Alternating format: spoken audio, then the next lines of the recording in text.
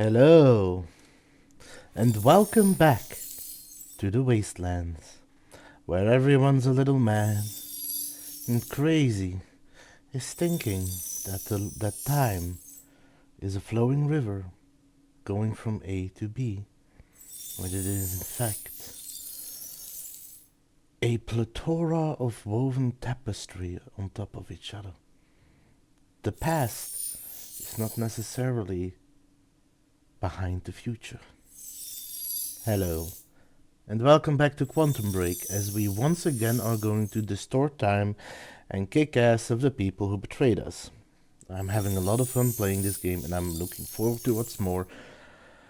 I'm also looking forward to getting the occasional break with the extra lengthy cutscenes. But for now, let's jump right in and continue.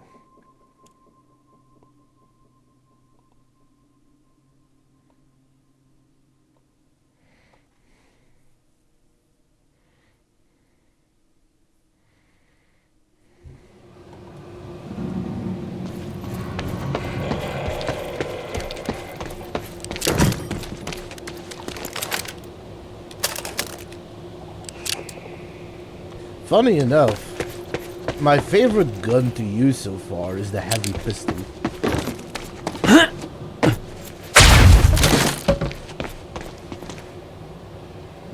I also love the time abilities.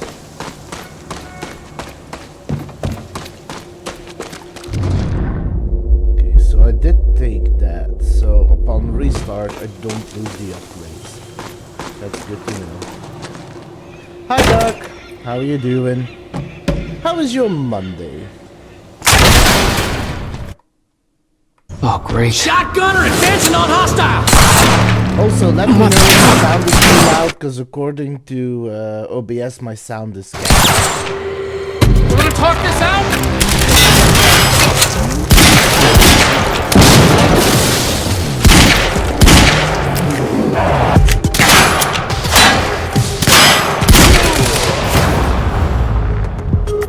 Fire in the hole! No. Get behind him!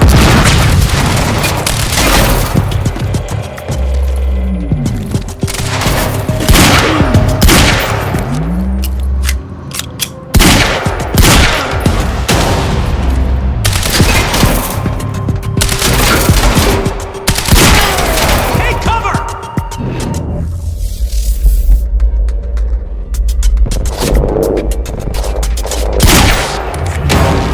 Flank him!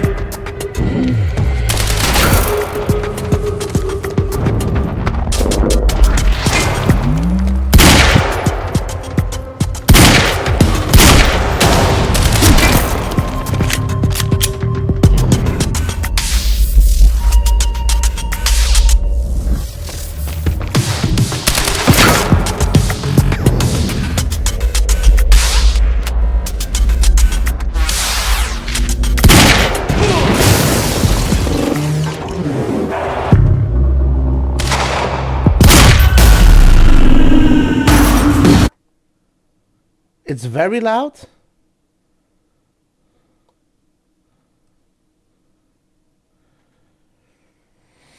This is going to get annoying.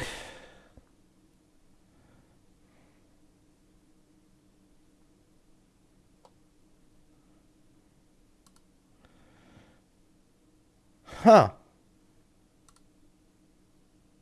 Wait, no, that is the wrong one. Filters. I'm gonna lower it to 10.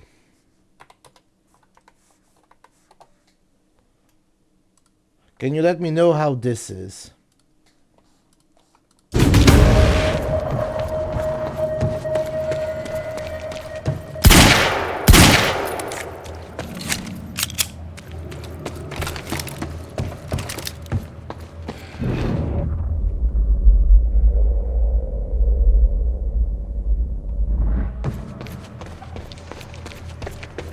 Still loud, or is it good? Because according to...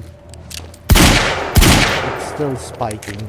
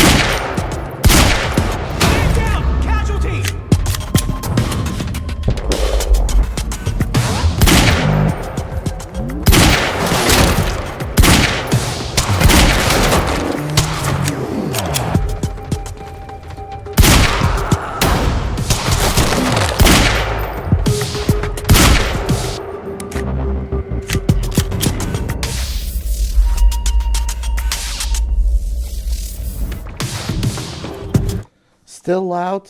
Alright. I wonder why the sound is so irregular in this game.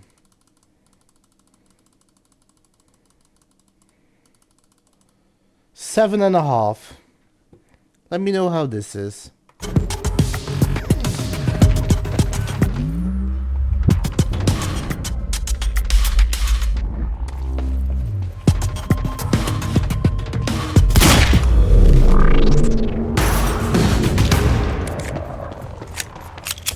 Still okay out there? Yeah. Any idea where I go next? Well, before you said hi, Gatehouse Squad was talking about activating security measures to lock some door on the second floor. That's a start. Thanks.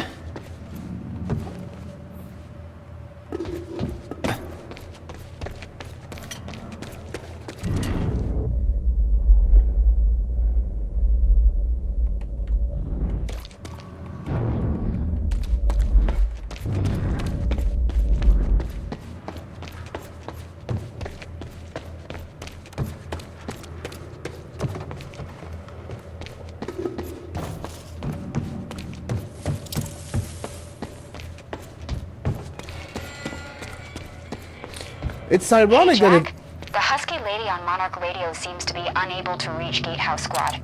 Remember the geared-up soldiers I mentioned who do the teleporty stuff you do? Yeah. Apparently they're intending to say hi back, with a grudge. So there's that. Regarding some kind of chronon particle harvesting operation.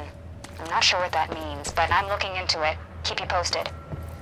So the ironic thing about the fact that it's loud now is that it is the exact same volume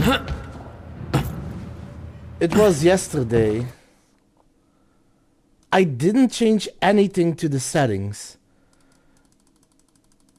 Let me set it to 5 and see how that is.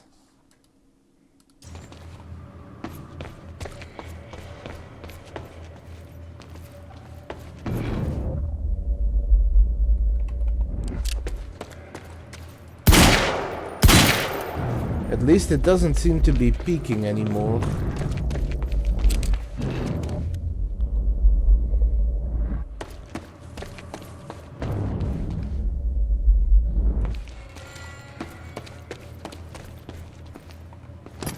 The assault rifle.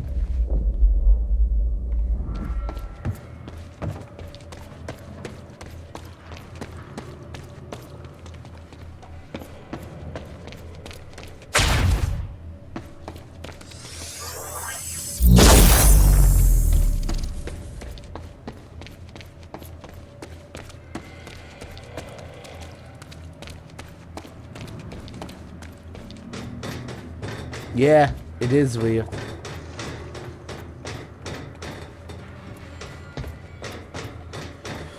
I don't know why that is, but it is rather annoying.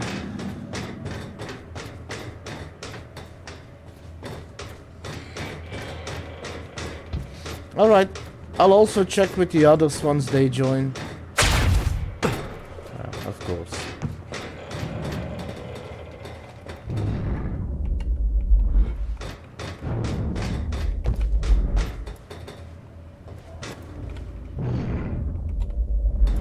That is ground zero. I don't want to go there yet.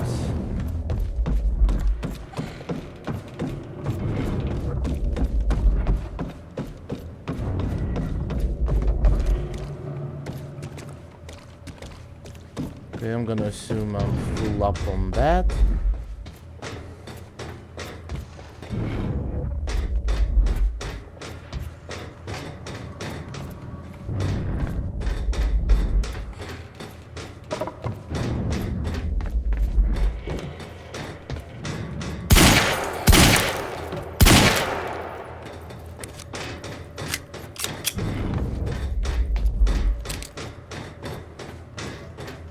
Nope.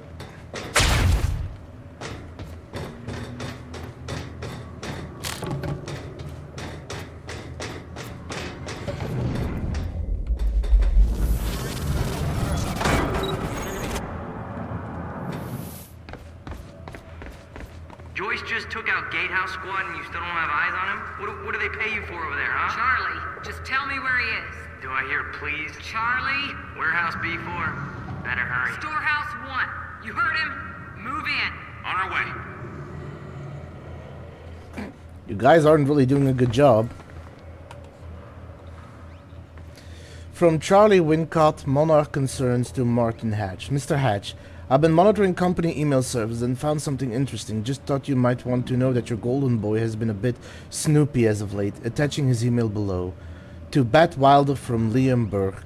October 8, 2016, 5:10 p.m. Monarch Concerns. Bat, I'm starting to grow suspicious about what's going on here. I have a hunch you feel the same way. I've been allowed a lot of freedom to come and go in my position, but it comes at a cost of very low clearance. Most members of the team know something I don't, and they're not eager to share. Tomorrow's operation is more than a simple retrieval mission. There are dates and times marked with detailed events that are expected to come to pass. I've seen charged with fracture, 4:15 a.m., labeled. It's way too much detail for a plan. It's like it's all been mapped out. How? Something big is coming, I can feel it. They told us our directive is to protect our world from dangers that lie ahead. If that's so, then why do I get the feeling there's something coming that we're doing absolutely nothing to stop?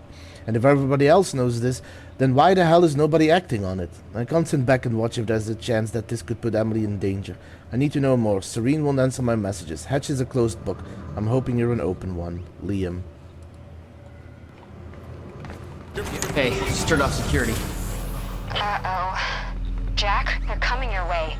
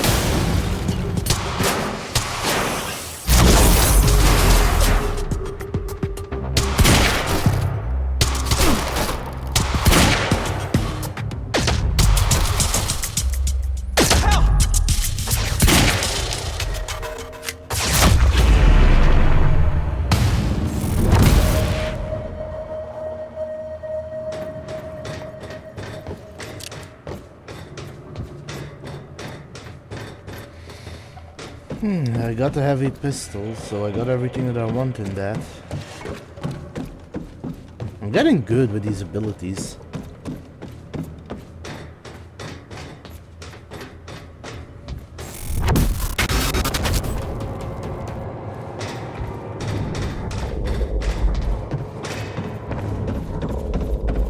I forgot to check if I actually got everything there, so let me...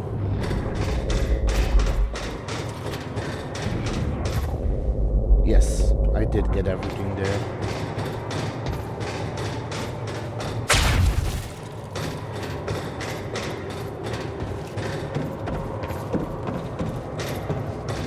So, shift, shield,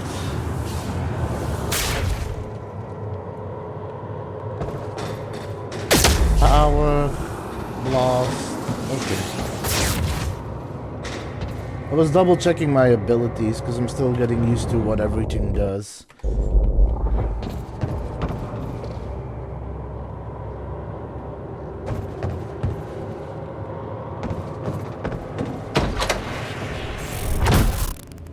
Jack?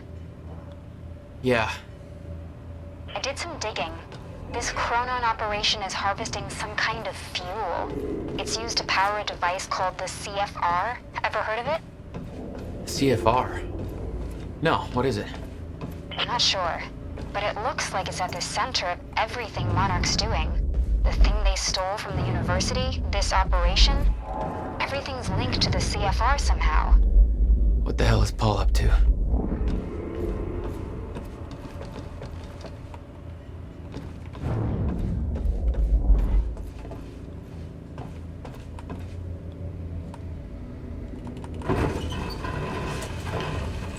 Let's do this.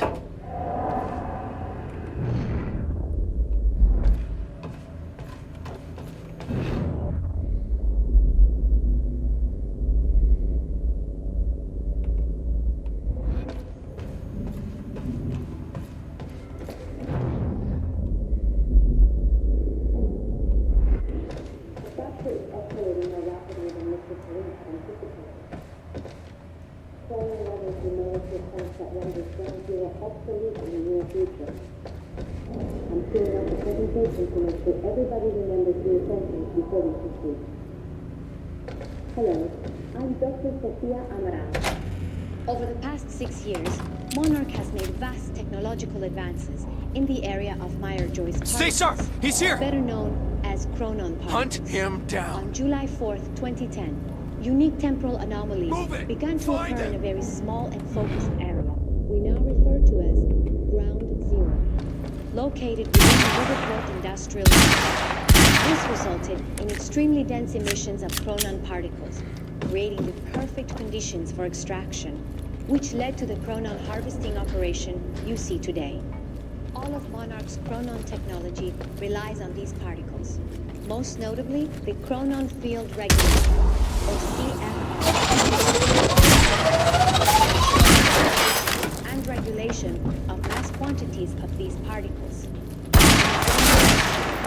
The entire supply of Chronon containers will be transported from this location to the headquarters, where the CFR is located. Only authorized personnel to handle directly. New temporal anomalies become more frequent with closer proximity to the Ground Zero perimeter when entering the yellow zone. This yellow zone contains Chronon particles. Cover me! The Ground Zero perimeter itself is never to be entered under any conditions. We refer to this area as the red zone, where time no longer flows in a consistent manner and shifts without warning. Many who have entered Ground Zero What? have never returned. We know that the fracture will occur on October 8, 2016. We hypothesize that from the chronon levels in Ground Zero will slowly decrease until time anomalies will take. For this reason, all harvesting necessary to sustain the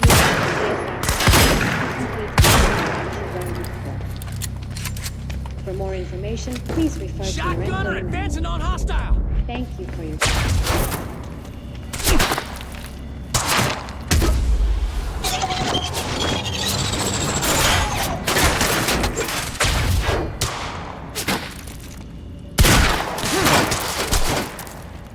Target sighted! Keep shooting! Last chance!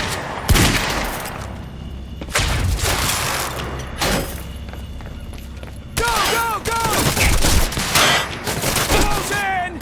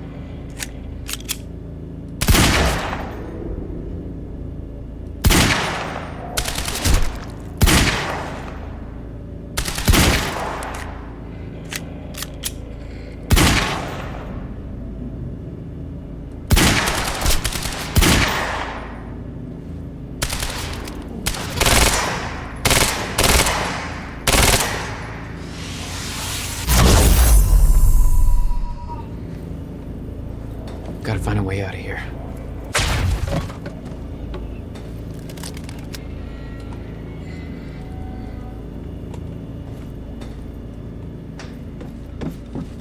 No clear exit down here. May have to head upward.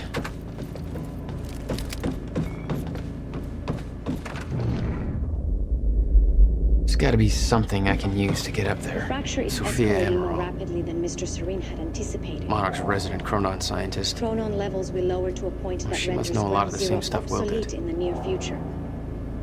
I'm queuing up the presentation to make sure everybody remembers the essentials before we proceed. Hello, I'm Dr. Sofia Amaral. Over the past 6 years, Monarch has made vast technological advances in the area of Meyer-Joyce particles, better known as chronon particles. On July 4th, 2010, began to occur in a very small and focused area, now referred to as Ground Zero, located within the Riverport Industrial Zone. This resulted in extremely dense emissions of chronon particles, creating this perfect condition, which led to the chronon harvesting operation you see today. All of Monarch's chronon technology relies on these particles, most notably the chronon field regulator, or CFR, which is the only device that can ensure stabilization and regulation of mass quantities of these particles.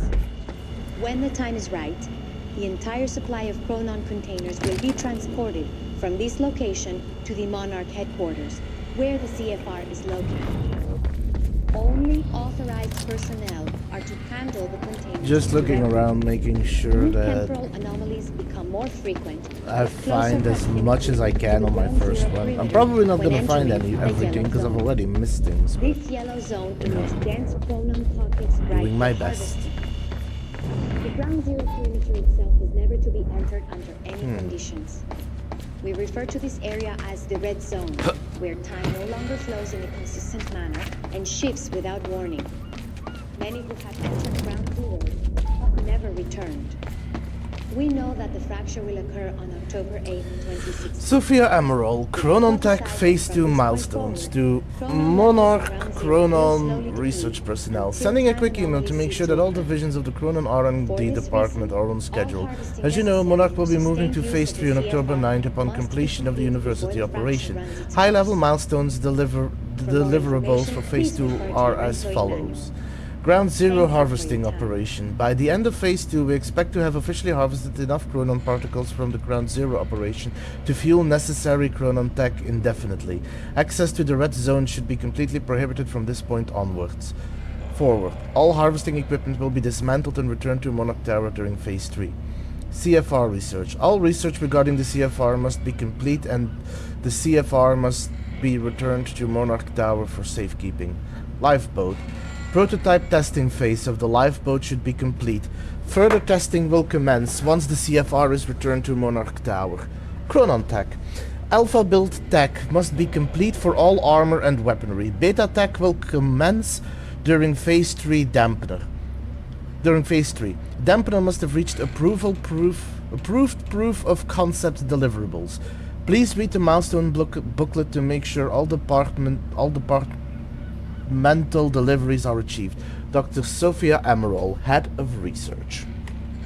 I cannot talk today.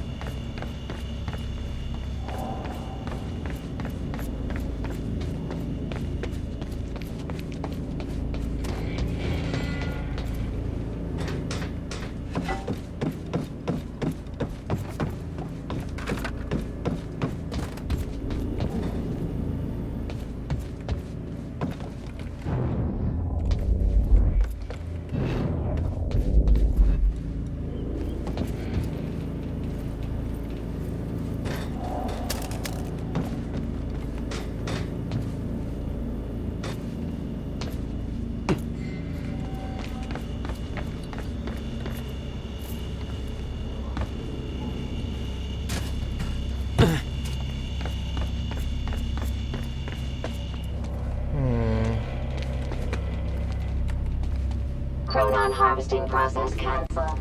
Insufficient chronon particles detected. Please move harvester to designated yellow zone anomalous area.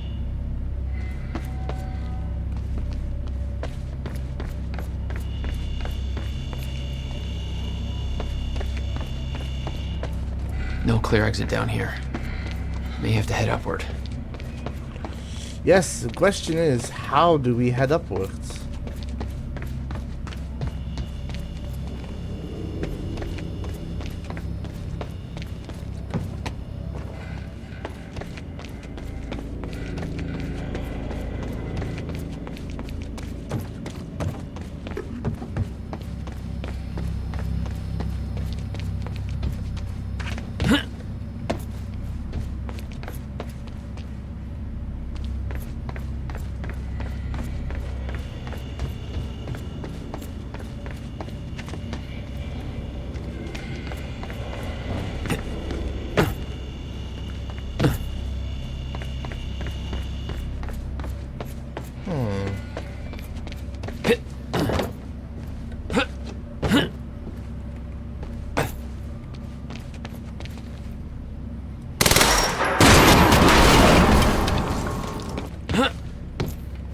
Oh.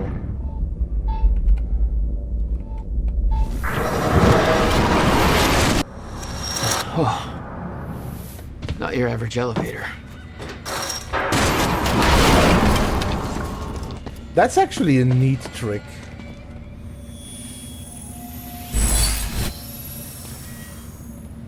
Did I miss a chronon source? Act 2, Part 2?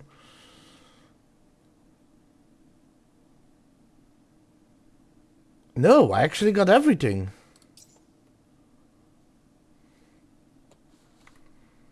Okay, I did better than I thought I did there.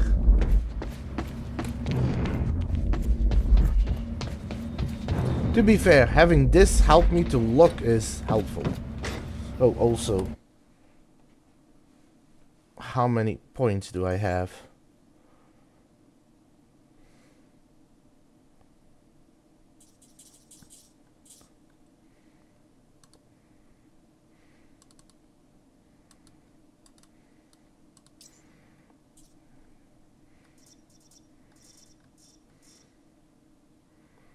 Okay. Oh. You rescued Amy Ferrero at the Ground Zero operation. We know that she downloaded classified Monarch documents. Documents regarding our plans. The CFR, the lifeboat protocol. We believe you're in possession of these stolen files. Monarch framed me. Made the entire city believe I was a terrorist to cover up their tracks. I figured the world might want to know the truth. You never released the documents to the public. Well, depending on how this conversation goes, that could always change. Don't make me grumpy. Don't make me grumpy. October 9th. William Burke fucked the rescue operation. Put him on the trail of the lifeboat to buy some time, make sure he didn't find out what I'm really up to. Jack's gone. Disappeared while I had a goddamn gun to my head. Tried to contact him, but he's out for blood. Dealing with goddamn amateurs. This isn't how this was supposed to go. She never told me the fracture would start at the university. I could have stopped it, avoided all of this. Why didn't she warn me? She knew that this would happen. Why the hell didn't she warn me? I wonder who she's talking about.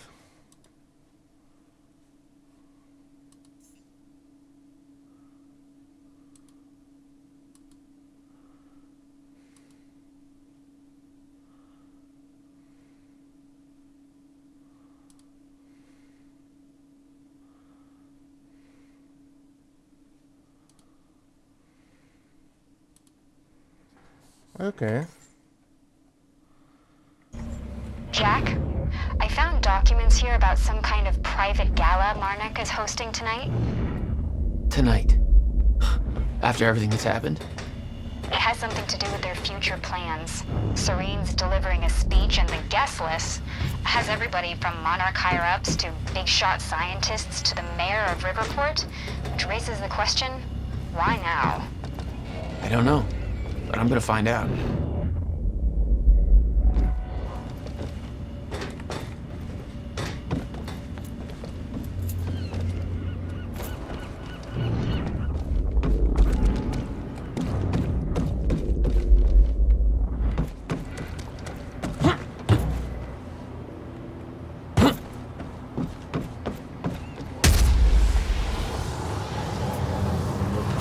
not what I thought it was.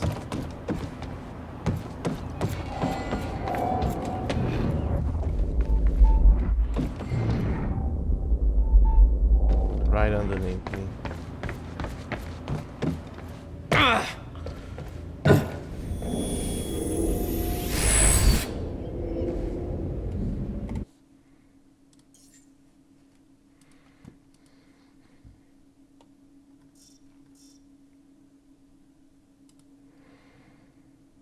That costs 4. That costs 4. That costs 4.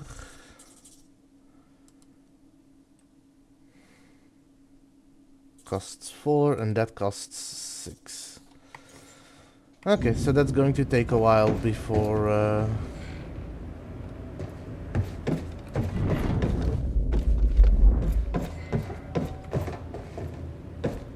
oh, that's light. I'm like, the fuck was that?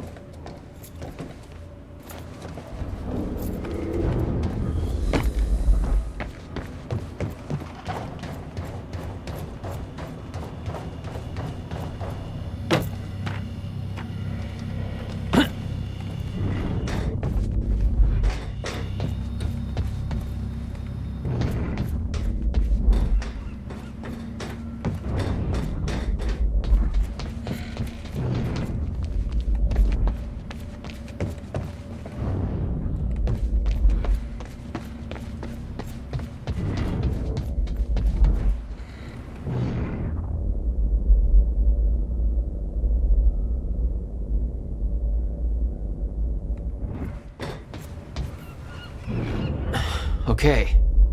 Getting closer, I think. Now, which way's the dry dock?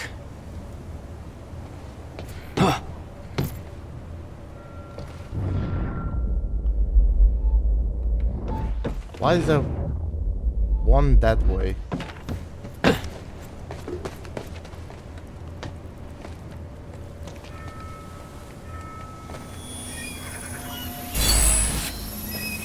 All right. Now I can upgrade.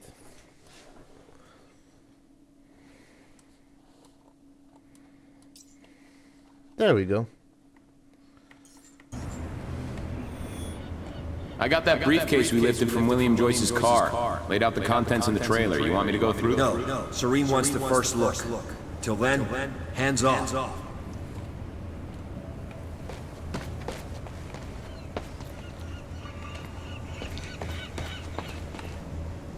Trailer note. Okay. Trailer generator crapped itself. Hooked up the car. Use that until maintenance gets around this. Okay.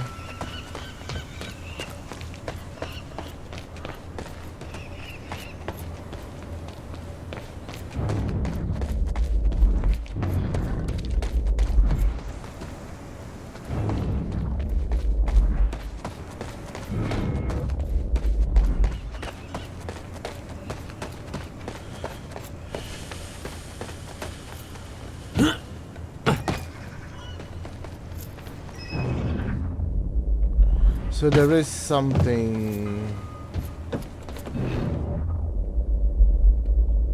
over that direction somewhere.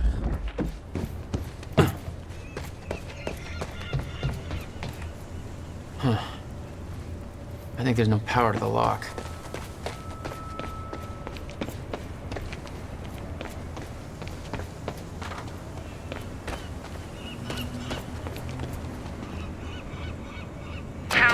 Okay, looks like the trailer has power now. Said Mac, filling in for Bobby Radford. Bobby's taking a little break for health reasons. I'm sure you'll all join me in wishing him a speedy recovery. Just take all the time you need, Bobby. We've got your back. Now, not to get too serious on you right out of the gate, but here's the latest on the awful tragedy down at Riverport University. The authorities are now looking for Jack Joyce, believed to be the mastermind behind the terrorist action at the university and personally responsible for several deaths. Details are still scarce, but it's believed Joyce's own brother, William Joyce, is among the dead. Little about Joyce is known yet, but given the actions of the activist group he was part of, It is now clear that allowing the anti-corporate protest to continue has backfired at a great human cost. Joyce's current whereabouts are unknown. Fortunately, security personnel from Monarch Solutions were on site and managed to intervene, saving countless lives. We'll keep you updated as this story develops. And now, some music. Did they really go with that music? Okay, that is kind of funny though. But yes, hi voices, and I am in Act 2, so I'm not that far in the game yet. I do want to make note that apparently we think very much alike, because when you had to make a decision as Paul, I apparently made the same decision as you.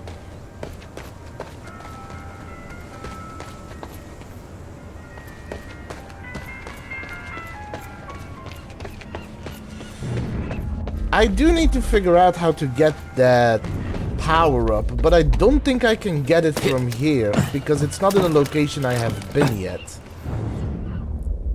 And since there is stuff to explode there, I assume I can get there later. I just don't think I can do that right now. But yes, hi voices. How was your Monday? How are you today?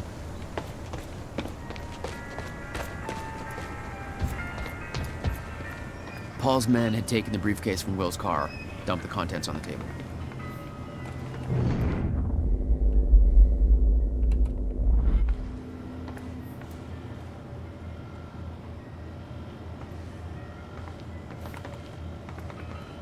I see. Well, I look forward to watching you play this, if I manage to catch up. Will had said he needed something from his briefcase to stop the fracture.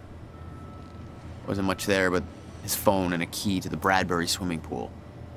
Not the most obvious clues. Jack, it's Beth. Monarch just got footage of your lady friend sniffing around some confidential Monarch files. Kind of a big no-no around here. Amy, I gotta go back for her. Don't. I'll pick her up. Where are you? I'm on my way to Paul at the dry docks. Serene's not the priority.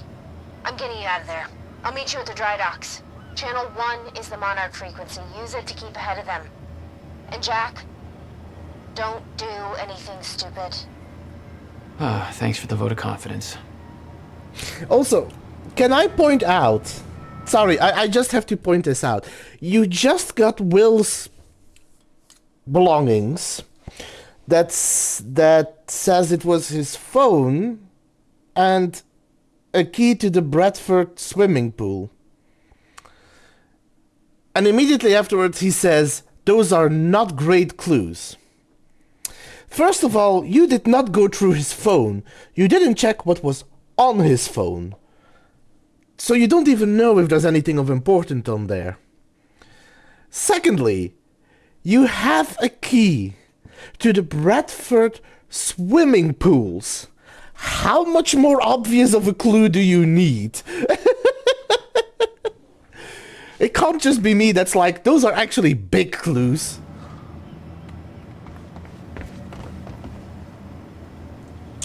From Bruce Livingstone, my screenplay to Sophia Amaral. A little bit. Hey, Dr. Amaral. We haven't talked too much, but I'm one of Serene's guys from Reaper Squad, working around all this time tech stuff, or chronon tech as you call it, I guess. Alright, I'll do my best. Oh, jeez. Amy, you okay out there? Shit. Alright, here goes. Got me real inspired, so I started writing a screenplay. There's a lot of science talk in here, so I wanted the scientists to check it and make sure it kind of makes sense. Would you mind taking a look? Thanks, here's the first half. Time Knife, written by Bruce Livingston. Act 1, Intelligence Office. Night. Bruce Savage stands in his office. He is sexually attractive. Somebody knocks on Bruce's door and he opens it. It's a scientist lady. She looks like a librarian with glasses, but is actually a scientist. You can tell, because she has a lab coat. Lady scientist, help me. Okay. Take this knife, because some bad apples are trying to steal it. And it is very important. Okay. What is your name, handsome? I'm Bruce. Let's shake hands. Bruce and the lady scientists shake hands. Wow, you almost broke my hand with that handshake. You are definitely a tough guy. She is impressed with Bruce's strength. She looks at his large biceps like they are delicious pieces of ham. But she doesn't want to eat them. Here's the knife. The lady scientist hands Bruce the knife. It looks mostly like a knife, but also like a time machine because it is both a knife and a time machine. But Bruce doesn't know that yet. Goons break through the windows and shoot the scientist lady. She dies. She dies and then she goes, "Avenge me." Okay. Bruce kills the goons with his legs by doing lots of kicking at them. They are dead. Real quick. Looks like I got a leg up on you guys. The audience probably laughs here, so Bruce waits to deliver his next line for around 5 seconds, so that everybody has calmed down. What is so special about this knife? Bruce stabs the knife into the chair. The chair disappears. The chair disappeared. He looks at the picture on the wall, which is a big photograph from 1932 with lots of people from 1932 in it. Bruce's chair is in the picture. Interesting. My chair traveled back in time to 1932 when I stabbed it. When I stab things, they travel through time. That explains why this knife looks like a knife, but also like a time machine. Because it is both. Bruce's real goofy friend from across the hall runs into the room. He trips on something on the floor. His name is Slobo. He isn't as fat as his name sounds. Aw, yeah. That is Slobo's catchphrase, and he says it in a real funny way. Bruce, you saved my life. The scientist lady was only faking being dead. Are you married? Only to my job. I find that attractive, but also respectable. She kisses Bruce's cheeks. What about my cheek? Aw, man. That is Slobo's other catchphrase, which he says in a different, but equally funny way. Bruce waits a few seconds for the audience to stop laughing before speaking. Wait, those lips were man lips, not woman lips.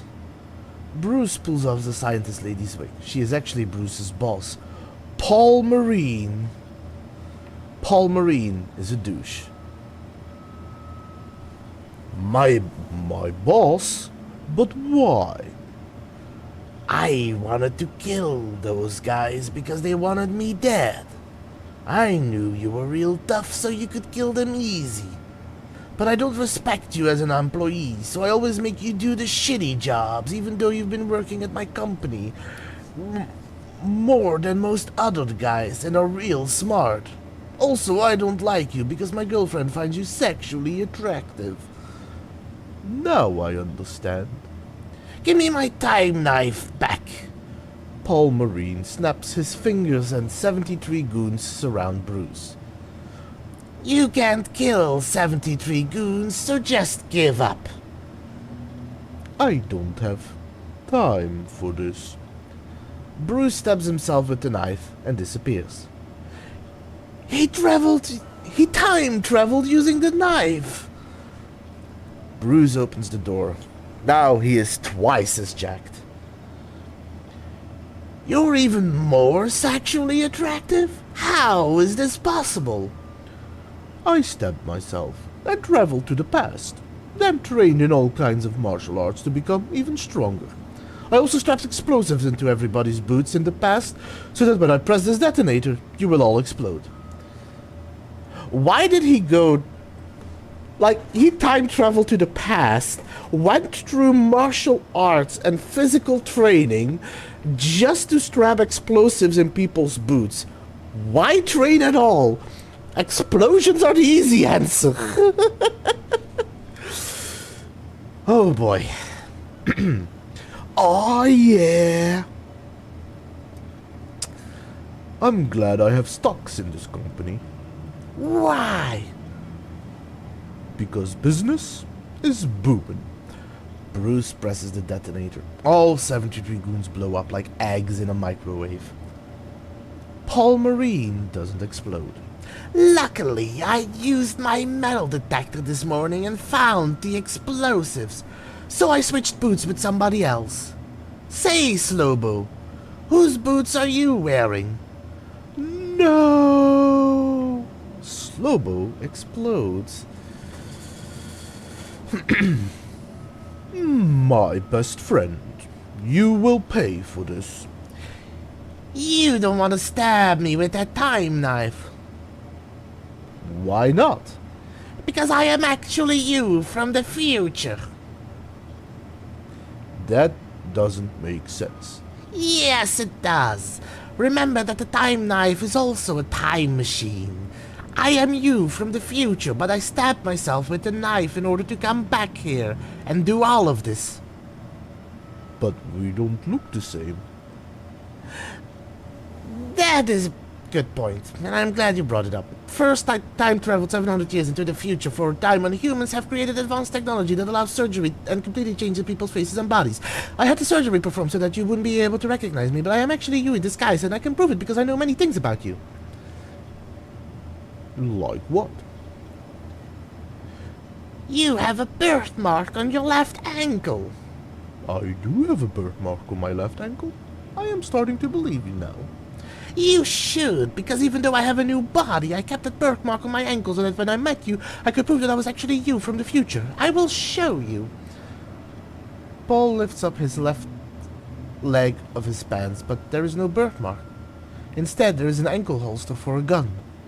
Paul pulls the gun and aims it at Bruce. I was lying this whole time. I'm not actually you. I was just saying all of that so I could get to my gun. Son of a bitch. Also, in the future, I melted the time knife and turned it into bullets. These bullets are now in this gun, which means that I can shoot you, but also send you through time all at once. Finally, you will be out of my way so that I can marry my girlfriend, Sophie, later today, before you are able to tell her that I'm a real shitty guy. I didn't know you were getting married today. I know. My girlfriend Sophie made an invitation for you because she admires you and thinks you're attractive. But I destroyed the invitation and then lied to her and said I gave it to you at work. But now I'm here to give you a different invitation. To your funeral. Paul Marine shoots at Bruce. Slobo jumps in front of Bruce. No! Slobo wasn't actually dead. He jumps in front of the bullet and is shot several times. Now he is actually dying. Avenge me! Okay. Bruce goes to attack Paul Marine, but now Paul Marine has disappeared. He's gone. Slobo is dying on the ground, covered in blood. His body is red, like a hot dog, covered in lots of ketchup. Slobo, you must stop the wedding. You are totally a better guy and clearly more attractive than Paul. You should be dating his girlfriend, Sophie. Slobo dies. Bruce just sits next to Slobo for a while because many people will be crying at this point. He eventually gets up. Bruce, looks like I'm going to a wedding, after all. He holds out a time knife. Somebody's gotta cut the cake. Cut the cake means he's going to kill Paul. The audience will understand because the way the actor says it. It's a real intense moment. Bruce puts on his shades. End of Act 1. So, I like writing. Yeah, I'm right there with you, Doug. I like writing. I hope, I'm just throwing this out there, but I do hope at some point to publish stories. It's a dream I have, but I am horrible when it comes to procrastinating. Anyway, as somebody who enjoys writing, and as somebody who enjoys roleplay and D&D and storytelling, and somebody who enjoys reading, because I have read a good amount of books, that is probably the worst screenplay I have ever read. And I even added voices to it. Holy crap, that was bad. You know, voices, I can see why you said I shouldn't have read this. I was still going to read it, but I genuinely regret reading this.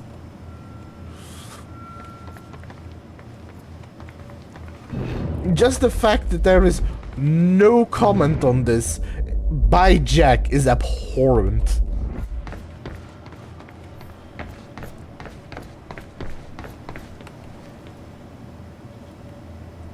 From Martin Hatch. Next step. Clarice Ogawa. Nothing changes. We move forward. The university fallout was a setback, but we can use these complications to our advantage. Paul is focused on phase 3 of the plan. He is questioning if there are traitors within Monarch, but I am confident that he does not know where to look for them. I will make sure to shift the blame elsewhere. The gala is going ahead tonight. That is when we make our next move. You take care of the preparations. Make sure Dr. Kim's lab is ready for detonation. I will make sure that Paul is sufficiently distracted as to not question our involvement. From Martin Hatch from Clarice Ogawa. The university operation gathered far more attention than we expected. How does this impact our agenda moving forward? I'm concerned that Paul Serene will be paying closer attention to our actions. Perhaps we should delay making our move until things calm down.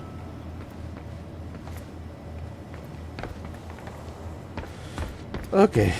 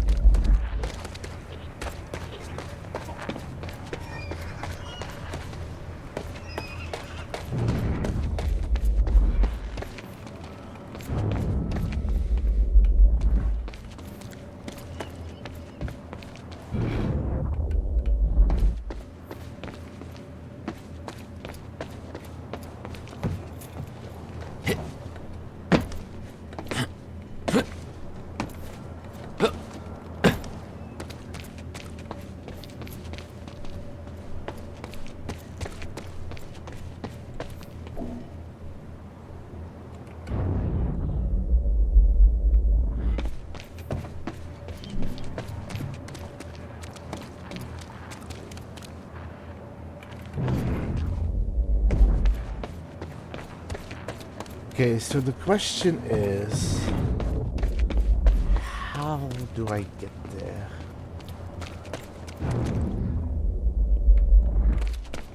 I think it has something to do with getting up there. But then how do I get up there is the question.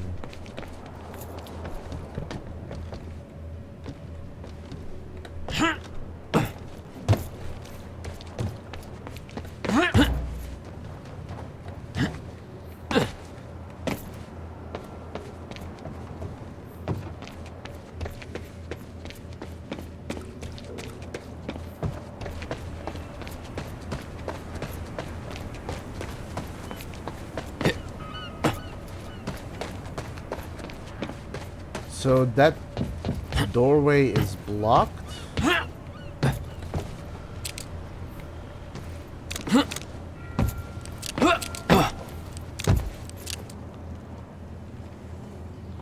Yes, I read through the entire thing. I used voices.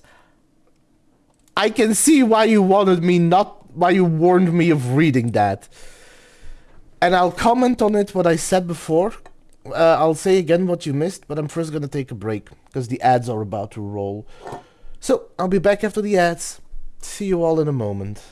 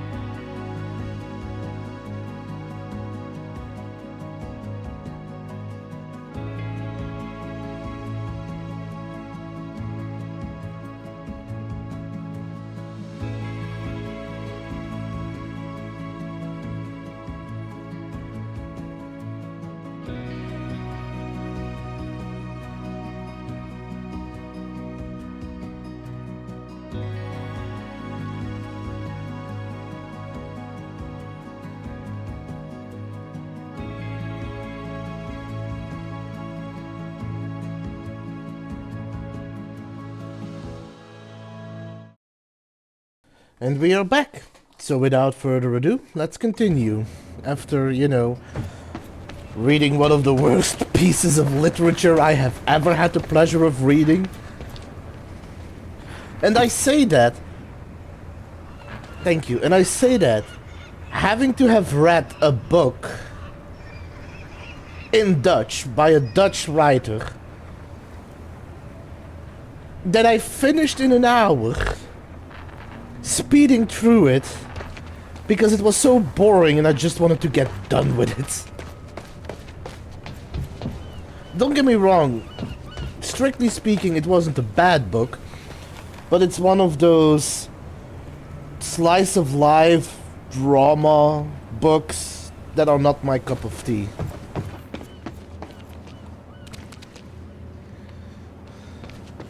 Also, voices. If you're here, I think I know how to get to it. I just don't fully know how to get to it.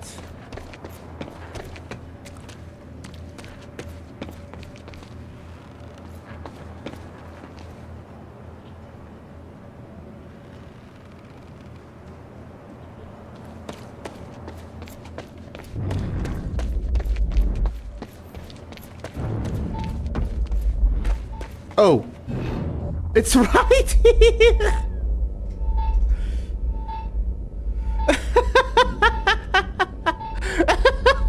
I thought it was going to be in a much more complicated location.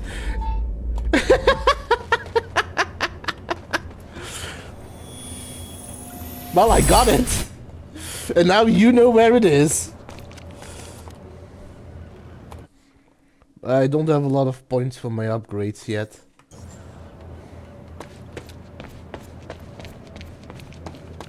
Also, can I just say, I really like the heavy pistol. So far, that's my favorite gun. Just because it's accurate and you can, like, usually take down enemies with 1 or 2 shots.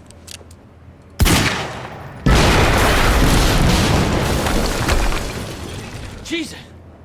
Cool guys, don't look at explosions. HQ, we just heard an explosion near the harvesting perimeter. Yeah, take a wild guess who that could have been. Charlie, get off the line. Striker team, take defensive positions around Ground Zero. Roger. After your friend gets blown up,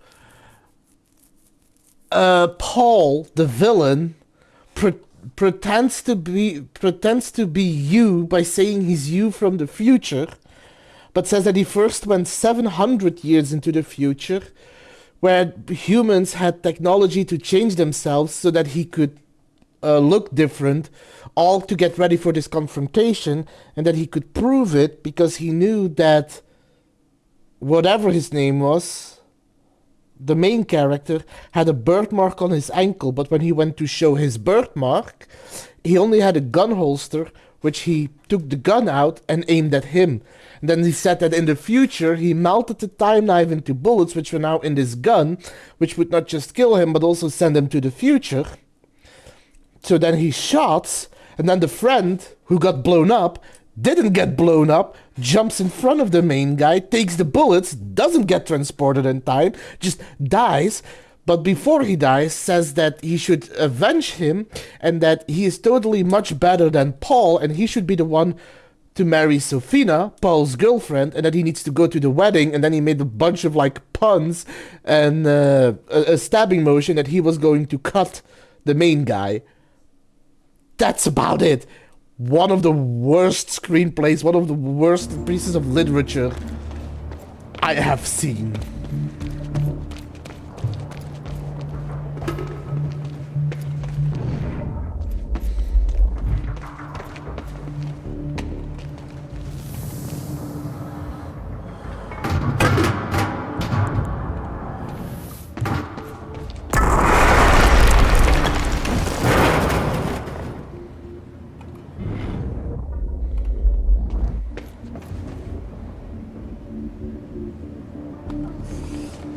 Well, I hope we will not...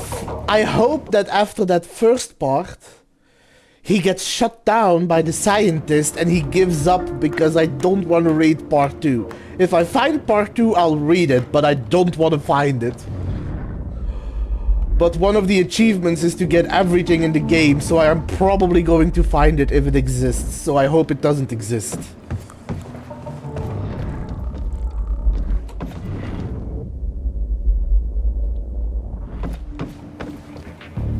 I recognized Will's workshop as soon as I saw the old billboard on top. The area we refer to as Ground Zero. It was clear that the workshop was at the center of the Monarch operation.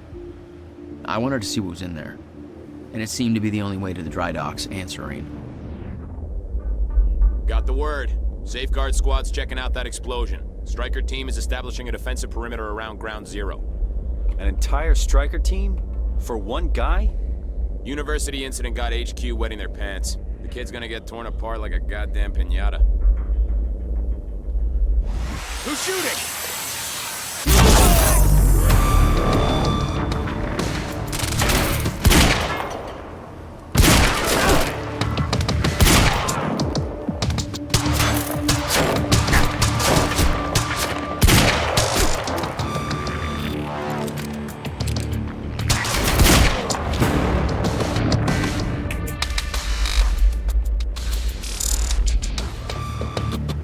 Also, voices, I've actually got a question, because I missed part of the tutorial.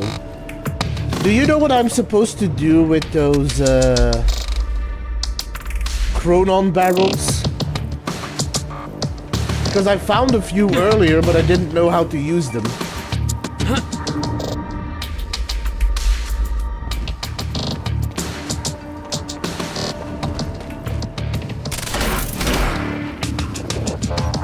Oh, those barrels with Chronon on them.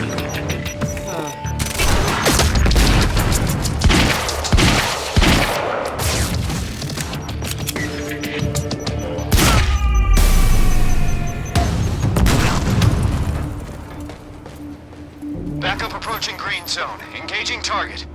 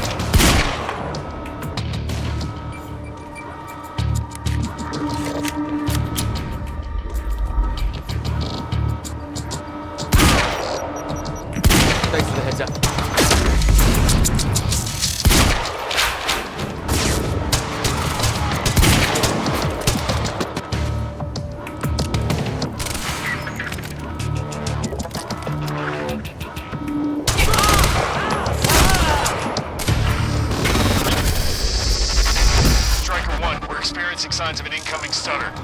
Safeguard, I want Joyce contained before that stutter hits.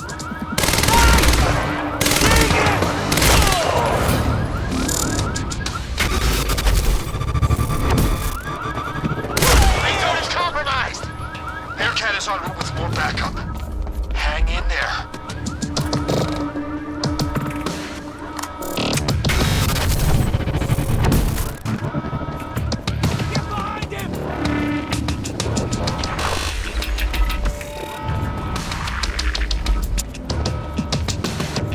Yeah, this is a fun area to play in. And I will say, the abilities are a lot of fun to use.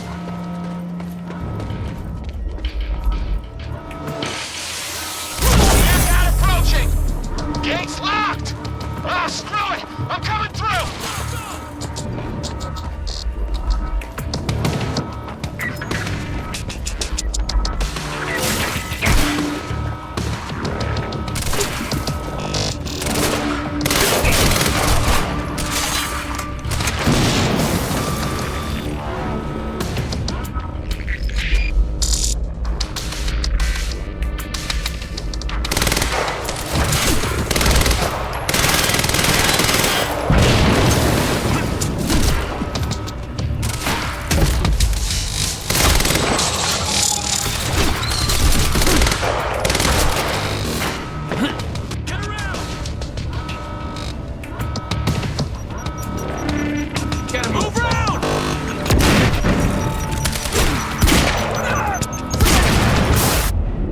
Ow!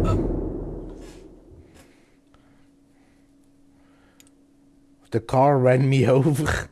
The blown up car ran me over. I recognized Will's workshop as soon as I saw the old billboard on top. The area we refer to as Ground Zero. It was clear that the workshop was at the center of the Monarch operation. I wanted to see what was in there, and it seemed to be the only way to the dry docks and Serene. Got the word. Safeguard squad's checking out that explosion. Stryker team is establishing a defensive perimeter around Ground Zero. An entire Stryker team? For one guy? University incident got HQ wetting their pants. The kid's gonna get torn apart like a goddamn piñata.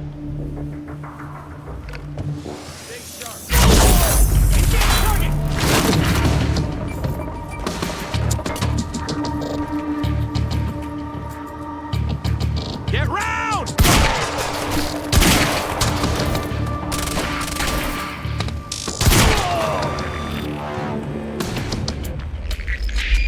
Flank target!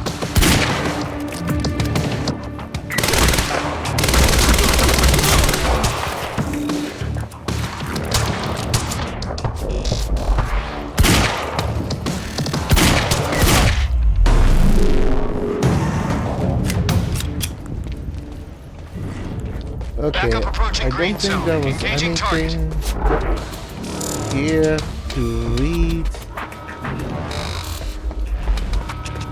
or to get.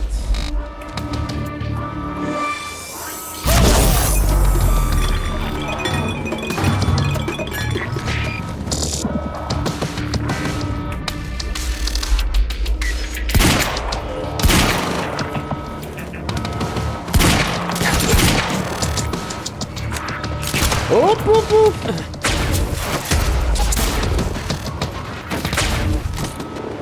Did not realize he was behind me.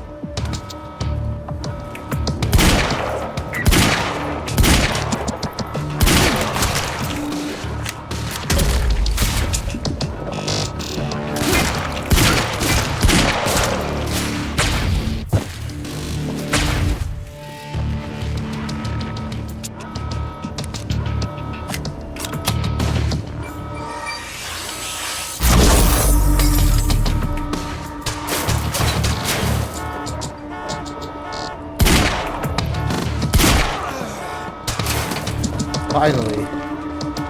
Whew.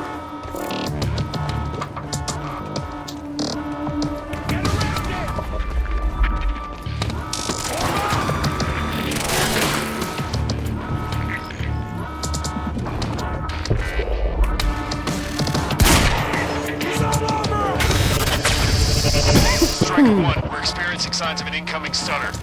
Safeguard, I want Joyce contained before that stutter hits.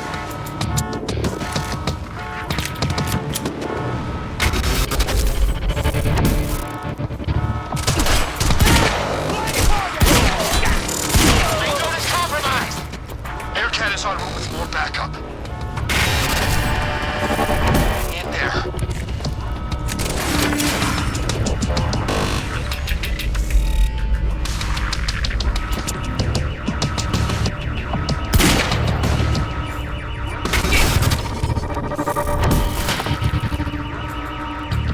Aircat approaching! Gate's locked! Ah, screw it! I'm coming through!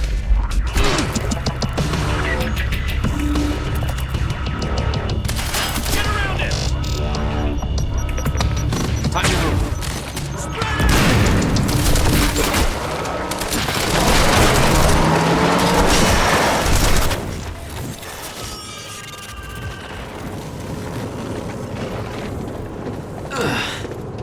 Nice driving, guys.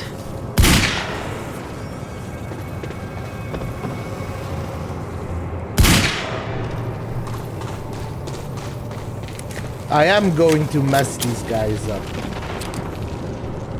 I don't suppose I have melee. Is there melee in this game? Because I've never actually...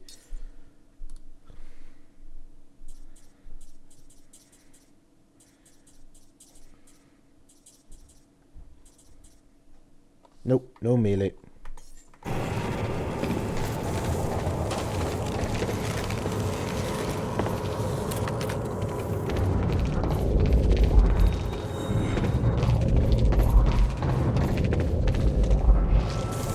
what is that?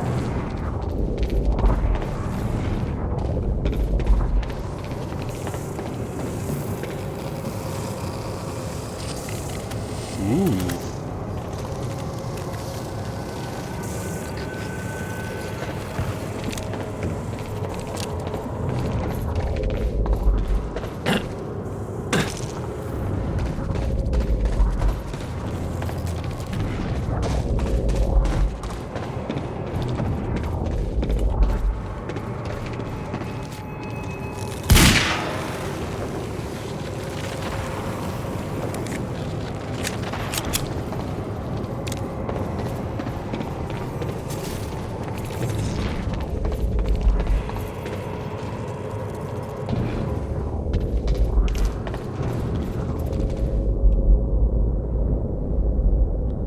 Don't think there's anything else of importance here.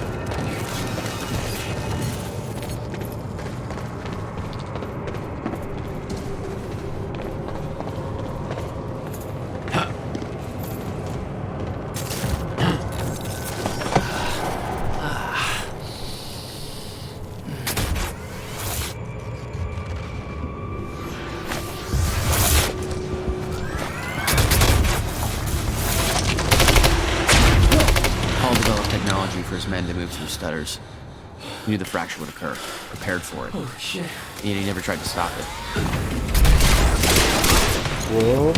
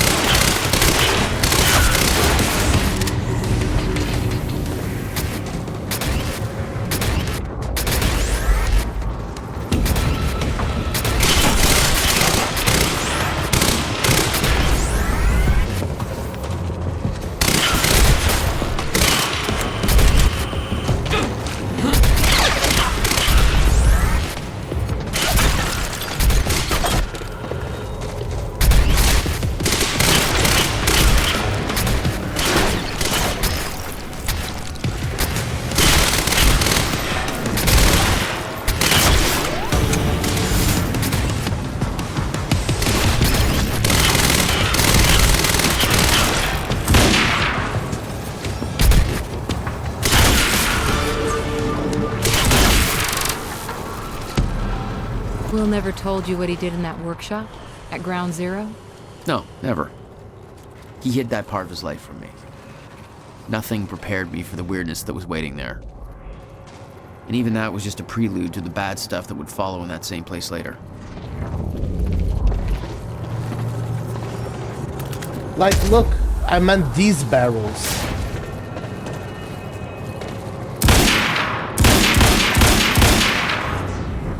Because I thought you shoot them, but shooting them doesn't do anything.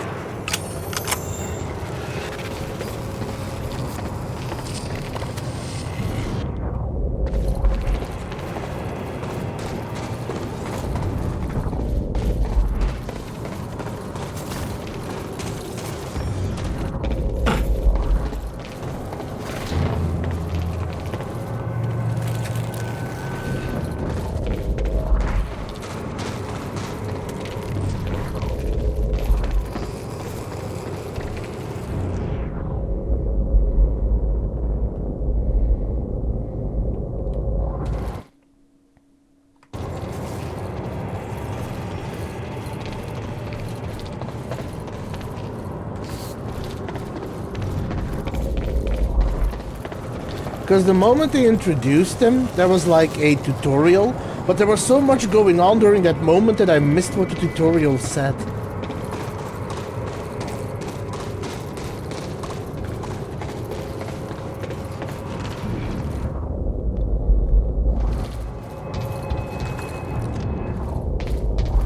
It's the only way forward.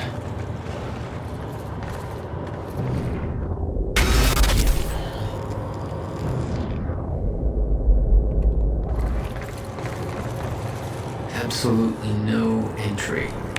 Well, I'm pretty sure that's more of a guideline than a rule.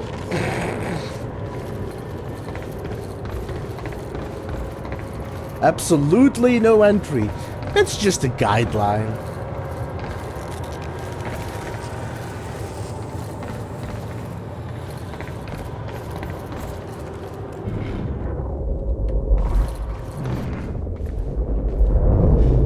What the hell?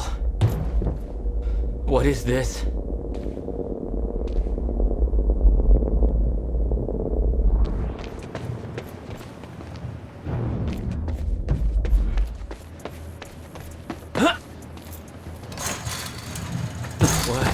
Hell.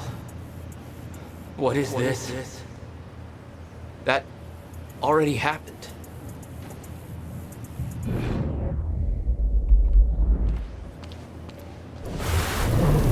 What the fuck?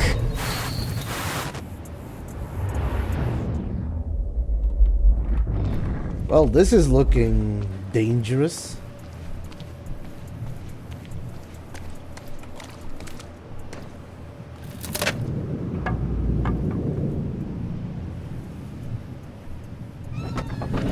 I specifically requested copper-clad niobium. Well.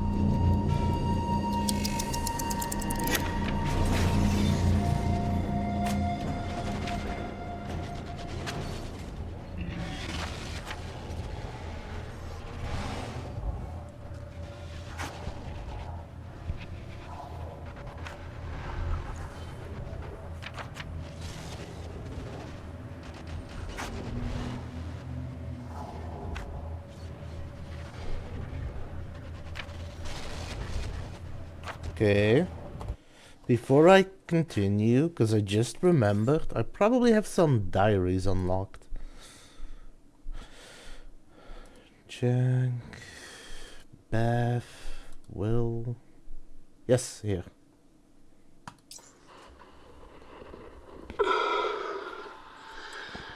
Alright. July 4th, 2010. It's 9 a.m. Beautiful day. It's a beautiful day. It's finished. Finally finished. 11 years.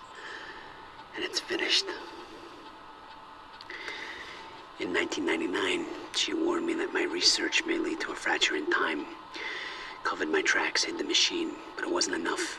The fracture's no longer just a possibility. It's imminent.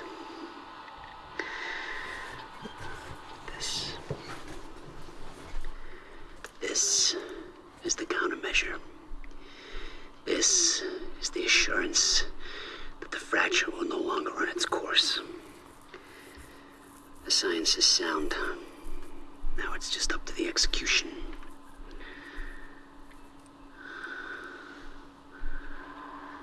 I haven't heard from Beth Wilder in months. I don't know. I don't know if something's happened to her. I just, I get the feeling I'm being watched. Watched.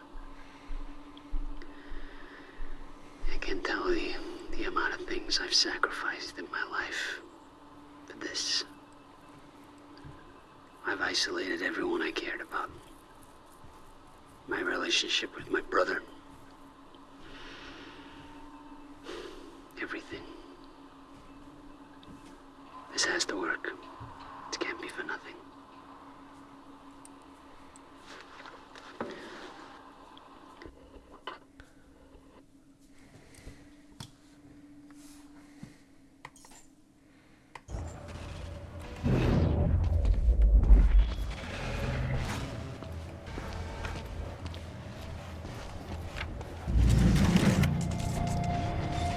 There's no words to describe it.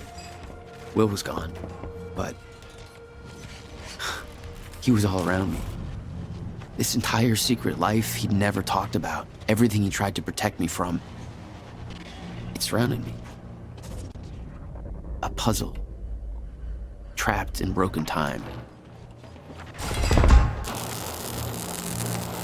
We all thought he wasted his research grant, his career, obsessing over some failed experiment. That's what he led us to believe. What he built there, it never failed. It works. It works.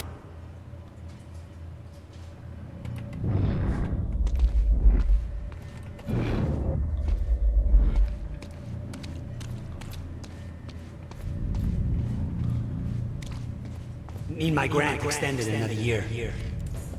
Please, don't do this. Hello.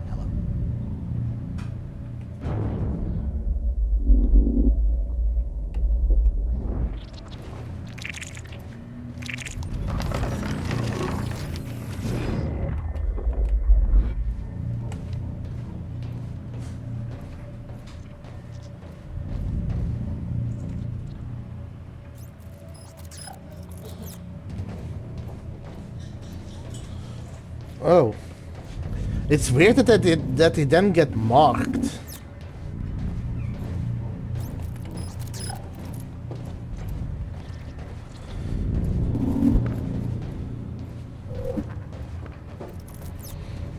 Oh.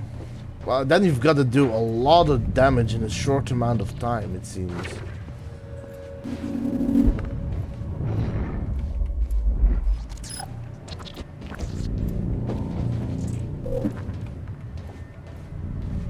Countermeasure. I hope to God this works. Will.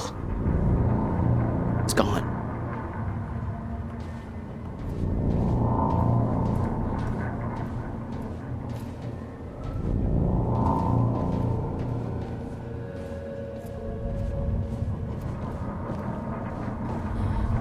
Come with me.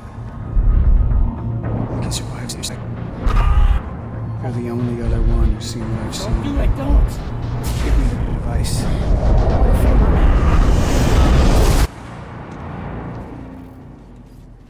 I knew something went horribly wrong there, but it was scrambled. It was impossible to crack.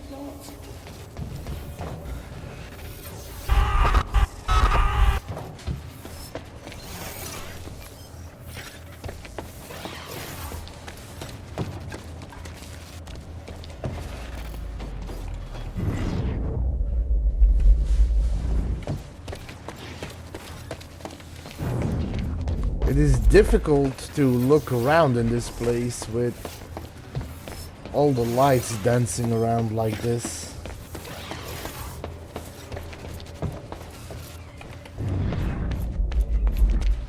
Doesn't look like there's anything here though.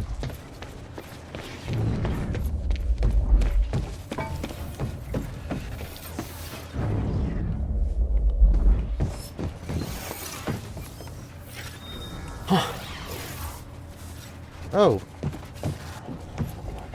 Well, I just found another one of those quantum ripples.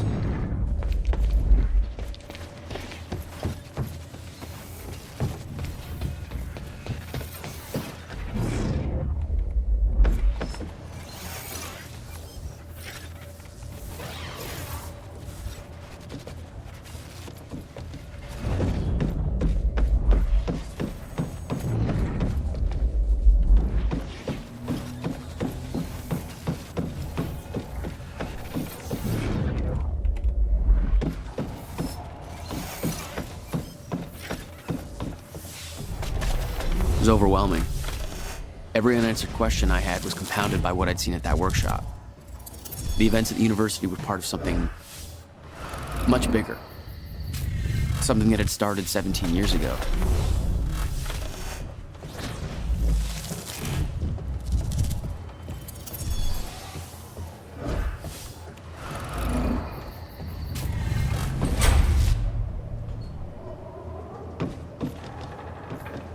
Is it finally stabilizing? Okay, dry dock. Get to the dry dock. I'm almost there. Gotta get to Paul.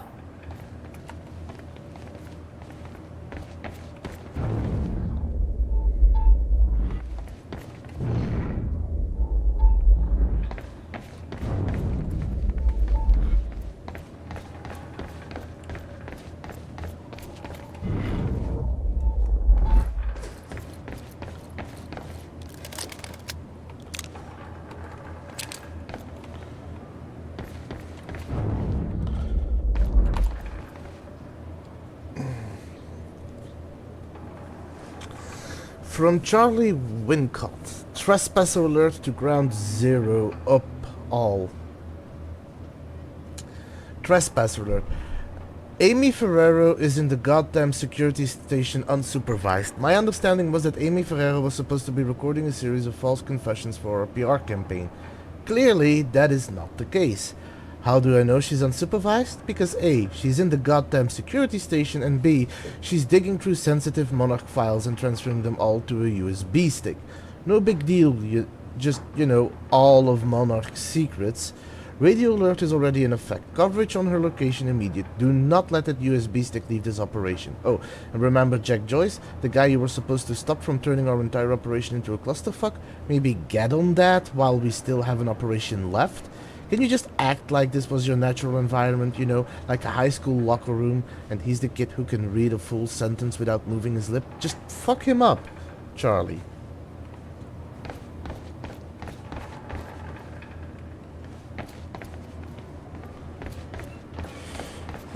Charlie has a lot of pent-up frustration.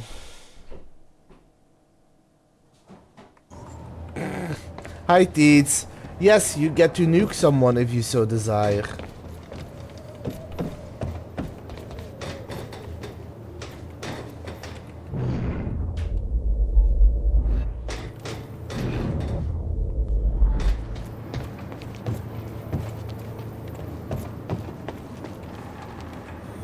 I refuse to leave while Jack's still here. I need to contain... Paul, your condition is critical. The stress. If you don't receive your treatment, you know what could happen. Come to the island right now. The treatment will be waiting for you. You'll be back in top condition by the time the gala starts. I don't like it, but you're right. Always looking out for me. Ready to chop. No. You're not getting away that easy.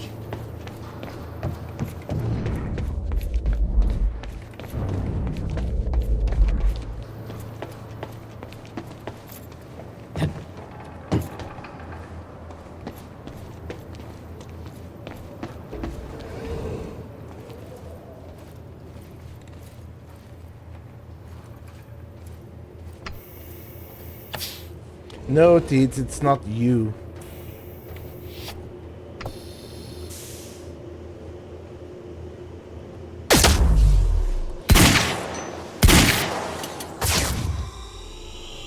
There was something wrong with Paul. Chronon syndrome.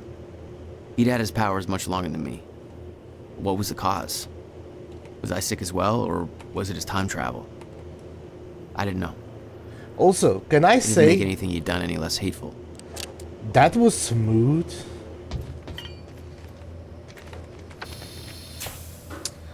From Sophia Amaral, Dr. Kim's lab and Serene's treatments to Fiona Miller. Fiona, I share your concern. Paul treatments are becoming increasingly ineffective, and I hypothesize that the onset of the fracture will increase the Chronon syndrome's rate of progression exponentially. I've been trying to take a more calculated approach at finding a permanent cure for Paul's sickness, but Martin Hatch has shifted all the necessary resources into our tech division instead. I'm beginning to question his behavior. Every attempt I've made to discover a cure has been met with Martin's red tape. Just between us, I do start to wonder if Martin even wants Paul to be cured. I've looked into Martin's past. He began to work for Monarch in 2001, but I couldn't find any records about his past or any aspect of his life before that. It's almost as if he just appeared out of nowhere. He was the only one present during the accident that claimed Dr. Kim's life. I don't want to jump to conclusions, but I do wonder what his agenda truly is. Yep, I did. Regarding your question, unfortunately there is nothing of value in Dr. Kim's lab aside from Paul Serene's treatments and confidential files that would be of no use to your research. We will have to find another way to develop a cure. Dr. Sophia Amaral, Head of Research. Dr. Amaral, would it be possible for me to gain access to Dr. Kim's lab in order to search for any files that might assist in our research? I am concerned about the slow progress in developing a permanent cure for Paul Serene's Chronon syndrome. The treatments are only a temporary solution. I know that Dr. Kim was close to discovering a cure at the time of his death. I know that you use this lab to administer Paul Serene's treatment, but if I could borrow your keycard during the gala tonight, perhaps I could investigate this further while everybody is occupied with other matters. Fiona Miller. Sophia was the one receiving it. The Sudden Stop. A final Alex Casey novel by Alan Wake. This copy is signed by the author and dedicated to Emily Burke.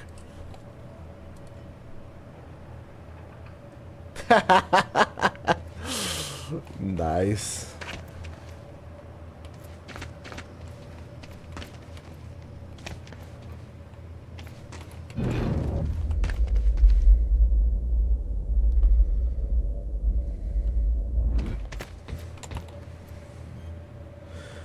From Bette Wilder, R.E. Jack to Fiona Miller.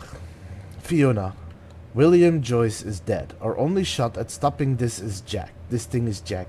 He can lead us to the countermeasure. I still believe that. Serene got to Jack first at the university. Too much heat for me to intervene. He's being moved to Ground Zero. I'm following the convoy there and will rescue him once his transport is past security checkpoints. Not gonna be easy, but it might be our only shot. Keep Charlie Wincott distracted so he's not looking over the security feeds. My cover won't last much longer. You need to be my eyes on the inside. I agree, you should check into Dr. Kim's lab and let me know what you find. I know gaining access will be difficult, but with the gala tonight, you might have a window. Might be able to steal Dr. Amaril's keycard. I will contact you once I'm on the other side. Beth, they're saying that William and Jack Joyce have been detained. Did you manage to get to William first? Did he reveal the location of the countermeasure? You said you could get Jack out of there. What happened? Interesting development over here. With the team focused on the university up, I managed to dig through the old email correspondence between Paul Serene and Dr. Kim. The content of the messages is very cryptic, but before he died, Kim was running some kind of tests from his lab, and William's research and a device related to this were somehow connected to what he was doing. Did he know about the countermeasures? I think I need to get into Kim's lab and find out more, but that place has been on restricted access since he died. Not a lot of choice though. If Jack and William are in custody, then our lab may be the only lead left. I'm just not sure how to do it.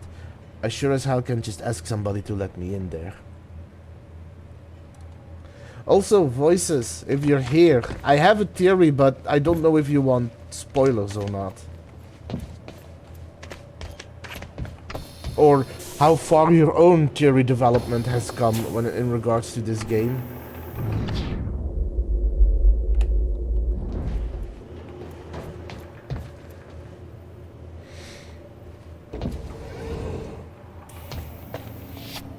Oh, I have a theory about this game that I have talked about with someone else.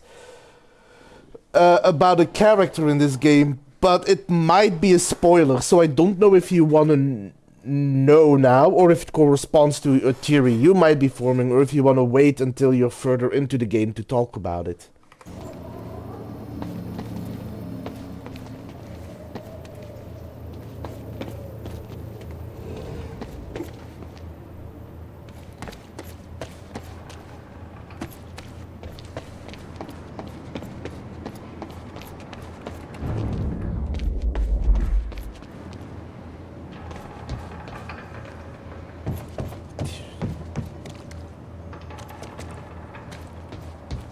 Theories.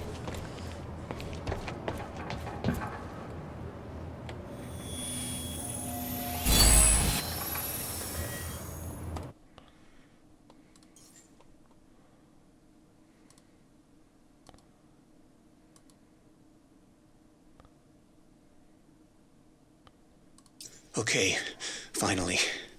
Found a stutter-proof pocket. This should work. I don't think anybody will ever hear this, but I need to record it. If only for my own sanity. I don't have long until they find me again. The end of time is here. I'm living the goddamn proof. How did it come to this? Where did it all start? I conducted an experiment with Jack Joyce. I didn't listen. I was a goddamn fool. We caused a fracture in time. I entered the machine, was sent to the future. But where I ended up, there was no future. Time has stopped. Forever. I've spent weeks hiding from those things. They're always searching for me. And I'm not alone. Someone else is here, hunting me. I see her shadow. The machine is broken. I can't make it work. I have to find a way back. Before this ever happened, find a way to prevent the mistakes we made. This was my fault. It's my fucking fault. I have to make it right. I have to find a way. Wow.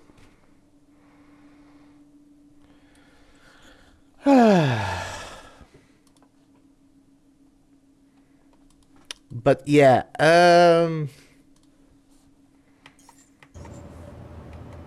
let me ask you, just out of curiosity, any theories on Martin Hatch?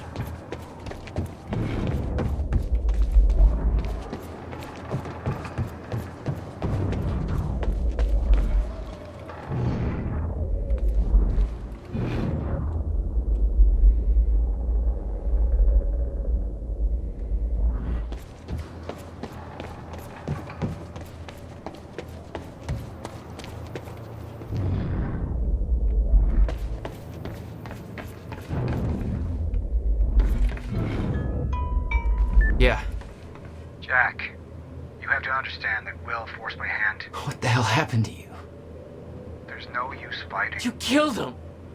I'll explain when the time is right. You'll meet me tonight at the Monarch Gala. Gala? Time's ending and you're having a fucking party. Because when time ends, my plan... We do this now. I'm not meeting you at... Yes, you are. I've already seen it happen. Seen what? What's this all for? Goodbye, Jack. No! Dude is a bit of an ass.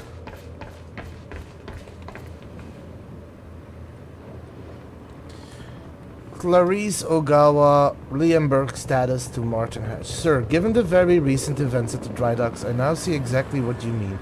Clearly you were right about Burke's loyalties being more fickle than they appear.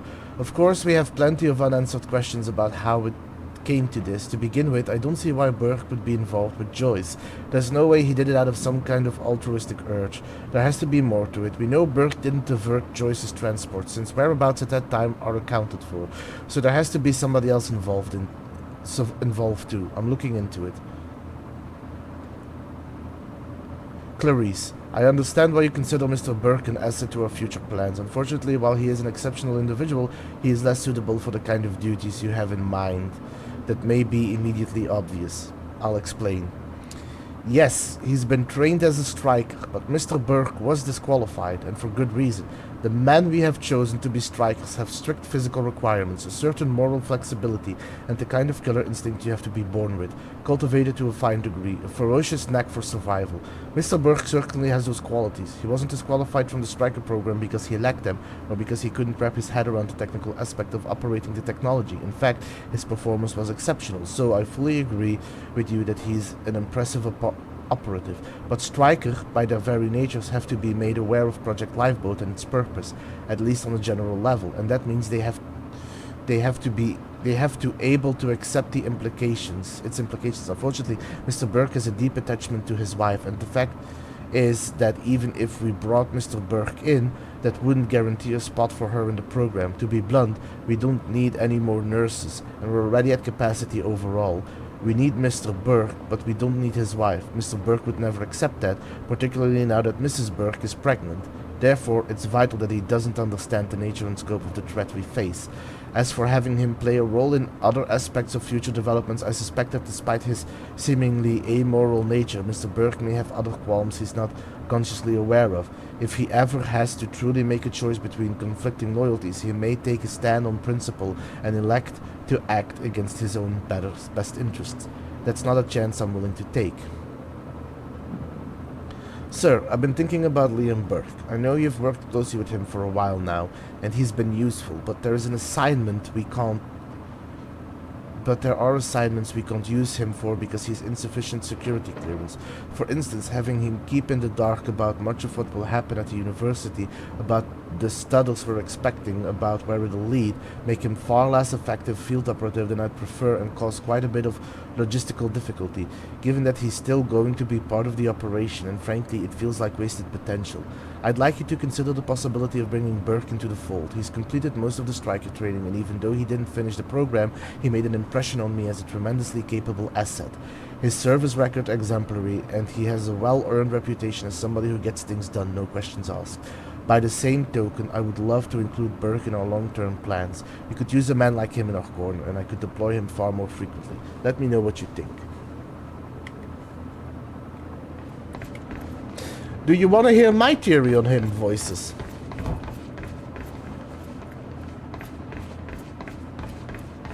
Again, it's just a theory, but it's something that I'm thinking of.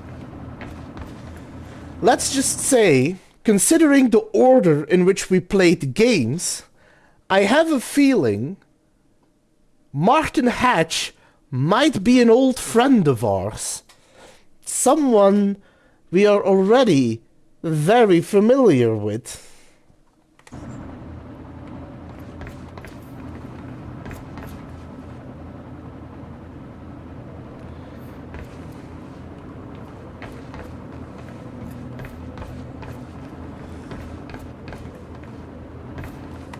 A hatch is a access point on the floor. What happens if you put a hatch on a wall? What do you get?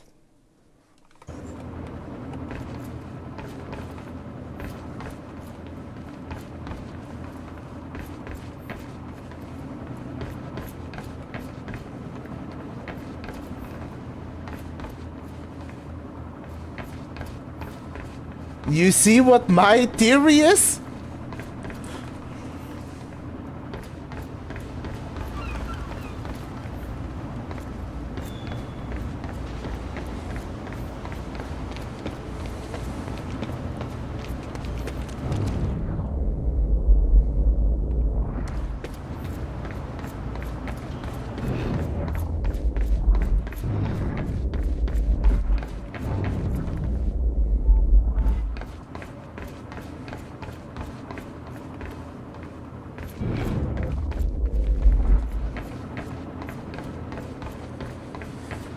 I don't know if it's true or not, of course. This is just my own personal theory, but I think Martin Hatch is Warlin Door. And the fact that I just read an email that also mentions that before his involvement in Monarch, there is no... You get a vertical hatch. Wow. Yes. They also mentioned that before his you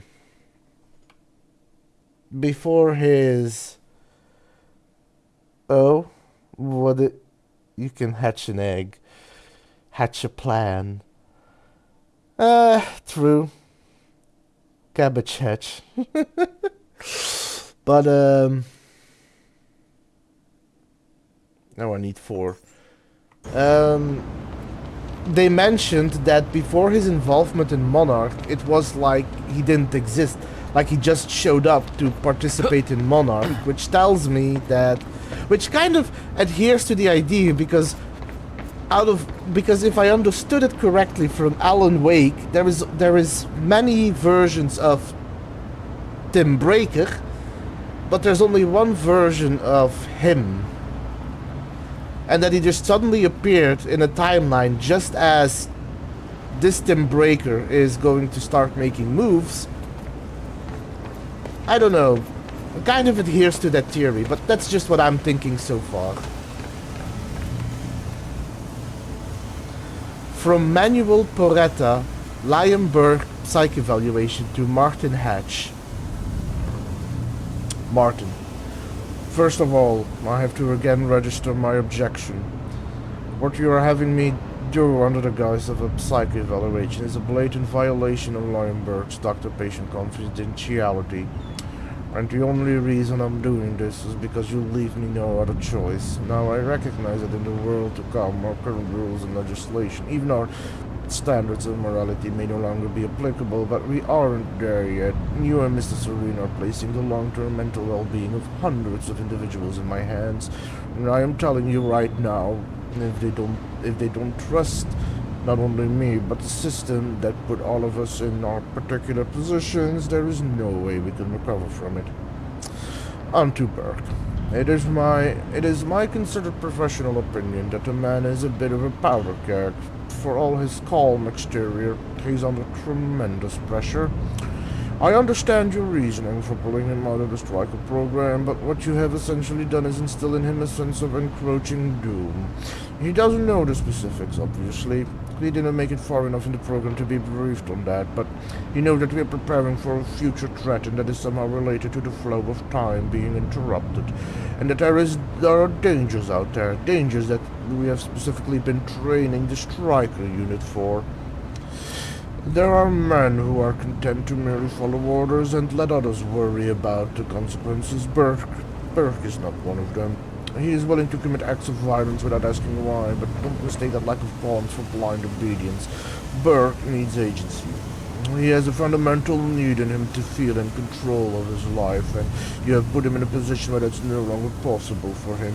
He's good at seeing patterns and drawing accurate conclusions from the facts that are available to him, and he has deduced, quite correctly, that he has been trained for a specific scenario that Monarch believes will happen. He's also painfully aware of the fact that if and when that scenario arrives, he will not be part of that solution. He understands the nature of the striker suits, that they are only useful in a zero-state situation, and he understands that in such a situation a man without a striker suit is essentially dead. He doesn't know about the lifeboat protocol, obviously, but if he did, then he'd also know he's not part of it. Jesus, that's a long message. Either way, the bottom line is that he's in a hopeless situation. He fears that the end of the world is coming, and he knows that if he does, the only way he could survive is with the technology Monarch has denied him access to. He doesn't understand the details or even the exact nature of that end of the world, but just make it worse. Fear and lack of understanding breed tremendous anxiety, Mr. Hatch. He may not show it, but believe me, Burke feels it. For himself and for his family. It may interest you to know that his wife is pregnant. You can understand how that adds to the pressure. To be honest, given his parameters we're operating under, I don't know how to resolve this. In Burke, you would have a tremendously effective operative, but you've put him in an impossible position. I believe he will remain effective as long as he doesn't have reason to believe the scenario he fears is imminent. But once he believes it has arrived, all bets are off. That is, unless you can give him hope of survival. But at this point, resentment and suspicions are starting to turn into paranoia, and frankly, I'm not sure he would trust either of us anymore. And speaking of trust, I recommend you think about what I said in my opening paragraph, Martin. Our greatest challenge and greatest assets in the subjective years to come won't be the technological, but all too human. Don't make the mistake of seeing people as just entries on a spreadsheet.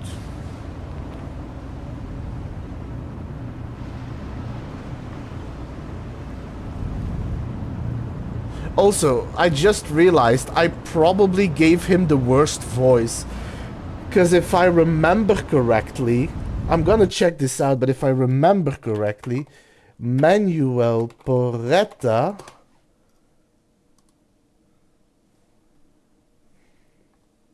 oh no, it's Matthew Porretta. Never mind, it's Matthew Porretta, apparently. Matthew Porretta is the voice actor for Alan Wake and the physical representation of Dr. Darling. And I thought that was him, but that's not him. I just thought that he used his name. But it is the same last name, hence the confusion.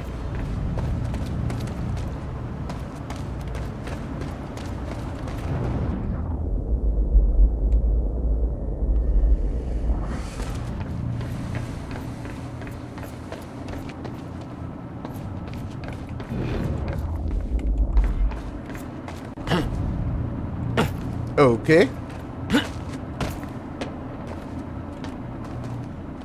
Well, gonna take an ad break first. I'll be back after the ads. See you all in a moment.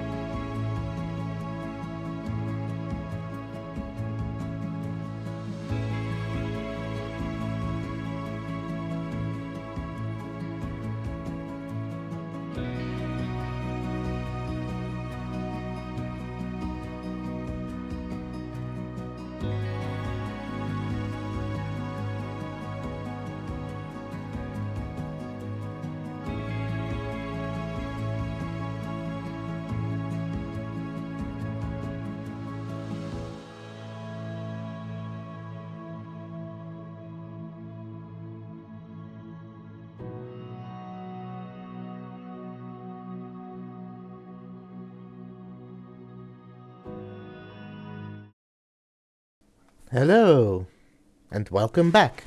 So without further ado, let us continue. Just making sure that I have everything.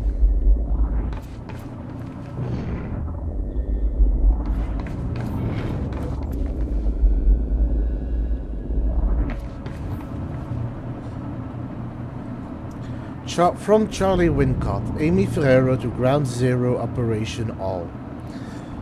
What's up, fools? So I looked up Amy Ferrero. She checks out pretty much how you'd expect. Good grades, no student loans because daddy's got money. Popular The classic, I'm better than you because I care so much package, not studying anything even remotely useful in the world where you gotta work for a living. She's into this whole activist lifestyle, always protesting this or that, and generally just hugging every tree and savoring every whale she sees. Yawn. On average, she signs 2 petitions a week and generally spends half her life sticking her nose in other people's shit. Credit where credit's due, she's pretty good at it. Also, she's got a lot of friends who are all into this stuff, and she seems to be real good at getting them coordinated. Kinda makes her perfect for our purposes, because if you can talk her into saying what we want, there's a lot of folks who are gonna listen. No boyfriend or girlfriend, I don't know which way she swings. Why doesn't she put that on the internet? Doesn't she know that's what it's for? But there's that family of hers, looks like she's got real close ties, so if we need leverage, that's where you'll find it. You may want to make sure she stays on our side though. Like I said, she's pretty popular with the rest of these people, and if they get an idea she's been screwed over, they just might get pretty mad. You know how these neo-hippies bleeding heart hipster types are? Always up in arms about something. Holy shit, I'm glad I'm not in school anymore. Charlie.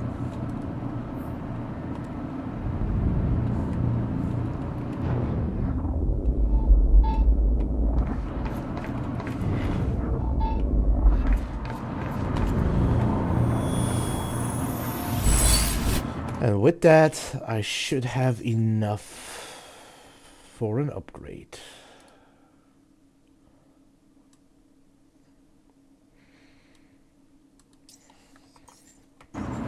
What have we got here?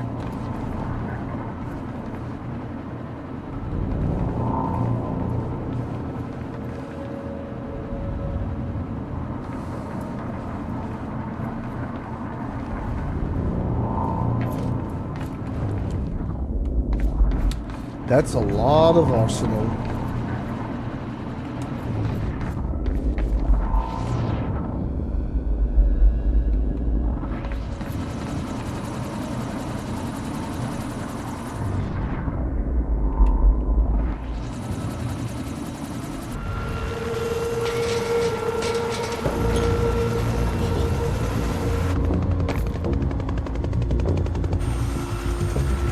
Sir. Paul? Come back, God damn it! Don't.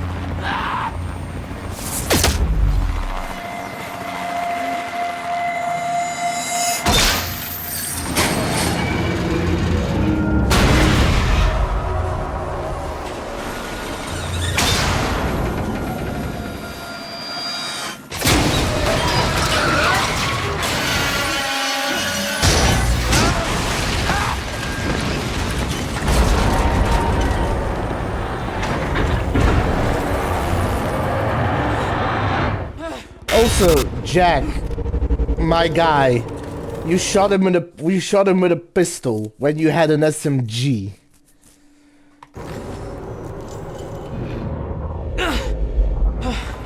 Holy shit!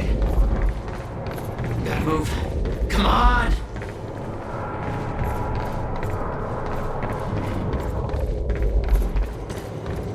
Okay. Focus, Jack. Focus.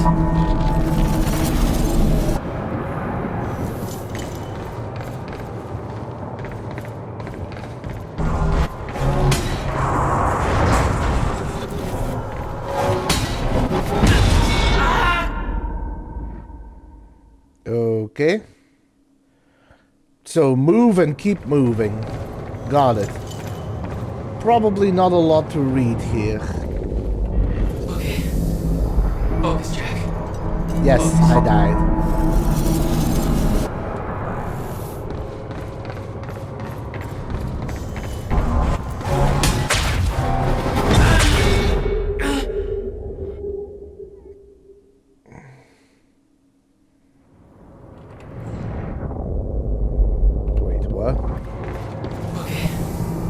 Focus, Jack. Focus. Oh, I think I know.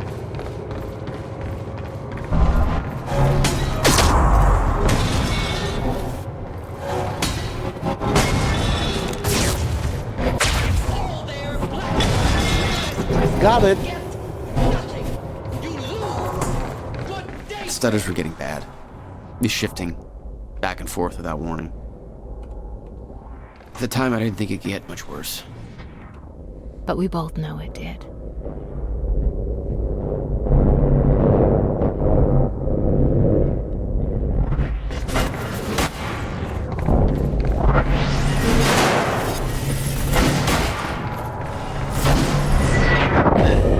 Ow. Okay. Not the smartest move.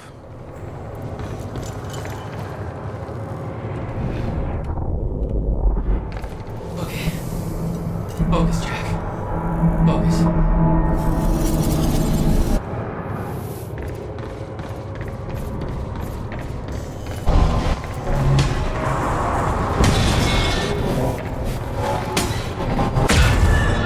Okay, why didn't it sprint?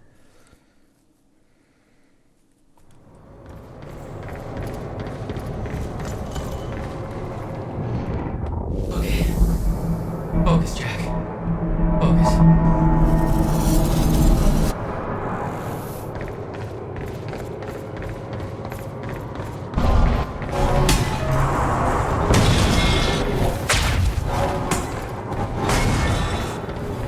Stutters were getting bad. He's shifting back and forth without warning. At the time, I didn't think it could get much worse. But we both know it did. That's gotta hurt.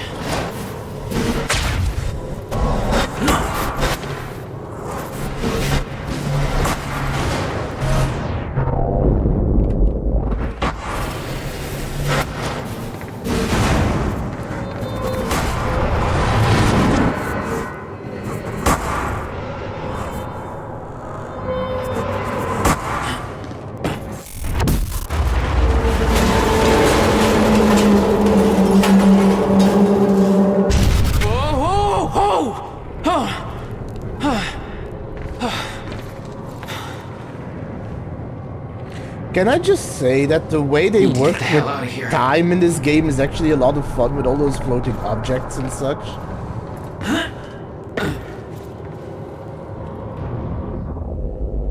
Just making sure I'm grabbing everything on the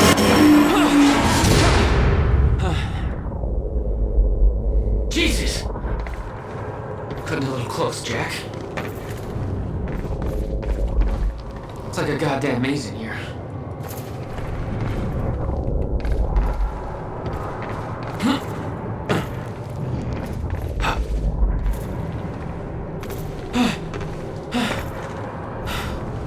Okay, keep going.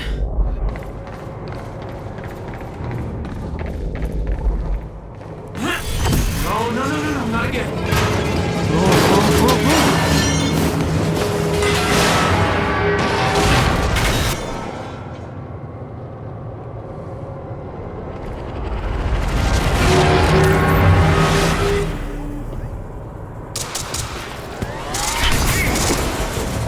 Okay, there we go.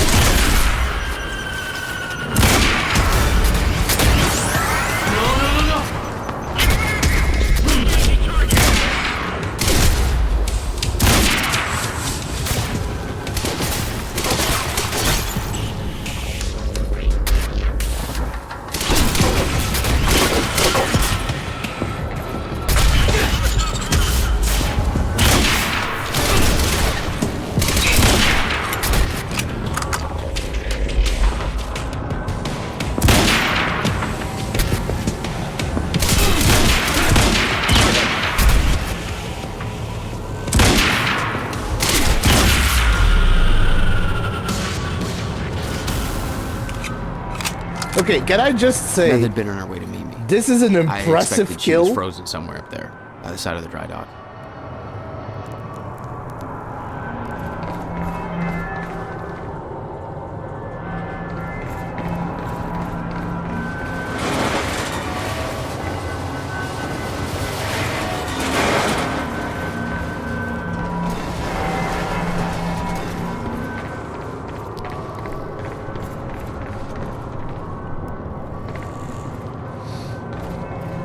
I'm enjoying the visuals in this game.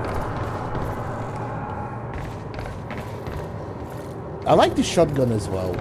This tactical shotgun is a lot of fun to use.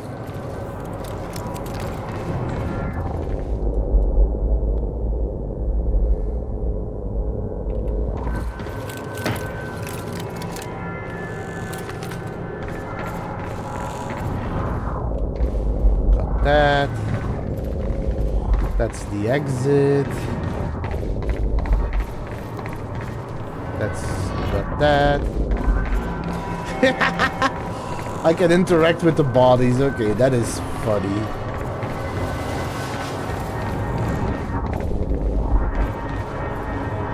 Burst fire pistol, burst fire pistol.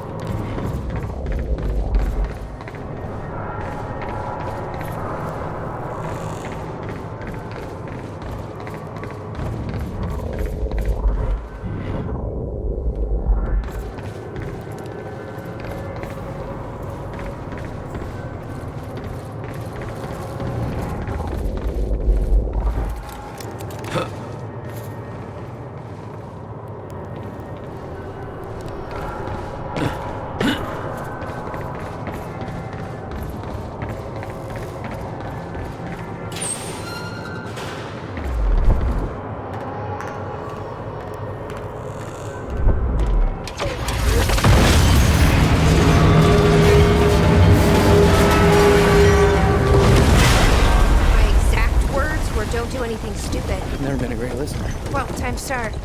Get in. What if I don't trust you? Then shoot me. Look, I'm sorry, but I'm taking the van. That's for not listening to me back there. Ow. You want to stop time from breaking down?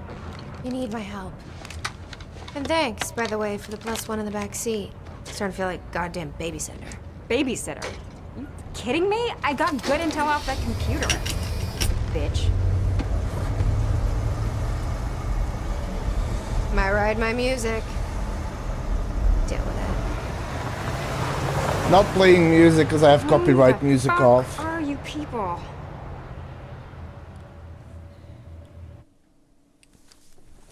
The Bradbury swimming pool.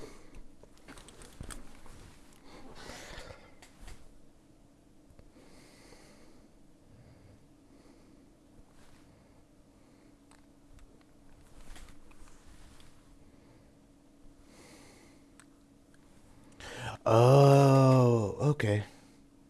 So the Quantum Break show, so those very long cutscenes are basically a look behind the scenes on the other side of the paradigm.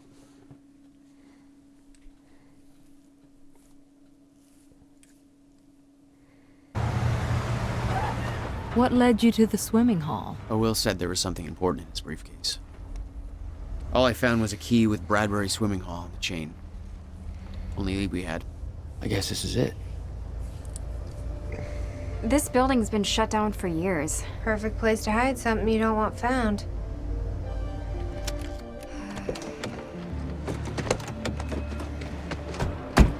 I think it's time you tell me what you know. I know your brother built the one thing that can stop the fracture. I know we're meant to find it, and I know Monarch doesn't want us to. And yet you're wearing their uniform. I like the way their pants fit. Yeah? I bet you like the paycheck, too. Tried to create a cover to gather information. You've known about this for a few hours. I've been preparing for it for most of my life. You weren't aware that William owned the place? There's a lot I didn't know about Will. We need to find your brother's countermeasure. And fast. Things will get worse as the fracture progresses. And Monarch will be turning the report over looking for you.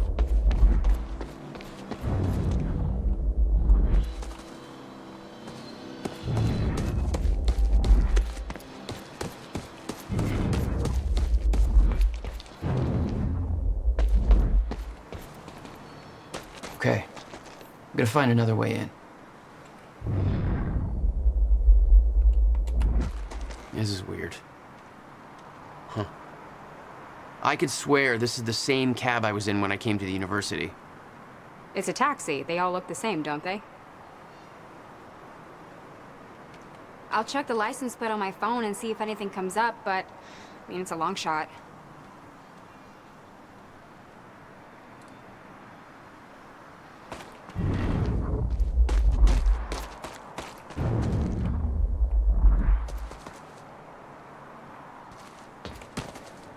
Okay, that is probably the way that I need to go in. So I am first going to look around. You okay? I just checked the news reports, and Monarch is being heralded as a hero. No, I'm not okay. Because if I had just refused to make that confession... Then you'd be dead. Somebody else would have done it. Doesn't make it easier.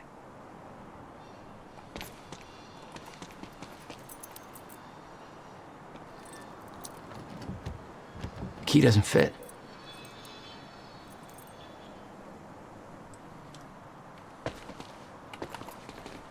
Any ideas how to get inside? The whole building's falling apart. There's gotta be an opening somewhere. Alright. Guess I'll do all the heavy lifting in this thing. We shouldn't stay out here. Okay, so I There's know no way where... in over here. So I know where a time upgrade is. Hurry up, Jack. We need to get inside. So, I'm gonna be honest, the one major complaint I have about this game, and this is just a personal thing, I don't know if this is for everyone, it's the nagging. Not just the woman's, it's the fact, it's not the only game that does that, there are a lot of other games, where if you work with a partner or an NPC that travels with you, and they are constantly reminding you, like, you need to do this, remember to do this, remember to go there, as like to help you progress forward, but they only need to do that once. When you have a game like this where there's like collectibles and documents and such hidden throughout the map and you want to look for them, that constant nagging gets annoying really fast.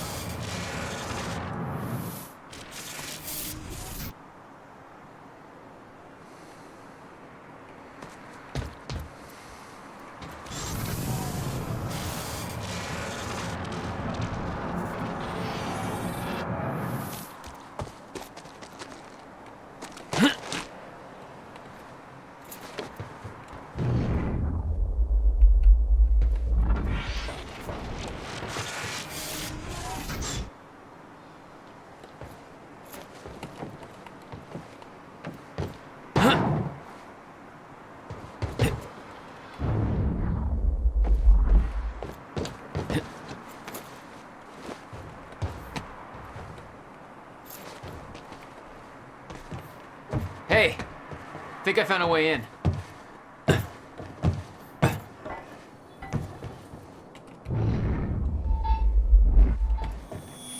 I somehow just missed this. There we go. That reminds me, how much did I get in the previous one? 100% again. I'm on a roll. Oh yeah, how many? One. Yeah. I'll need a while before I can upgrade again.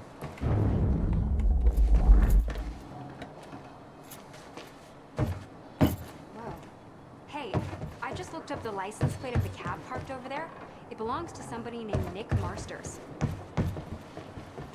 Nick Marsters? That's the name of one of the witnesses we picked up from the university. Yeah, I recognized his picture. I saw him there. But how did his cab get here? Do you think Monarch took it? It's not possible. I've been monitoring Monarch activities this whole time. I honestly don't know. Yes, Amy? What is it? There were others taken from the university. Friends of mine. What happened to them? Should be released by now. Monarch convinced them the same thing they convinced everybody else. That what Monarch did at the university was necessary to protect them from... From Jack. Yeah. Guessing your little video on the news helped with that. No offense. Jesus. They have no idea what happened. Why me? What? I mean, they could have picked anybody. To lie for them? To make that confession? Yes, I know. I'm trying to keep track of it. Maybe Serene thought you looked like somebody people could trust. Maybe you're the right face for TV. Or maybe he just wanted to see you break. Maybe he just wanted to see you break. No. Oh. Quantum break.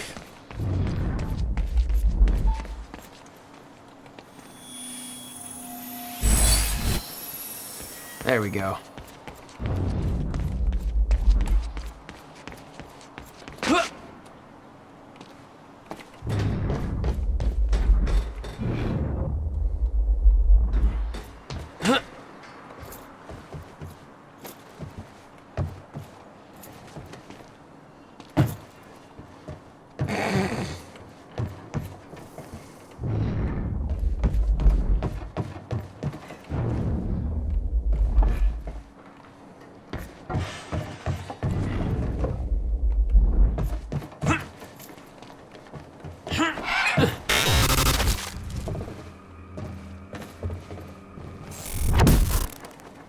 Damn it.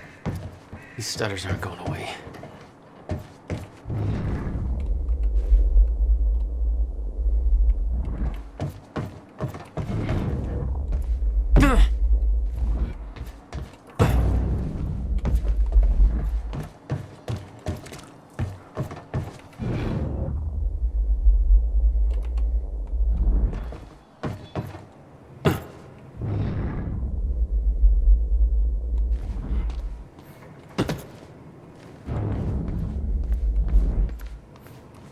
Will had used the building to hide away his personal items.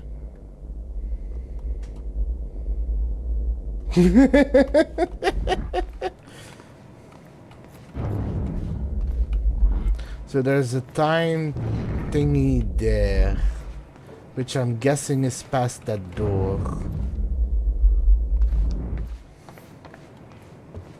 Come on, Will. What did you want me to find here? And a bunch of things here. But we need to keep our contact limited from this point forward. I'll find you when the countermeasure's complete.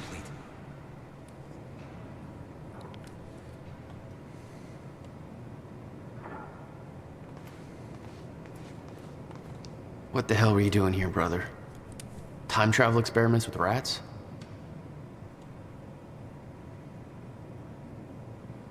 Schrödinger. First chrononaut. Okay, May 17th, 1998. This is William Joyce, and I'm about to conduct the first animal test of the machine prototype using my trusty pet mouse, Schrödinger, in order... Where? He's gone. Where'd he go? Shit. Come on, Schrödinger. Come to Willie. Come on, come on, come on. You're okay. You're alright. You're alright.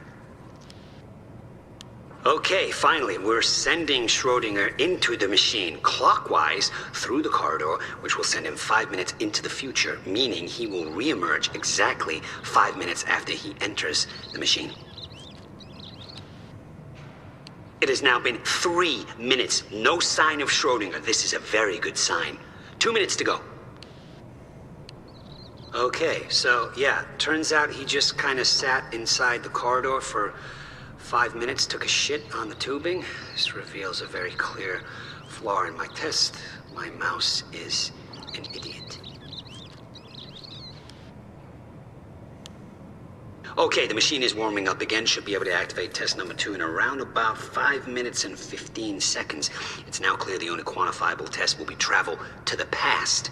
The machine is now calibrated to send Schrödinger 5 minutes into the past, which means that he will now be traveling counterclockwise through the corridor, and when he comes out the other... Holy shit. Holy shit, it worked. This is clear proof that it's... what I'm now looking at is a future version of the same mouse that has successfully traveled 5 minutes into the past.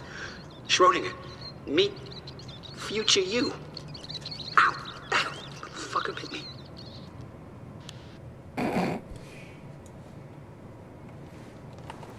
$12,000 moving bill. You must have hauled a lot more to this place than just some old boxes. Riverport Discrete Moving Services bill. Riverport Discrete Moving Services. No question asked. You pack, we move. Moving dates March 1st to March 28, 1999 from Workshop of William Joyce, 821 Industrial Lane, Riverport to Bradbury Swimming Pool, 261 Bradbury Street, Riverport. Client's name William Joyce. Special instructions. Extremely delicate boxes. Contents are confidential. Packed boxes not to be inspected. Pick up and drop off only. Shipping. 17 truckloads over the course of 17 days. Total costs $12,713.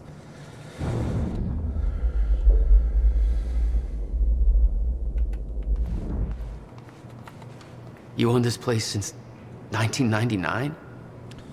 Why didn't you tell me, Will? The Bradbury Swimming Pool deed. Will, I put all of your paperwork regarding the purchase of the Bradbury Swimming Pool in this folder. I knew you'd lose track of the documents otherwise. I've made sure that the purchase can't be traced back to funds from your research grant. I don't know what you're up to, and it's not my business to ask, but we've known each other long enough for me to say this. I trust that you know what is best for you, but can't pretend that I'm not concerned. Your career is showing so much promise, and your recent actions feel like a drastic turn in a direction I can't begin to understand. I kept my promise and haven't told Jack or anyone else about this, but he's worried about you, even if he doesn't know how to show it. Jack hasn't heard from you in months. He needs you. Your attorney and friend, Alison Cunningham, March 29, 1999.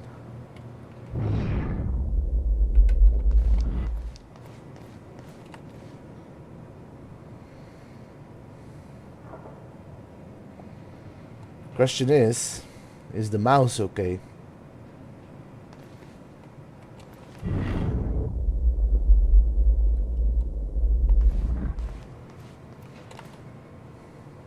No wonder you are always coming up with crazy shit.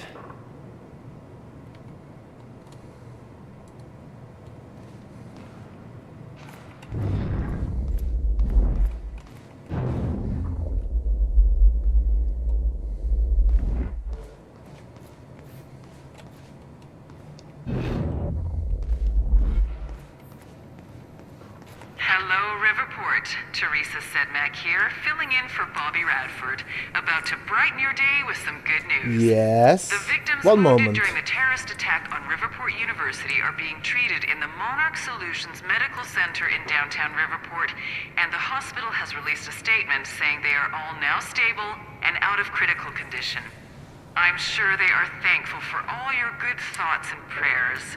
As for those who didn't survive the attack, we still don't have a final death toll, but we do know that most of the dead are security personnel from Monarch Solutions, whose quick actions saved countless civilian lives at the cost of their own.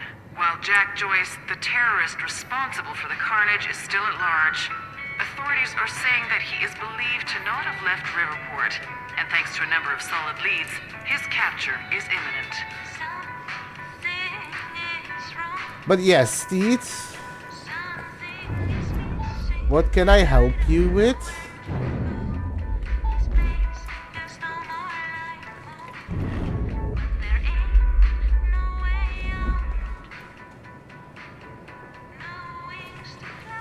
Oh, what is the evidence?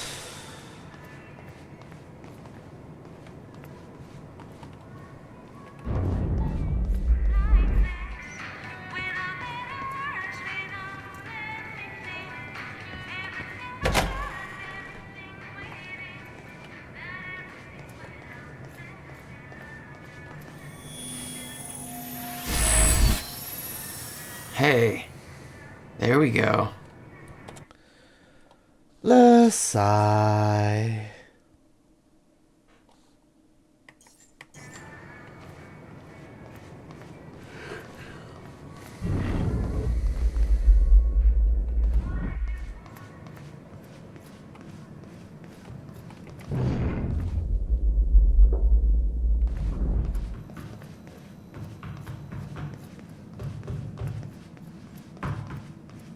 in there? Working on it.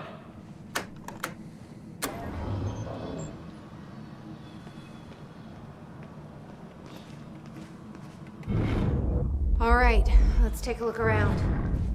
Down here. Nice work.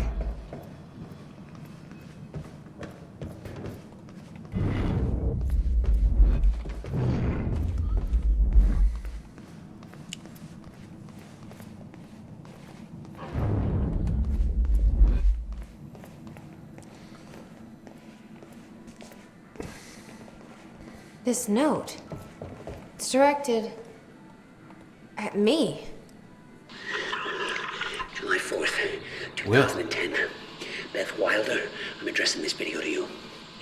You told me to stay away from my workshop, but I couldn't just leave it there. I went back to get it, and the entire place is a disaster zone. The countermeasure, gone. Taken.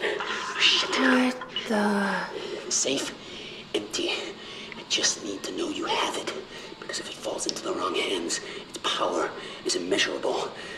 Our future, our entire lives depend on it. This can't all be for nothing. You know where to find me. Please, hurry. 2010. Holy shit. What was that? He recorded that for me in 2010? What the fuck? He said the countermeasure's gone? It's not good. We need to figure this out. Let's keep looking.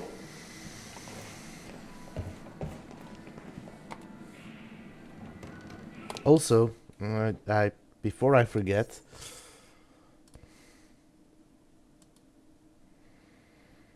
you said you'd been to William's workshop before.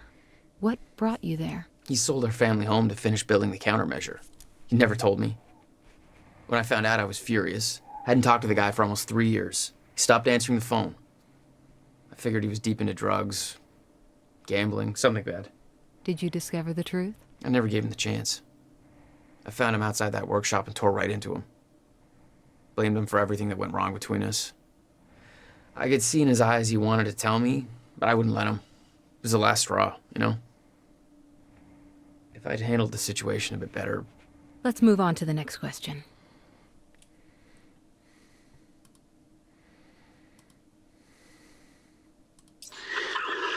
July 4th, 2010. Beth Wilder, I'm addressing this video to you. You told me to stay away from my workshop, but I couldn't just leave it there.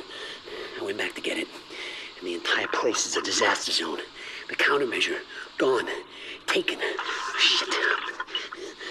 Safe, empty. I just need to know you have it. Because if it falls into the wrong hands, its power is immeasurable. Our future, our entire lives depend on it. This can't all be for nothing. You know where to find me. Please, hurry.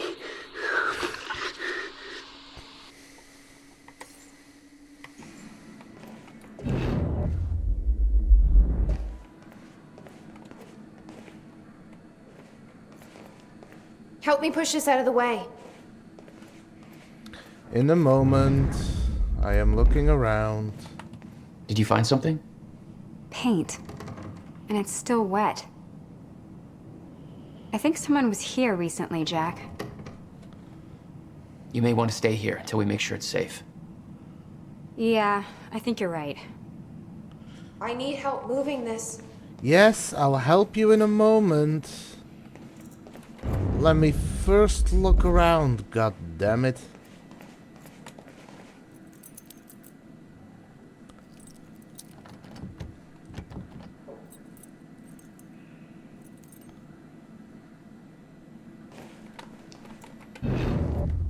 Nope, nothing else.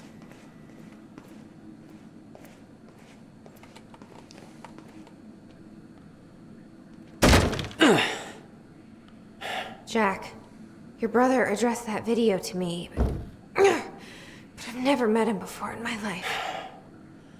Well, it sounded like he thought you had his countermeasure. I wish, but he said it was stolen on July 4th, 2010. Somebody took it.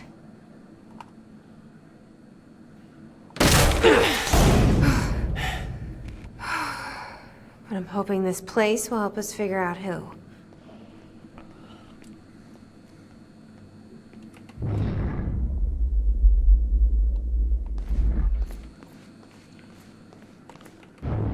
I'll give you the honor of pressing the button. Sure. Just give me a moment.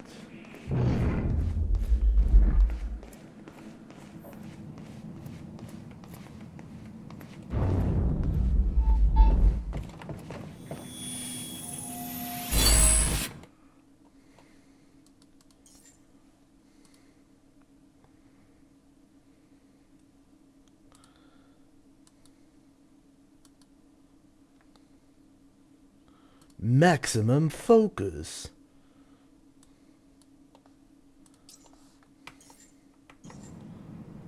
Still got it.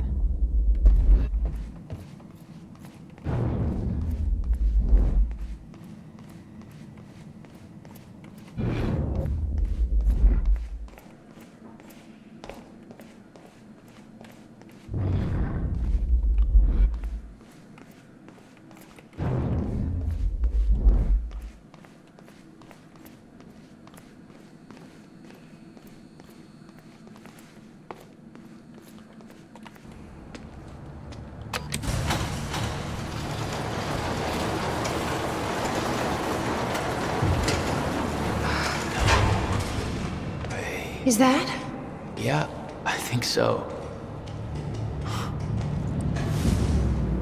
Second time machine. This changes everything. If we can get this thing working, then we don't need that countermeasure. We can change everything. What if we stop the fracture from ever happening in the first place? We can go back to yesterday, undo everything in the past before it happens. Nobody dies. Paul doesn't go through the machine. Monarch never exists. I mean, the fracture never occurs. Jack, wait. Let's think this through. That's not how it... I can go into the machine like Paul did at the university. I helped them set it up. Then we activate the core, put the corridor in place, and set the date. I can do it, Beth. I'm not so sure we can do this without the countermeasure. But you're right. We'll need the machine. Right. Let's start with the core. Explanation? Anybody? I saw some kind of visions of this machine in his workshop. He must have hid it here. Feel free to fill me in. Anytime now. Okay, core controls. Where are they? Hey, Amy. What is this? I don't think you'd believe me. In the past 2 hours, I've learned that Monarch is a secret paramilitary. It's a time machine. Okay. I'll compartmentalize that with everything else that shouldn't make sense. We should help Jack find the core controls. Yeah. Okay. You said Will built a countermeasure. What makes you so sure this isn't it? The time machine? He said the countermeasure was stolen. But the machine is still here. You know, that is very astute.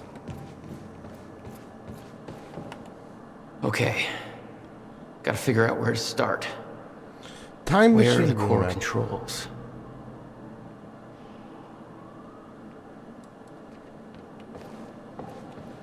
Will received a massive research grant in 1997. He'd successfully built the time machine by 1999. But the results scared him. He never told a soul. Riverport physicist on the rise. June 4th, 1997. Dr. Joyce and Dr. Mayer became household names earlier this year when their paper on the proposed existence of the Chronon field... Anybody check out this map?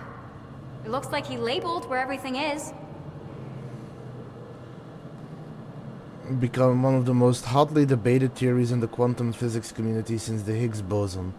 William Joyce, born and raised in Riverport, wasn't satisfied with simply being a part of the discussion and decided to actively search for proof. His proposed research project led him to obtaining the highly prestigious Harold Steinberg Fund with an estimated value of $150,000. Dr. William Joyce is officially the youngest recipient of the Harold Steinberg Research Grant to date. While the specifics of his research proposal remains confidential, it is likely that Joyce aims to demonstrate clear proof of the so-called Mayer-Joyce field, as well as potential application for the manipulation of this field. Even look like they're from the 21st century. Guy sure as hell know how to make his life more complicated. A research timeline has been established with milestones that point to early 1999 as a period when this research will be ready for public unveiling. We will continue to follow William Joyce's story as part of the Riverport Rising series. I get it. Let me explore. God damn it.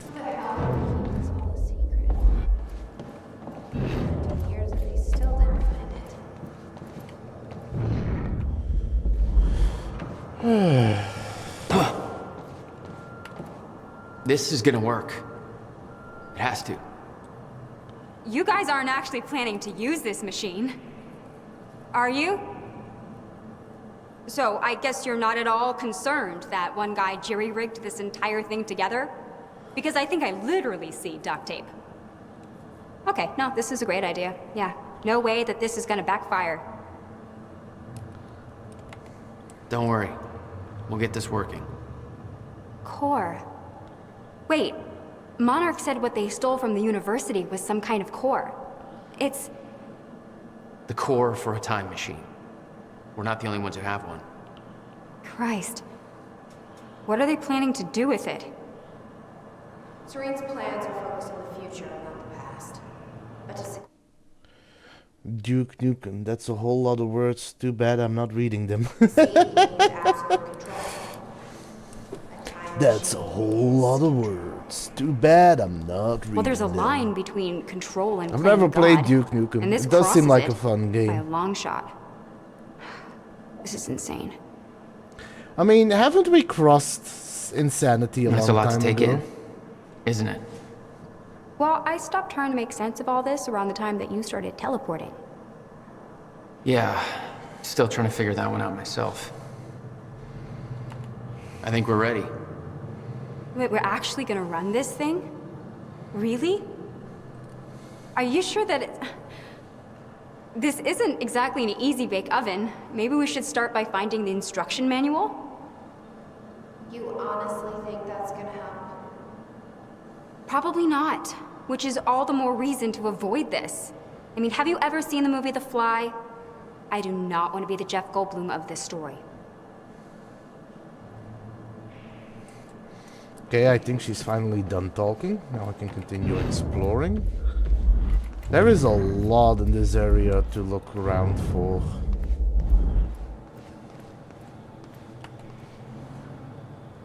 From William Joyce, where are you, to Beth Wilder. Beth, the time has arrived. It's here. Everything you warned me about is about to come to fruition. Please give me a sign that you're still out there. Put my mind at ease. Tell me you have the countermeasure. I'm losing my mind over here. I spent years trying to convince myself that you were wrong all this time and that I built a countermeasure for nothing. I tried to move on, pick up the pieces, but now I have seen the proof. Paul Serene brought me in to advise on an experiment at the university. They've built it. They've built another time machine. Almost an exact replica of my own design, but with key flaws in the calculations, just like you said. If they activate this machine, then the fracture will occur. How is this possible? How have they followed my design so closely?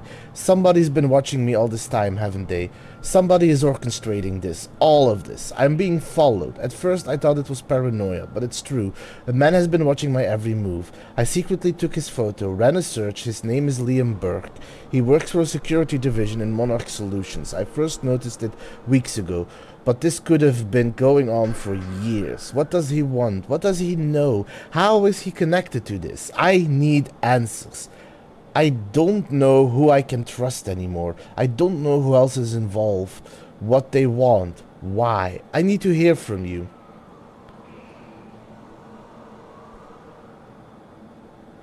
I need to know.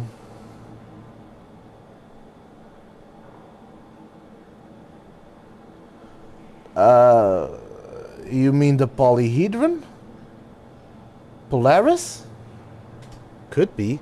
It has a similar shape. I need to hear from you. I need to know that I'm not alone in all of this. If what you once told me is true, then the onset of the fracture may be inevitable, but I can't simply stand by and allow it to happen, not until I know the countermeasure is safe. Beth Wilder, William Joyce, October 4th, 2016, 8:38 p.m. Where are you? I've seen it. The cause of the fracture exists. It's here. Are you still out there?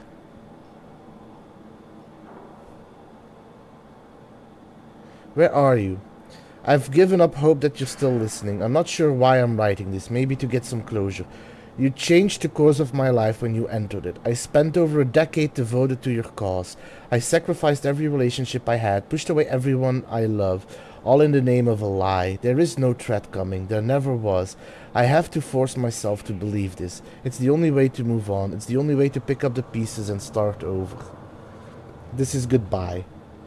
It's been a year. I still haven't heard anything. You know where to find me. Where are you? Hello. The number you gave me is now disconnected. Where are you? I can't sleep. Please call me. Call me. Email me. Something. I'm freaking out. Still trying to call you. Where are you? Have you taken it? It's not safe in the open. You don't understand the power of this device. I dialed the number you gave me in case of emergencies. You aren't answering. What's going on? I know. I'm reading it in the wrong order. It's gone. The countermeasure is gone. What happened? Call me immediately. I have a feeling the reason he's freaking out and the reason the countermeasure is gone is because we, in this instant, are gonna travel back to the past to get the countermeasure while it's still here in order to use it soon, but that's why it's gone in the past.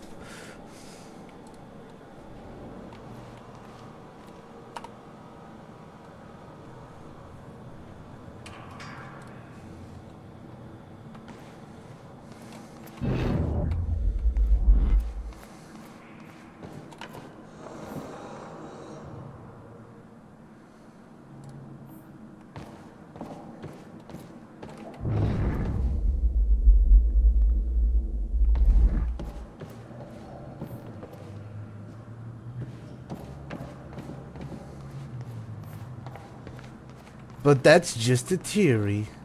A game theory. No, nothing I can make sense of.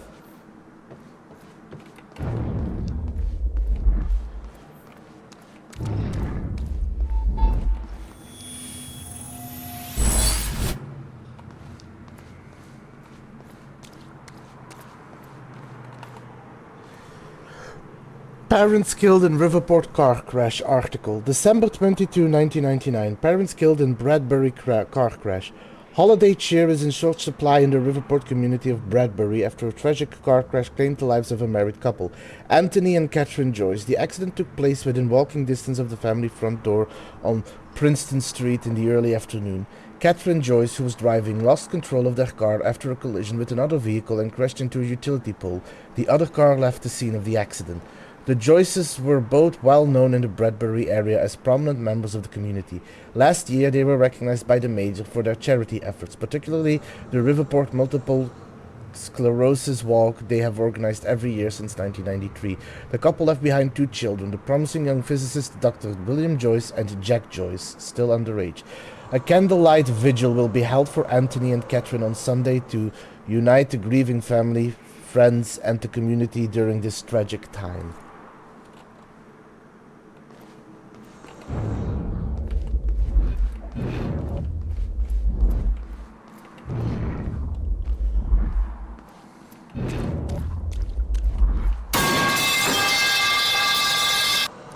Thank you for the metal pipe. So far, none have startled me yet.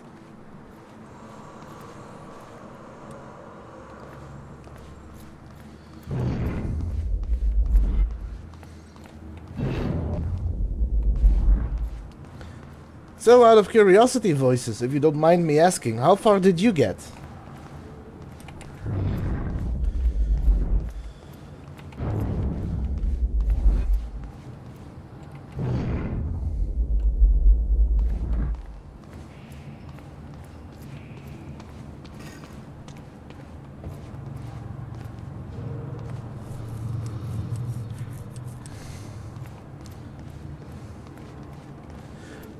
I could look into getting some, but then I need an additional program because I currently have all my sounds filled up.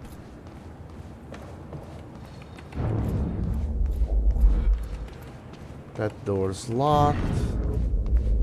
There's something over here. A Civilian's Guide to Time Travel. Cliché working title by William Joyce. Rough ideas, February 28, 1999. Opening statements. Open with a zinger.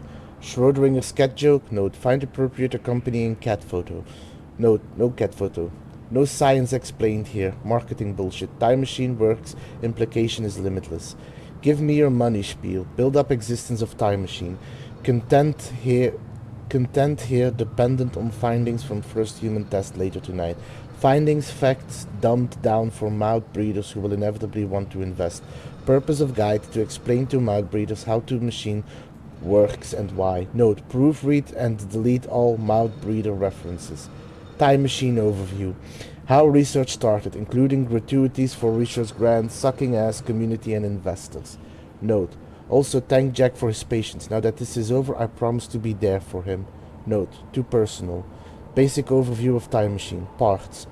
Chronon particles. Note, nobody will give a shit about this or understand. Skip it. How time travel works. Simplest terms. Subject activates time machine. Step 1, core. Step 2, the corridor. Subject sets the desired time travel date. Subject enters the corridor. Compare corridor to donut in shape to explain. Note, add joke, you don't want to eat this donut or your body will suffer terminal chronon saturation, leading to your slow but inevitable death. Cut joke. Disturbing. Subject walks around the corridor. Walking clockwise around corridor, travel to future. Walking counterclockwise around corridor, travel to past. Oh, I'll add soon. Clock-like design. Subject arrives in new time in future or past. Space-time continuum. Travel across space. Time travel is not a portal. Spatial destinations would not always be the same as entry points. Time travel is tied to the rotating black hole core. Explain the core first? Fuck it, just compare the core to a car engine. Look up info on car engines. Subjects will arrive in future past at the location where the time machine and core were located in that time. Cannot travel to a time when time machine and core are not active. Cannot travel to a time before core was first activated. Examples of how time travel works. In 1999, a time machine core is first activated. The time machine is located on an island. In 2000, the same time machine with the same core is moved to a circus tent. Teddy enters time machine in 1999 and travels to 2000. He exits the time machine and is in a circus tent. Note, use better examples, no circus tent. Teddy cannot travel to a time before 1999 because the core was not active. Will bang my goddamn head against the wall every time somebody uses example of not being able to go back and kill Hitler to try and sound clever funny. Note, a dinosaur joke though? Explain you can't go back and see dinosaurs. Fucking sucks. Closed loops. In theory, all actions resulting from time travel is already accounted for. Should not be able to change the past. Any attempts to change things was always part of the chain of events in the first place. Already happened. Explain Novikov's self-consistency principle until head goes pop. Metaphor to explain closed loop. Whew, that's a lot of reading. Time is an egg. You can move the egg, but no matter where you move it to, the same chicken will hatch. Terrible example, plus you could just eat the fucking egg. An egg is sitting on the table. You leave the room, come back, and the egg is broken on the floor. You aren't sure how it happens, but it saddens you. The egg was important to you. Because, insert reason that makes sense here later. You travel to the past to prevent the egg from breaking. When you arrive in the past to rush over to the table, accidentally bump it. The egg falls and breaks. You caused the very thing you try to prevent. Closed loops. Why the hell do all my explanations end up about eggs? Replace egg with something else.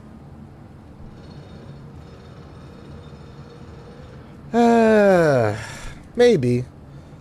I could look into some different sounds. But for now, I'm gonna take an ad break. I'll be back after the ads.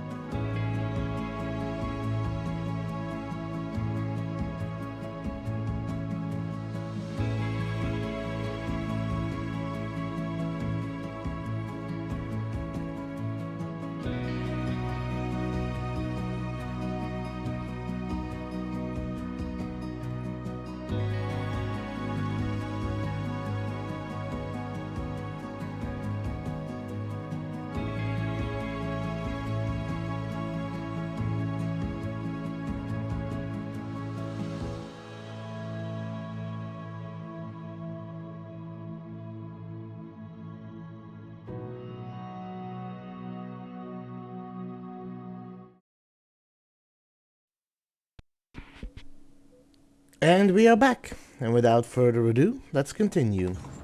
Also, I will say, I will look into the sounds and maybe get some more prominent sounds. But I do have people in my chat who are occasionally sound sensitive, so I am probably not going to take too loud or too sudden and scary noises. I will be careful with that, but I might switch out some of those that aren't used with some that would be more appropriate.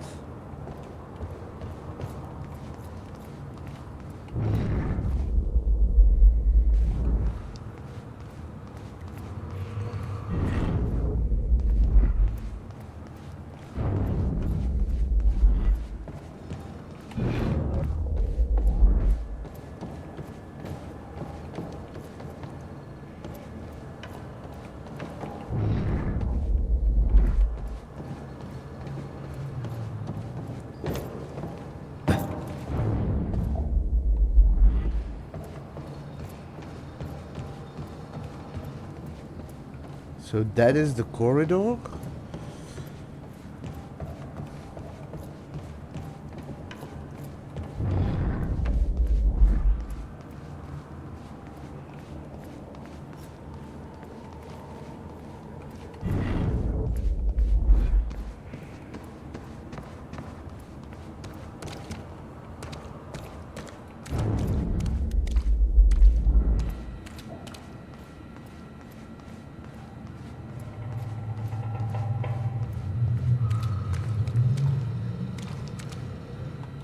Hey, it looks like I can reset the core from here. Are you sure you know what you're doing there? No clue. But I did help Paul set up the machine at the university. Which then caused the fracture. Look, Will knew the calculations were wrong. Hoping that means he knew what he was doing here. This is what Will is leading us to. We have to test it. The core. That's what we set up first. Well, time to mess with time even more. To finding the countermeasure. We'll see. It's still resetting. The core is reset. We need to activate it from the control booth. The controls are up here, according to the monitor.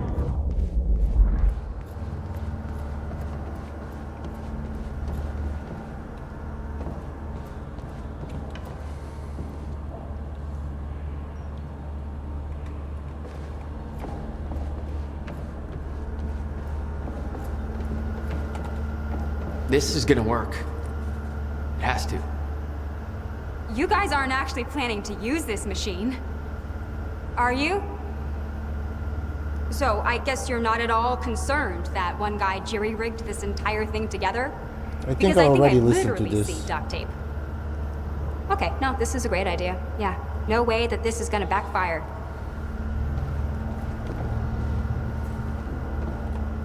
Here goes nothing.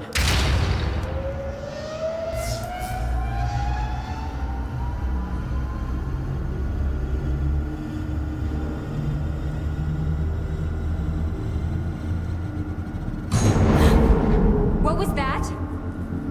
It's fine. It's fine. It worked. It actually worked.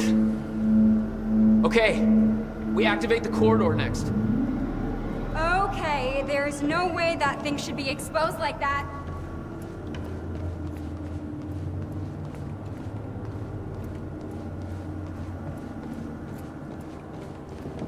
Okay, where is the corridor?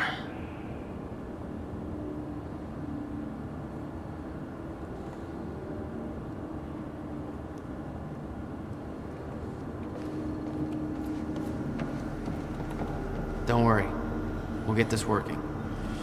Core. Wait, Monarch said what they stole from the university was All some right, kind of core. drive safe. It's The core for a time machine. We're not the only ones who have one. Christ. What are they planning to do with it? Serene's plans are focused on the future, not the past. But to succeed, he needs absolute control. A time machine is control. Well, there's a line between control and playing God, and this crosses it by a long shot. This is insane. There's a light blinking here. Might be what you're looking for. I mean, if you look at the Federal Bureau of Control, the line between control and gods is not as blurry as one might think. These schematics are all in Will's writing. He did all of this. Built everything. Monarch was made aware of its existence shortly after it was completed. In 1999. 1999. They believe it was destroyed shortly after. I imagine Will wanted to keep it that way. The schematics for the countermeasure spanned 11 years, 1999 to 2010. In itself, that wasn't strange. But the guy built a working time machine in 2.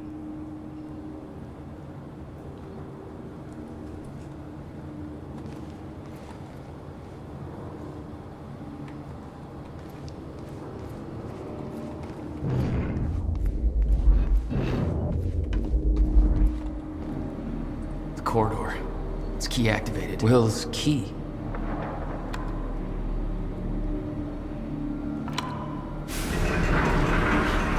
Thank God. Is that supposed to do that? Will's key did that? Yeah. Key to a time machine, and he left it in the trunk of his goddamn car. That's my brother in a nutshell.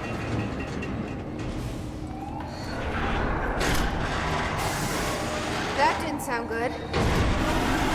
Fuck. Let's just hope it still works.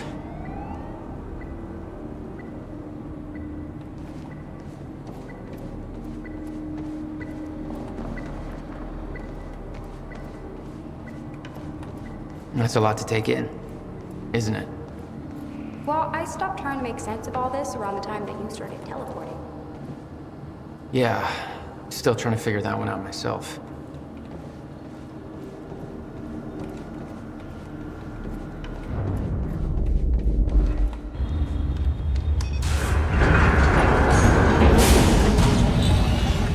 No. What? God damn it. I don't know. We were so close. I'm gonna try it again. Yeah, like hell you are. You saw what happened. This Something's wrong with the console machine. We don't know that. Input. You're not trained I'm guessing for this is it over here. Anything you do is gonna make it worse. Okay, You know it's I'm perfect. right. Stop. I'm trying. You lost people. You're angry. I get it. But this is bigger than us. We can't fix the machine. But I might know somebody who can. Sophia Amaral. The Monarch scientist. I saw her video near Ground Zero. No, I don't think so. She'll be at the Monarch Gala tonight, but security's airtight. She'll be nearly impossible to get to. Unless I have an invite. Paul told me he expected me to meet him at that party. Something tells me that was not a friendly invitation. Jack, no. Yeah.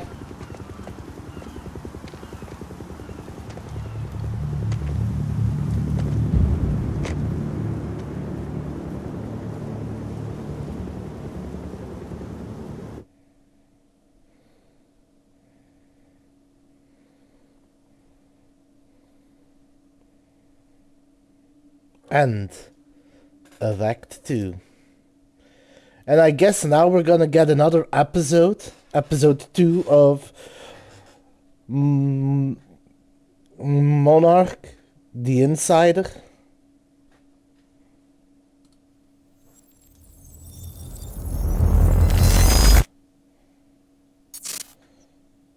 Yep. Oh no, it's the second junction. The future used to be so clear when I was reliving the past. Another choice. Once I caught up to the moment I had left, that ended. All I've had to go on since then are the plan and the visions. I knew Jack would come to me. I'd seen that, but I didn't know why exactly, or how it would end. There he is. You were right. My visions of the future aren't always clear, but they don't lie. Speaking of lies, Joyce is saying he's discovered his brother's time machine. We've spent 17 years looking for it, and he finds it in less than a day? Does sound unlikely. Still, we know it's out there somewhere. We don't know what his brother managed to tell him. If he really has located the machine, why would he come here and tell you? Smart Money says he's trying to play you. Maybe, but the machine is out there. It's in our interest to find out where. If Jack knows, I have to talk to him. If you... Dr. Joyce I can't talk today. No, I understand that if you want to avoid spoilers and you tune out here, I get it. I was the same with Alan Wake 2. I didn't want spoilers, and I appreciate you pausing, so I'm giving you a chance. If you want to tune out, you can. Because I'm gonna... Nice. I do appreciate the support, and it's gonna be interesting to see what choices you're gonna make. But, yeah, no, I'm excited to play this, and I'm gonna continue this Wednesday, so... I'm gonna burn through this. Provided the answer to that question. William's attitude and knowledge made him a liability. Is that angry young man going to cooperate any more than his brother did? You remember Jack as a close friend, but that clouds your judgment. Don't make this personal. It's not. Then don't forget why we're here tonight. After what happened, our people need reassurance that we're in control. You're the man who could win them over. Let me handle Joyce, so you can concentrate on your speech. I know what's at stake here, Martin.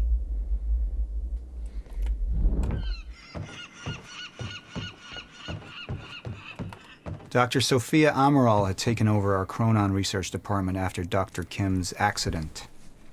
She was the only one who could treat the Chronon syndrome. Sophia Amaral, what happened to Dr. Henry Kim, Mr. to Joyce Erica is waiting Cross? for us down below. Erica, first of all, my condolences and apologies. I didn't realize you had history with Henry, and frankly, I would not have promoted you into this position had I known. If you would be more comfortable working on something else, I can make that happen. No questions asked. To be clear, I'm not talking about a demotion. I mean a comparable senior position in another department. You're correct in that it's a very sensitive topic, but given your current security clearance, I can tell you what I know. Unfortunately, I don't know much. For the past 6 months, I myself have been trying to work out what happened, but I haven't made much progress. I know Henry was working late in his lab, and there was some kind of chronon particle surge. Of course, we know that exposure to large quantities of chronon particles can result in physical changes. Paul Serene is an example of that. His first exposure resulted in his extraordinary abilities, and the second exposure caused his progressive condition. In Henry's case, that exposure transformed him into a chronon-disrupted wave function subject, or a shifter. It is of course clear that Mr. Serene and Henry's conditions are essentially the same thing, even if Mr. Serene's case hasn't progressed as far. However, it's not at all clear how Henry could have been exposed to such a powerful dose of chronon particles, particularly as the lab area itself underwent none of the temporal changes we have come to associate with such an exceptional event. None of the containers on scene had remotely enough chronon particle capacity for such high dose, and furthermore, all of them were intact and accounted for. In short, we don't know where these particles could have come from. I'm not surprised that Martin Hatch was unwilling to discuss this. He was the only other person present in the lab when the accident took place, but I don't know why he was there or what happened, and he claims to have no memories of the event. Despite this, Martin somehow managed to contain Henry in the artificial zero-state field set up in the lab. I am unwilling to speculate as to how this could possibly have happened. Suffice to say that I have many questions about these events myself. Think about my offer, Erica. You're first-rate scientist, and I would hate to lose you, but I would absolutely understand if you wanted to change departments. Please give my best to your wife. It was lovely to meet her the other week. Sophia. To Sophia Amaral from Erica Cross. What happened to Dr. Henry... Oh, right, I should probably read this... I should start reading these mails the other way around. Sophia, I realize this may not be a welcome question, but I feel like I need to ask. I know Henry Kim very well. I went to school with him, and he was actually my husband's best friend for my first marriage. Unfortunately, when I moved down to Florida, we didn't manage to stay in touch. Let's just say that life took me into unexpected directions. It was a very welcome surprise for me to hear from him when he was recruiting new people, and I'm glad to say we hit it off again. We spoke on the phone a lot. He came over to meet my wife, and well, it was like old times. It could have been awkward, but it wasn't. Henry was like that. You can imagine my shock and disappointment when I heard about his death just a week before my own employment at Monarch began. We didn't get to work together the way I'd hoped. Now, Monarch has been very good to me, but his death has been eating at me. I know it's something people don't want to discuss, and I understand that there are confidentiality issues. However, having recently been cleared for some of the more sensitive Chronon research, I now know that the story of his death is a fabrication, and Henry has become something entirely different. I'm not blaming anybody, but for my own peace of mind or sense of closure, I suppose, I'm wondering if, given my new security clearance, you're in a position to explain how this came to pass. I should add that I brought this up with Martin Hatch the other day, and he made it clear in no uncertain terms that I should drop the matter. Given that, I'm taking something of a chance talking to you about this, but I feel like I can't let this go. I'll understand if you aren't allowed to discuss it, but I'm more than a little scared and upset. I hope I can rely on your discretion either way. Erica.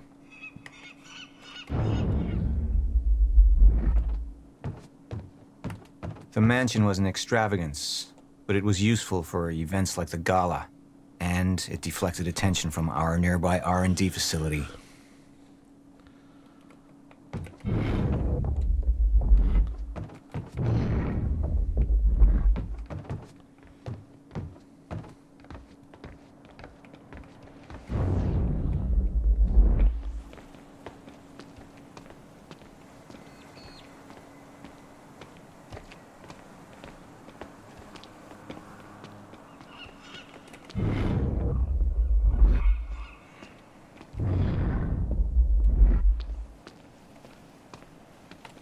What are these doing here?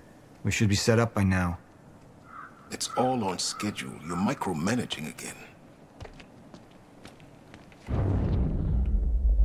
Don't even twitch.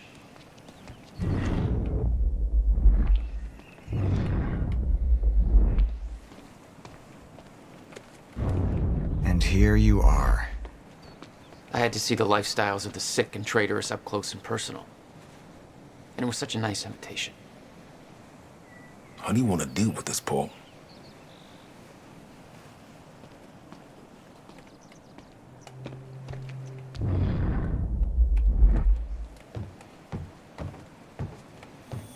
I could still try to reach Jack and make him see reason.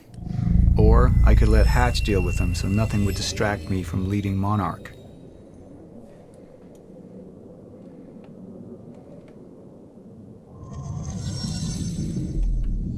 I've been to the past. Tried to change things. Answer me this question, Paul. I once trusted Jack more than anybody.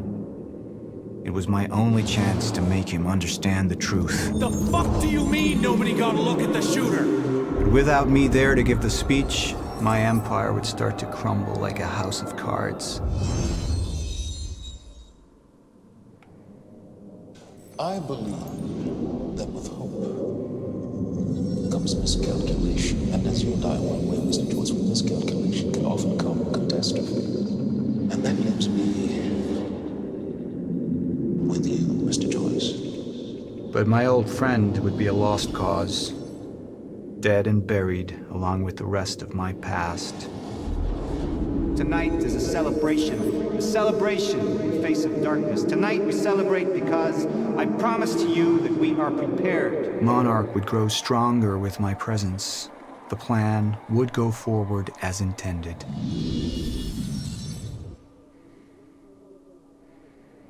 Okay, so I need to make... so when I make these choices, I'm just going to say this. When I make these choices, I'm trying... Because I understand that what they're technically doing is making me play the hero and the villain. I have to make the choices of the villain and then play against those choices as the hero, which is a very fascinating concept to me. When I make these choices, when I play as Paul Serene and I make the choices of which path to go down, I don't do it from the position of what would I want as Jack. I am trying to live in the shoes of Paul Serene and make the choice that to me would seem the most logical to make in his position in that instant, especially since he can see the both branching paths. Now, in this position, I can understand why he would want to reach out to Jack Joyce. But this is a plan that he has been working on for 17 years. This is a plan in which he has given up everyone he cares about, including Jack and his friend and his brother William, and he even let William die in order to make his plan work.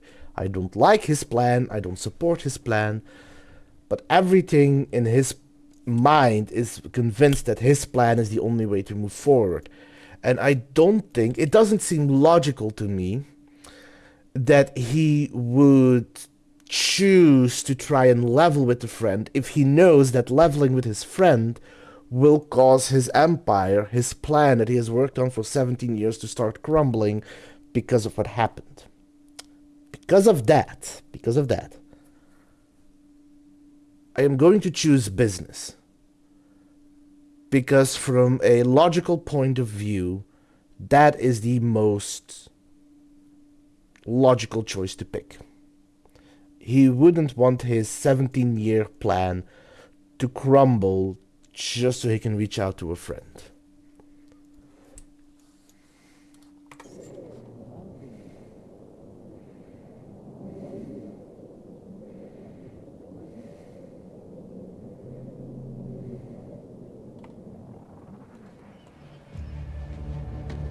We didn't come this far to get derailed now.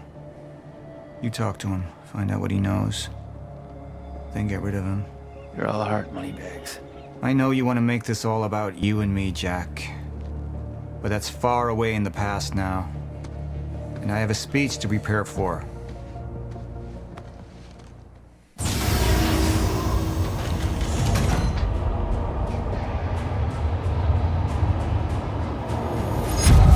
I've seen where this leads. I've been to the end of time, and I've escaped it, all the way to 1999, when it all started. I've tried to change things, but by trying, I only made them happen in the first place.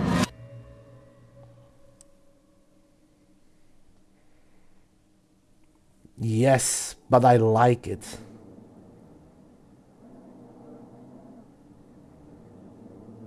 Huh. I sided with the minority, apparently.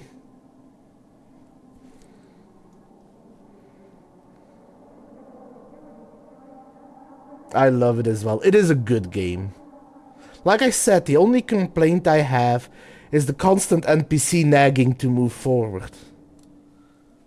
And we have another video, another movie. Time is breaking down. Monarch has been preparing for it.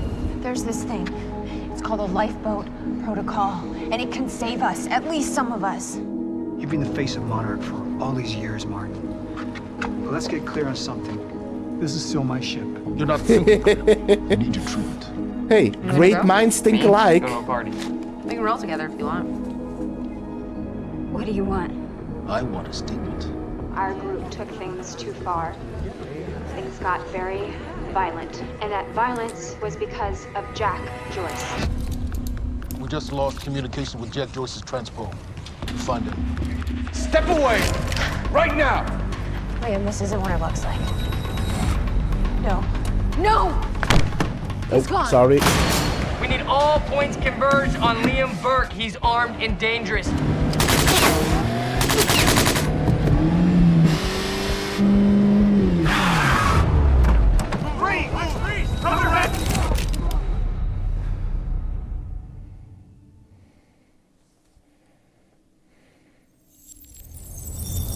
Okay. Now we get to lean back, have some popcorn, and enjoy the TV show.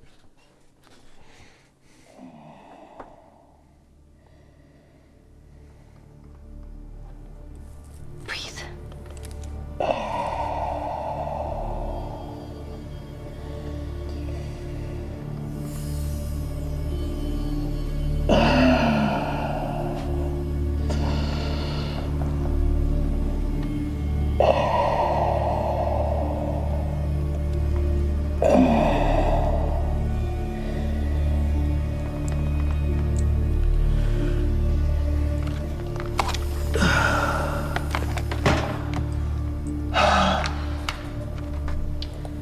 The treatments, they're losing their effectiveness. Fine. No, I need to work on something new. You should enjoy yourself tonight. You work too much as it is. I've been running tests on the temporal anomalies. They're increasing in frequency and duration. They'll dissipate, I've told you that. You need to consider that maybe what you have seen is wrong. It's not wrong. I need to prepare for my speech. Sophia, you shouldn't worry so much.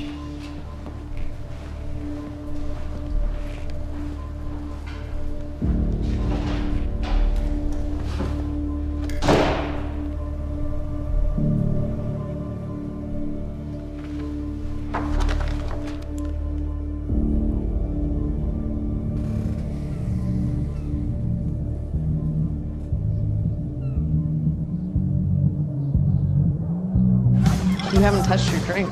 I'm not really into drinking a lot, I guess. Oh. Rough day? Yeah. Yeah. Same here. Like what? I have things happen in my day. I do. We had I had to deal with some internal affairs. Internal affairs? Oh, you're just gonna leave me hanging? Well, yeah, it's internal. Charlie. Okay.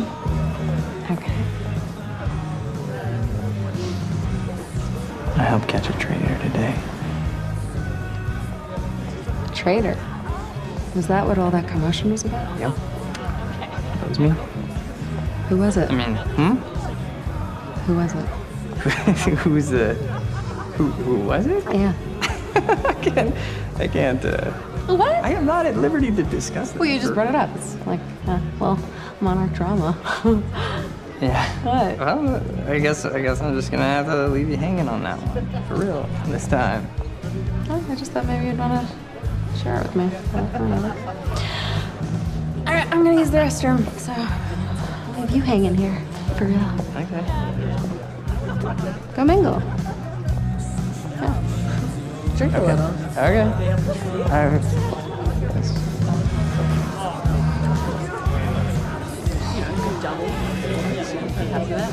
Yeah, it's gonna be a bit of a lengthy episode.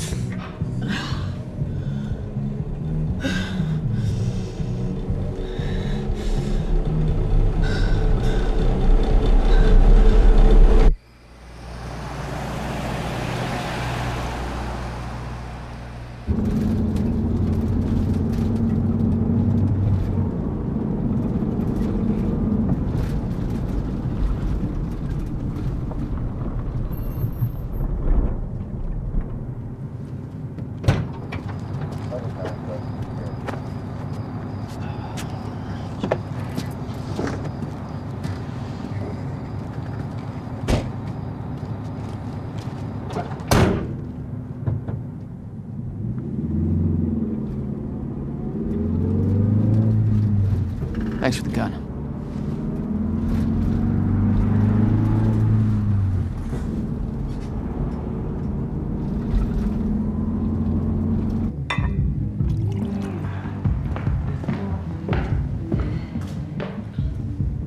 Dr. Ramiro? Martin, I need your help. He listens to you. Paul. Is that so? I think we're in trouble, and he doesn't see it. He refuses to. I can't imagine why. I know you and I haven't always seen eye to eye, but I know you care about Monarch. You care about what happens. And if we are reaching zero state, something has to be done. And what is it we could do? You know what we could do. Truth is, Sophia, it's not really a matter of whether or not Paul will listen to me. It's that I won't listen to you. I find your approach to matters rather counterproductive. Filling Paul's head with your constant alarmism, distracting him with petty doomsday scenarios. I mean, if I'm being honest, I rue the day he gave you a modicum of function in this company. Because you said I care about Monarch. What is it that you're so threatened by, Martin?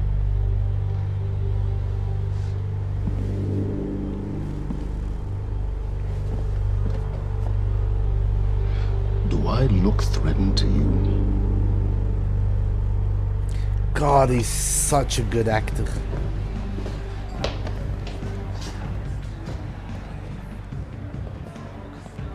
What's going on?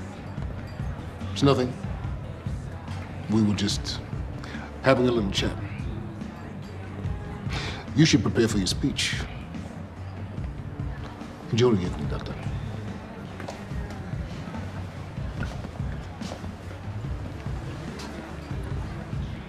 God, I love him as an actor. He's so good.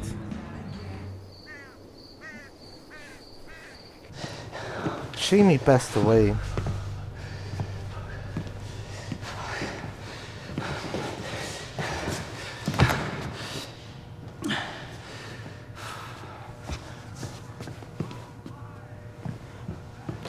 Hey, you're Crocker, right?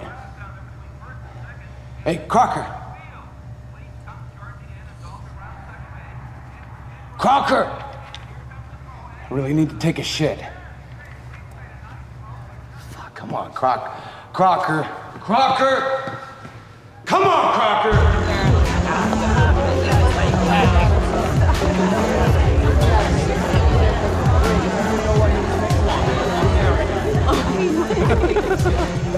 Oh my god. Over there. Where? The woman with the necklace. My money is on that. It's a pretty good choice, Yeah. but I'm gonna have to go with Ryan Gosling down there talking with George Clooney. Wearing his nice cufflinks, chatting about stocks. Richard, where the hell have you been? Didn't have my invitation. Oh my god, you're always losing things. I'm not losing anything. Drama. Yeah. Wow. She's going for it. Bam! Told ya. Oh. Why am I losing You owe me so a bad? I don't think I can drink Drink. anymore. I don't think I No, can. rules are rules. Rules are rules. Rules are fucking rules. You owe me another sword. Alright. Okay. Okay. I'm doing it. Oh, I actually hate olives. You can do it, my man. Thanks for the encouragement.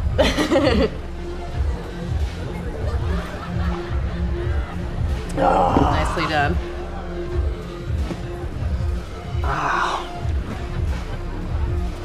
Thank you.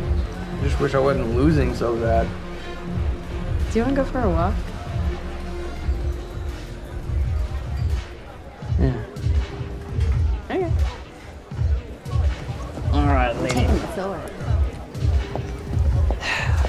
I'm taking mine too. Crocker. Hey, buddy. Crocker! Burke! Crocker! Hey, buddy. Hey. Burke, if I have to come in there, you're gonna fucking regret it. Listen, this is just a big misfucking understanding. I'm gonna be out tomorrow. I will put in a good word for you. I will help you climb this ladder. All I'm asking is please let me take a fucking shit. Go to the back wall. Fuck, thank you, man. Thank you so much.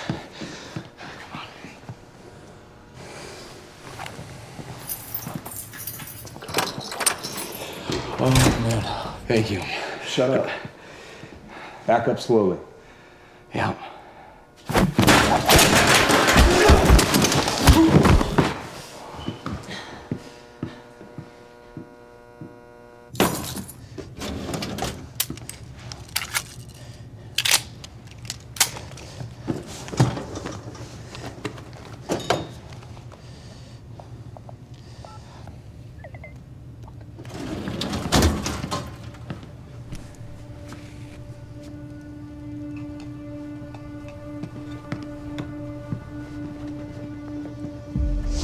So you don't mind that we left, do you? I mean, I wasn't really excited about going in the first place. Okay, why'd you go? I think because somebody twisted my arm. What the fuck is that? Kind of looks like a dinosaur wearing a helmet. Yeah, that's exactly what it looks like. Hey, where are we? Are we even allowed to be out here? Yeah, I'm sure. That was one of the Okay. ripples. All right. So what would you have been doing tonight if we didn't go? What, if I hadn't gone to the party with you? Yeah. Well, I would have canceled all my other really important plans. Ah. And I would have gone back to work. I think maybe you work a little too much. Yes. But Against it. well, no, I mean, it doesn't feel like work. You know, I like being wired in. Yeah. Makes me feel connected. You work all the time. In fact, you're there most of the time I'm there. So, don't you think you work too much? Maybe. I don't know. Yeah, no. I guess, yeah. I love work. Hold it right there! Shit! You little fuck! Hey, what? All you had to do was let me in that perimeter lab. You turned on Monarch. What was I supposed to do? You have no idea what's going on, do you? I need to get in that lab. There's something in there that I need. The lifeboat protocol. You work with Beth Wilder. I've seen you before. You know her? She's the reason I'm here.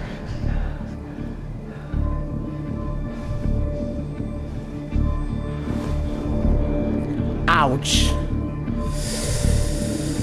Ouch. To be fair, dude's an ass.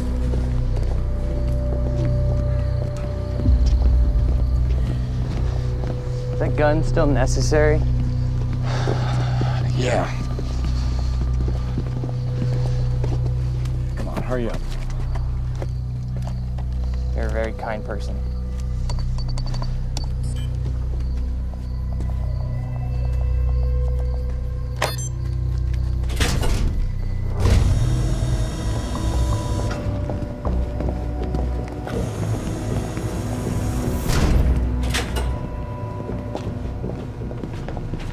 It's right up here.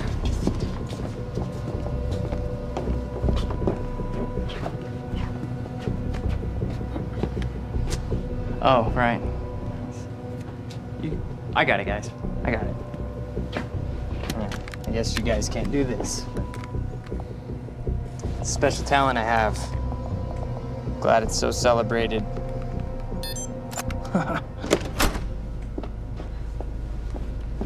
You're welcome.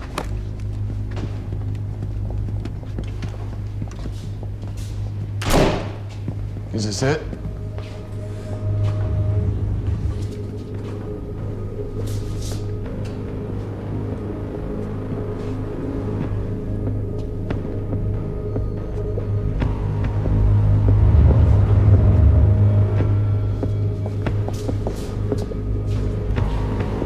What is that?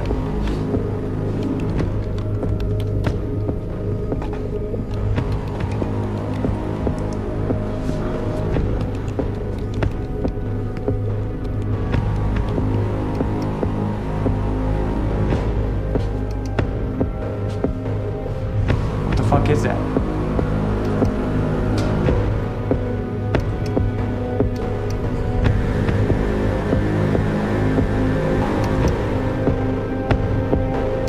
That is Dr. Kim.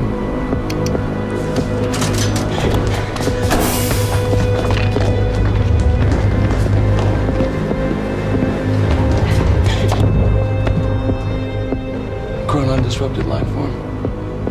Extremely hostile.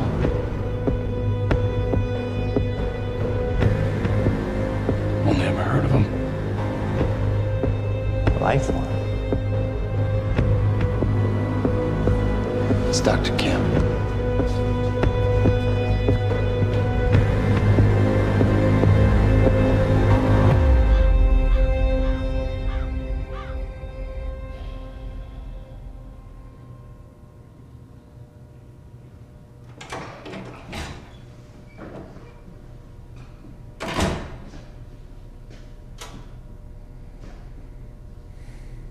Do you know who I am? Martin Hatch, Paul's other half. What the hell's that supposed to mean? I see the Monarch's well-being. Oftentimes, some matters Paul may find, well, arbitrary. So you're his assistant? A little more complex than that. It doesn't sound like it.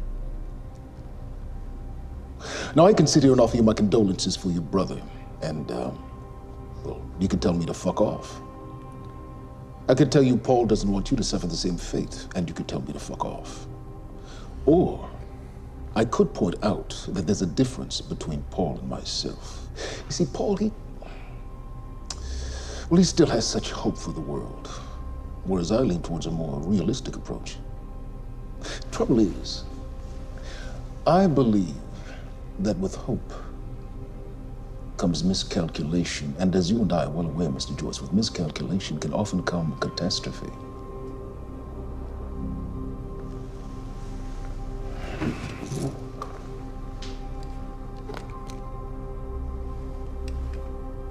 Paul's a very dangerous man, practically a zealot, and things will only get worse if he continues unchecked.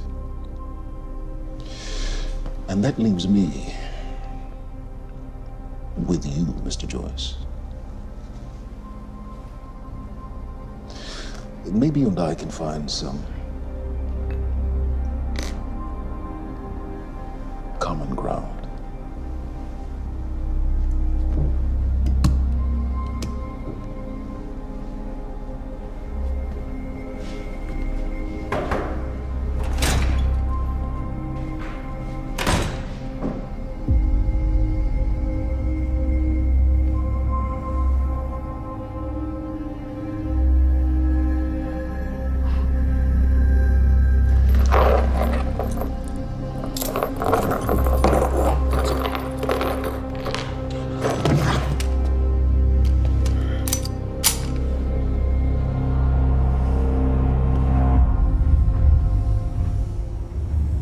Who was he?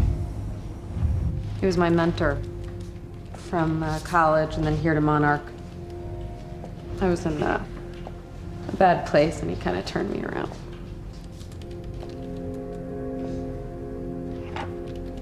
Got it.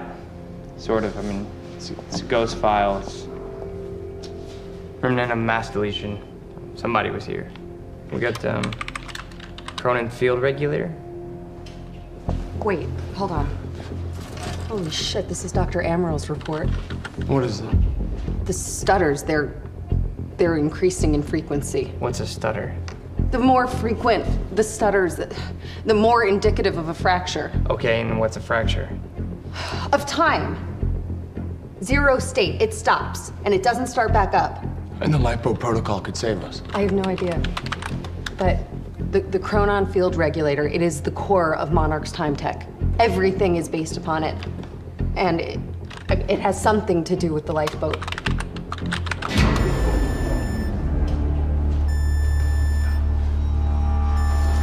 We have to go. Wait. No. This way! Turn!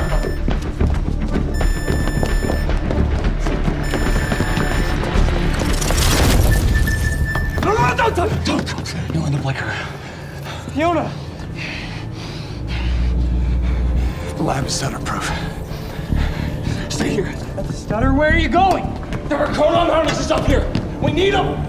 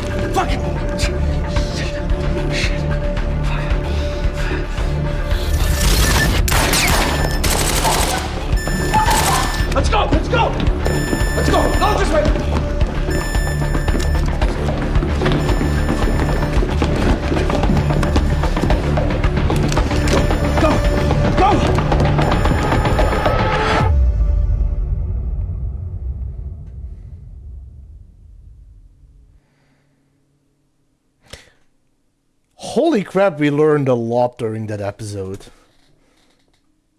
Also, it does show that Martin Hatch has very different plans and very different ideas than Paul Serene does.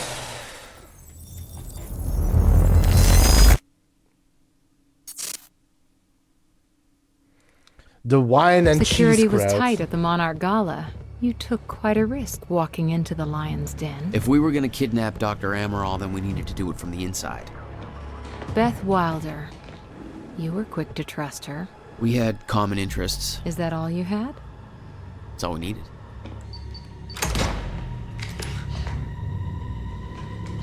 Thanks for showing up. Here, I thought this was gonna be a rescue. Yeah, there's a story here. You know a guy called Hatch? Serene's right-hand man. He was here. He gave me this big speech about how he wants to take down Paul. I hope you said no. I didn't trust him for a second. He set me loose anyways, told me to wait for an opening. I just gave you one.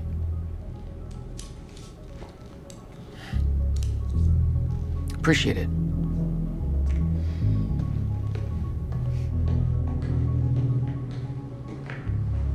What's it look like out there?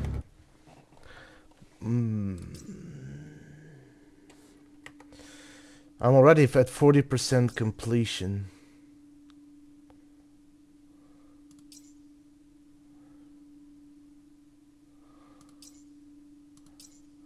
I discovered everything in Act 2, somehow.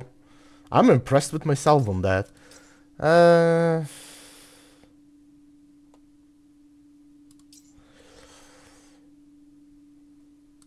I do need to check my diaries. I ordered the execution of the man who I once considered to be my closest friend. I did what was necessary. In order to proceed, I need to distance myself from my past, my weaknesses. There is a simple truth that I knew Jack would never understand. I've spent years trying to find a way to change the course we're on. It can't be altered. The end is coming, and only I can prepare us for it. If Jack ever learned the truth, I can't risk that. I've come too far. There's somebody else opposing me. Somebody on the inside. The sickness is spreading. Visions are becoming more frequent. I'm having increasing difficulty holding on to the present. They need me to be strong. The lifeboat depends on it. I hope to God Dr. Amaral finds a more permanent solution soon. The treatments won't last much longer. Well, that's not what you sounded before.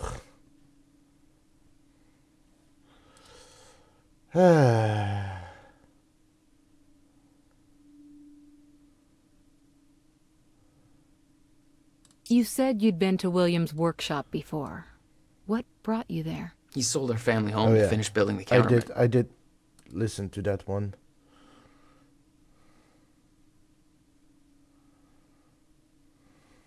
October 9th, 1900 hours.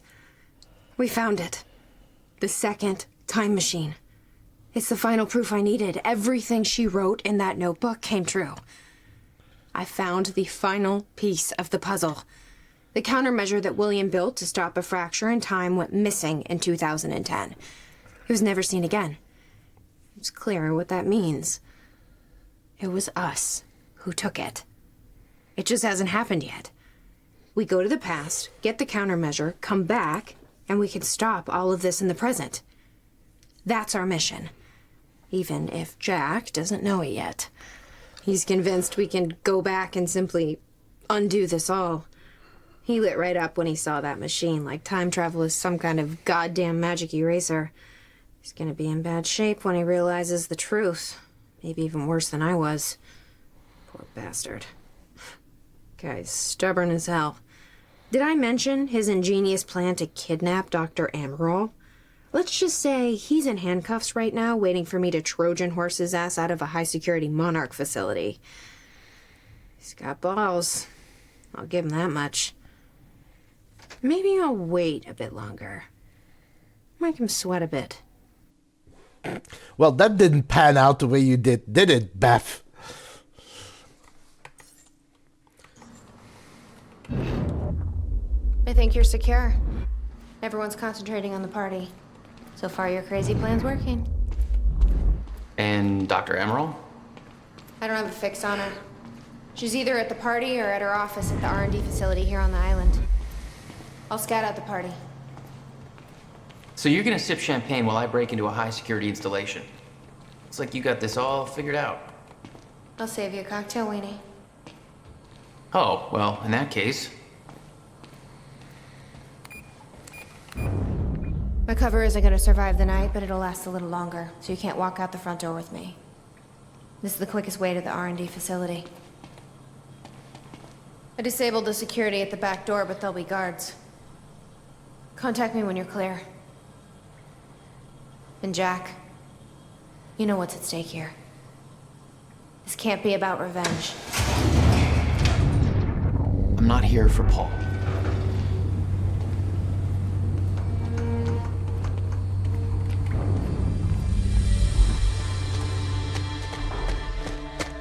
Hey! He's escaping!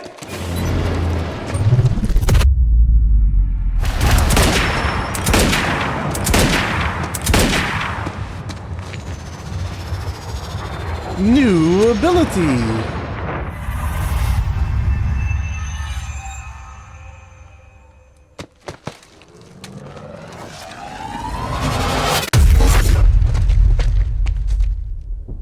Okay, that was fucking awesome. Damn. That will hurt in the morning. My powers were growing. I was learning to control them better. That felt good.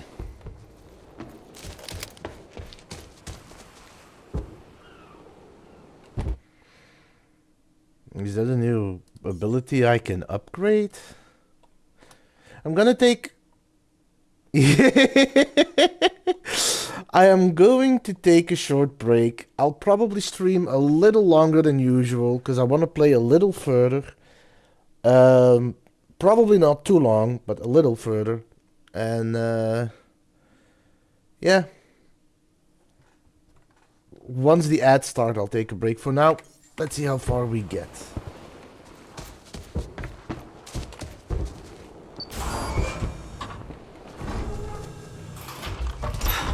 Who the hell designs these doors?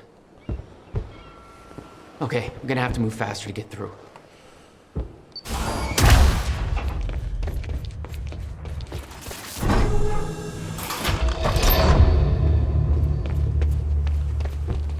Oh. Very sci-fi and very Monarch. Something tells me it wasn't commissioned by them, though.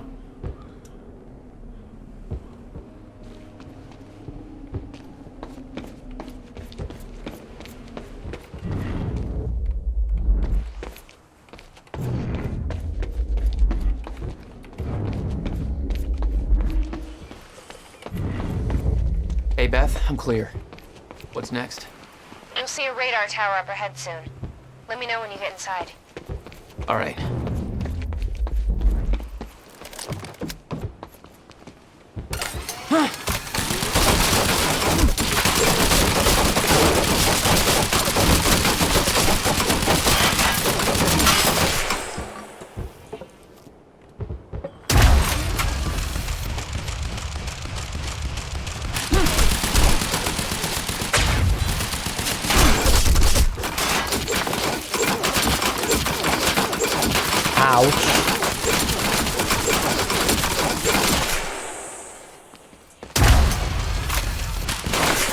Oh, you could have warned me about that one, Beth.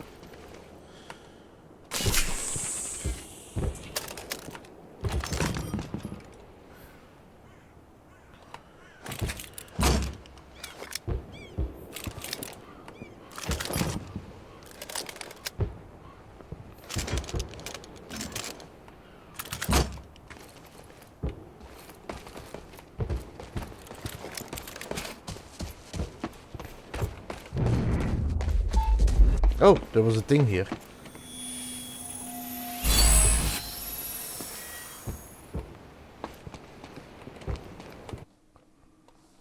Just 2 points.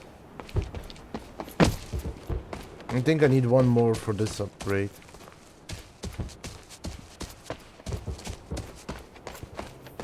Okay, how am I getting to that radar tower?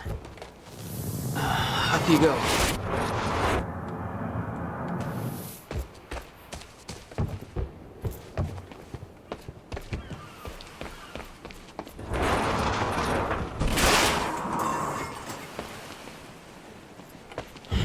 Let's try this again.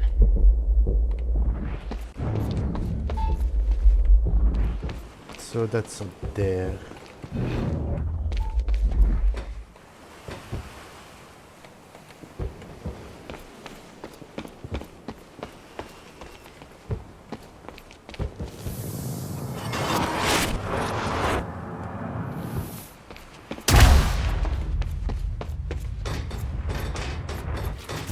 All right, that's it. I don't know how we're going to explain the dry dock thing to the public. We can spin it however we want. Call it an accident. Or pin it on Joyce. Yeah, he might as well take the blame for the mess he made.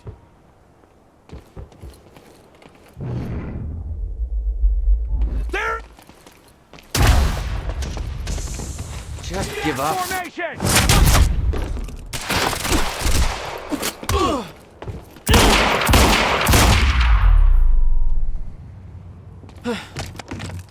Finally. Time felt broken here. That is a fun ability. Gull Island sign. Riverport Coastal Defenses. Oh, but I'm gonna take a break first. Back after the ads.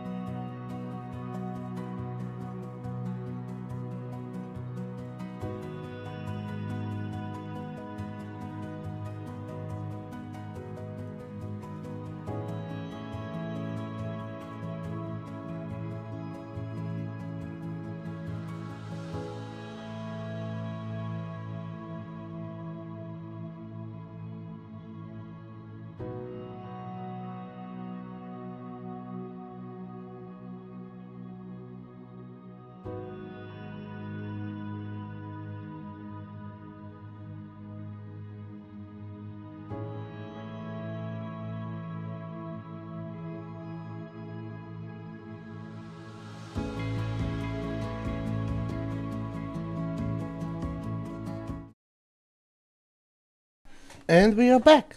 So without further ado, let's continue a little longer. Riverport Coastal Defenses. The Coastal Defenses installation of Riverport... The whole cannon felt unstuck in time. Commissioned on August 2, 1914 and completed in September 1942 as America faced the realities of World War II. In addition to the fortifications and artillery, it also boasted an extensive tunnel system that linked Gull Island to the mainland, enabling free movement of personnel and material, even under siege conditions. It was built in preparation for an attack on the United States that, fortunately, never came.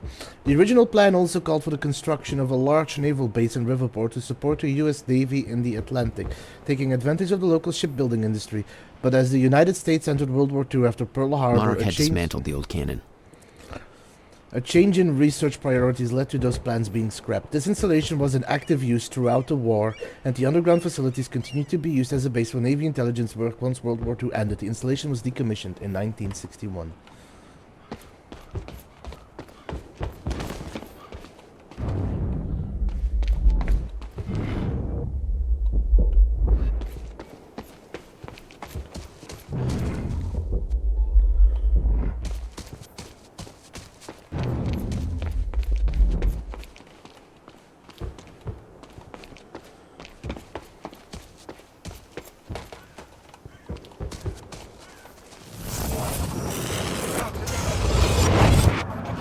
The timeline of the old cannon felt loose.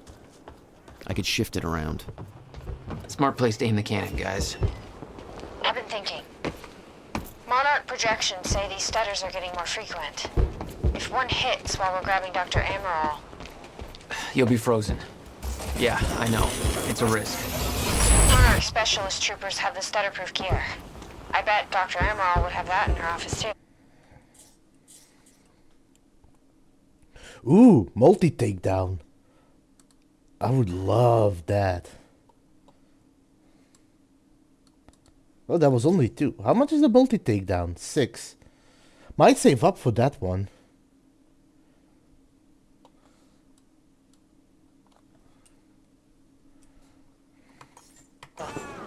I'll keep an eye out. See if I grab it for you.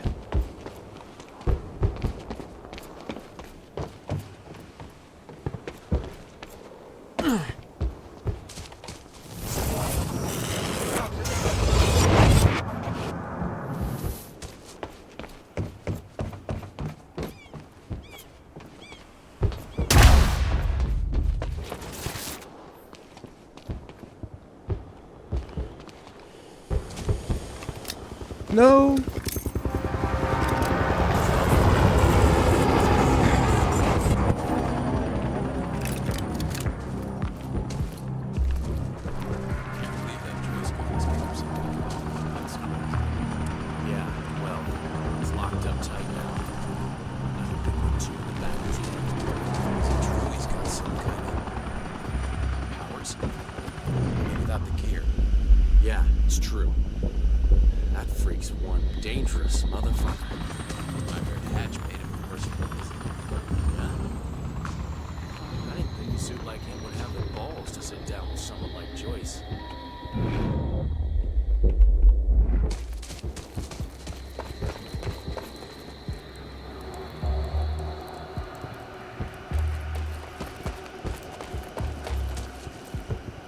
Heads up, we got an intruder.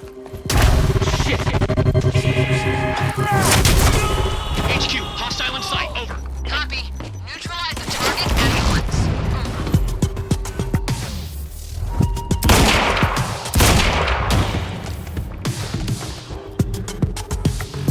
No! Crosshairs.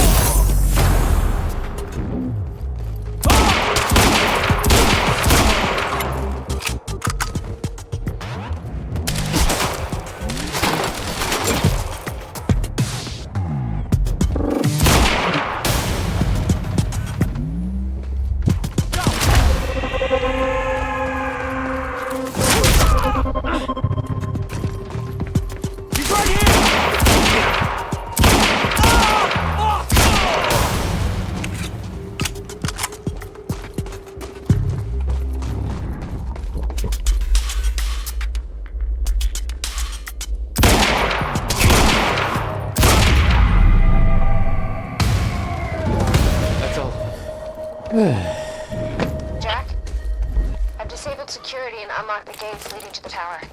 Let me know when you get there. Thanks, Beth. Just making sure that there's no other... Need to get to the radar tower. info here. Or, you know, power up points. Ooh, ammo.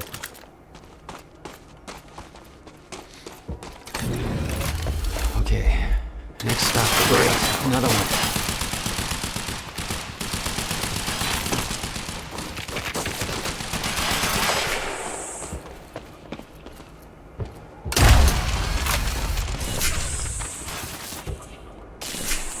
Oh, God.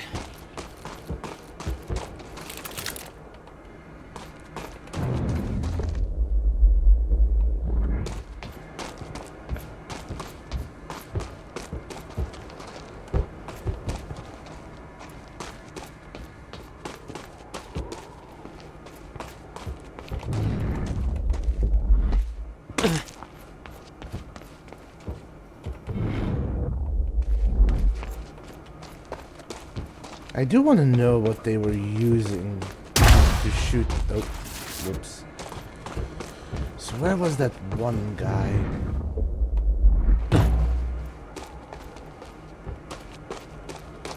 I think he was over there somewhere. Yes. What gun was he using? Can I get that gun?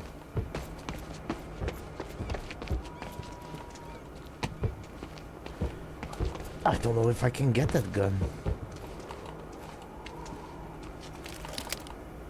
It's not letting me pick it up. It was somewhere else. Assault rifle, tactical SMG. I shot this guy here with my super ability, so it's probably one of these guns, but I don't know which one it was.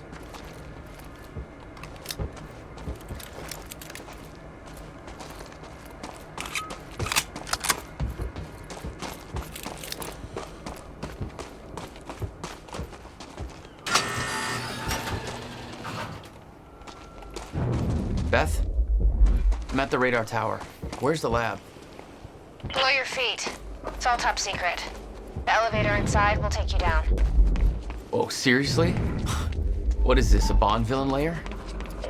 You have no idea. Just don't fall into the shark tank. Hello, Riverport. Fuck. This is Teresa Sidmack. Happy to spend this fine evening with you good folks. We're gonna have a good time, but if you're keeping an eye on the in crowd, you know we're not gonna be the only ones. The very exciting, very exclusive Monarch Gala is tonight at their beautiful mansion on Gull Island. Of course, the event's invite only, and when they say exclusive, they really mean it. Word is even confirmed A-listers have had a lot of trouble securing an invitation. Predictably, rumors are already circulating. Some people are saying that this is not just a party, that there might be an important announcement about Monarch's future coming up. Lots of people are anxious to get in on the ground floor of whatever the new thing, if there is one, might be. It's no secret that when Monarch Solutions makes a move, it pays off. Well, I suppose we'll just have to wait and see. You'll hear about it as soon as I do, listeners. In the meantime, those of us with a view of the river will be able to enjoy the fireworks show, which is bound to be spectacular.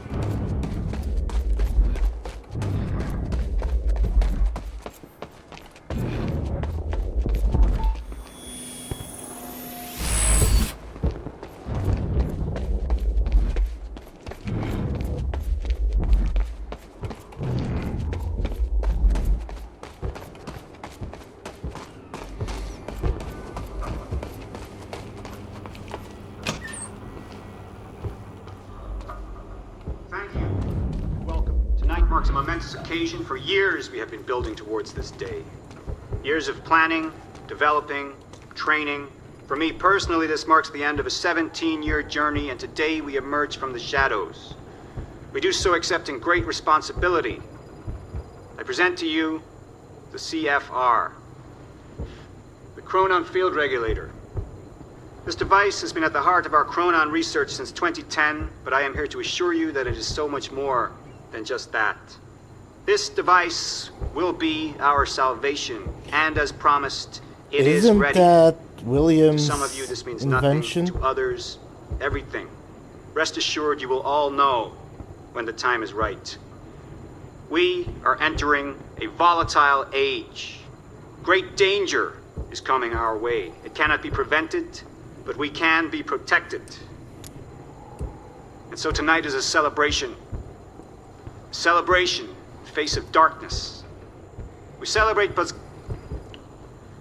for some of you this means nothing, for others, everything. Rest assured you will all know when the time is right.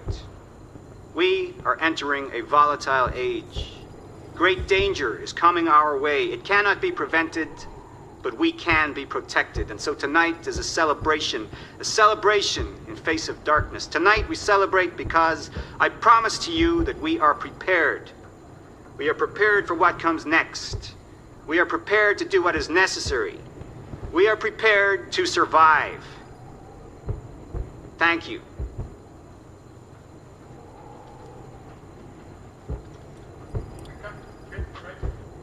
Look at him. Not a care in the world.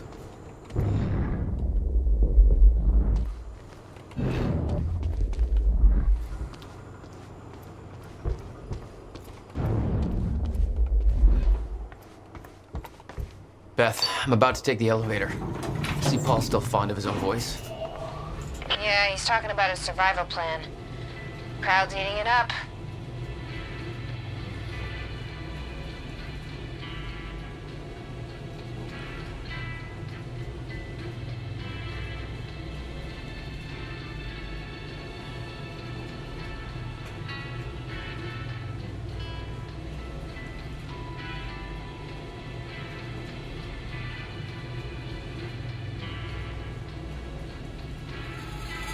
Jack, the local security network just lit up.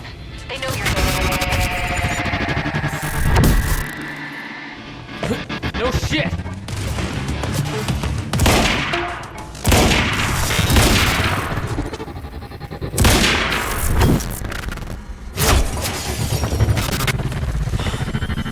Jesus.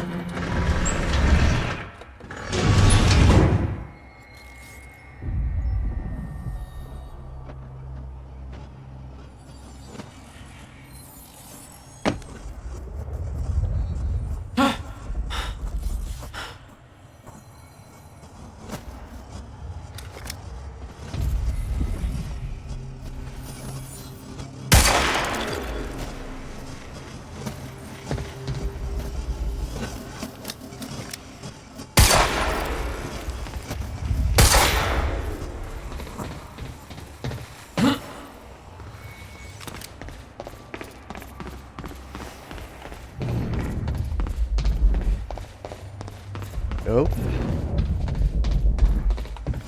Dr. Amaril's office. Looks like that's one level up.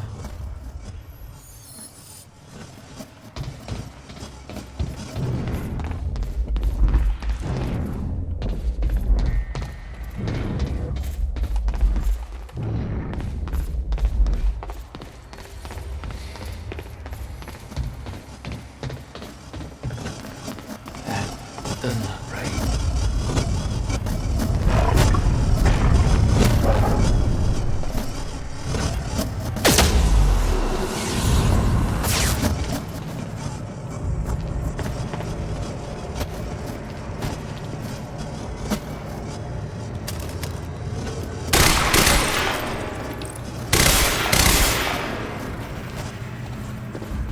I can't actually hurt them.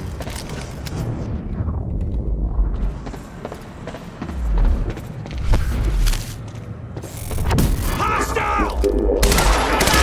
Again, that's frequent.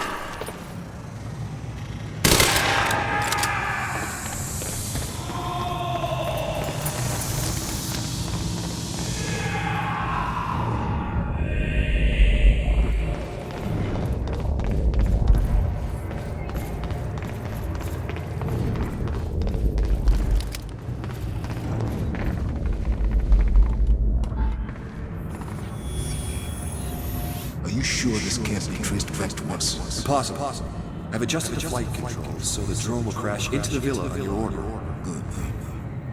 Very good. I'll make sure that Sophia's in position when the time is right. Wait for my call.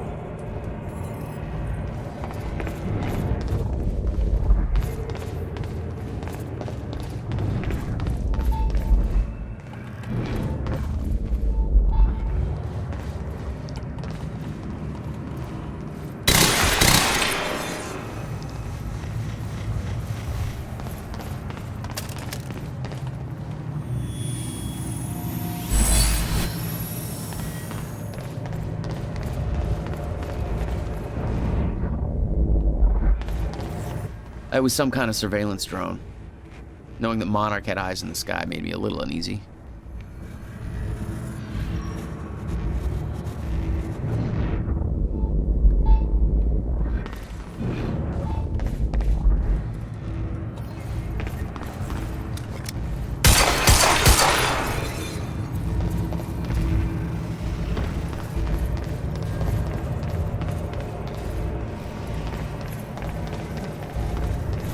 What is this?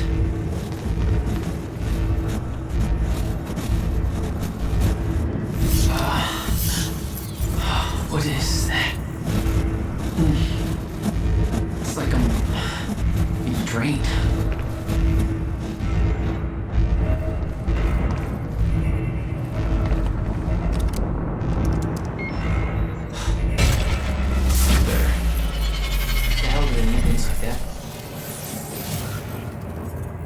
The device drained my powers. We refer to it as a chronon dampener.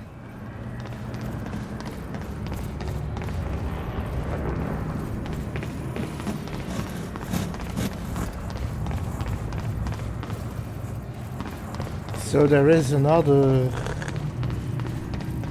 time thing that I can't reach. There is a way through there.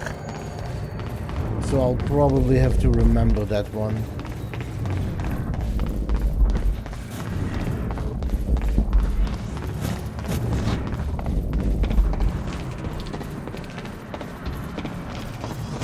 So yes, this is the other location. Just wanted to make sure. Oh, there was something here I missed. Can't reach that.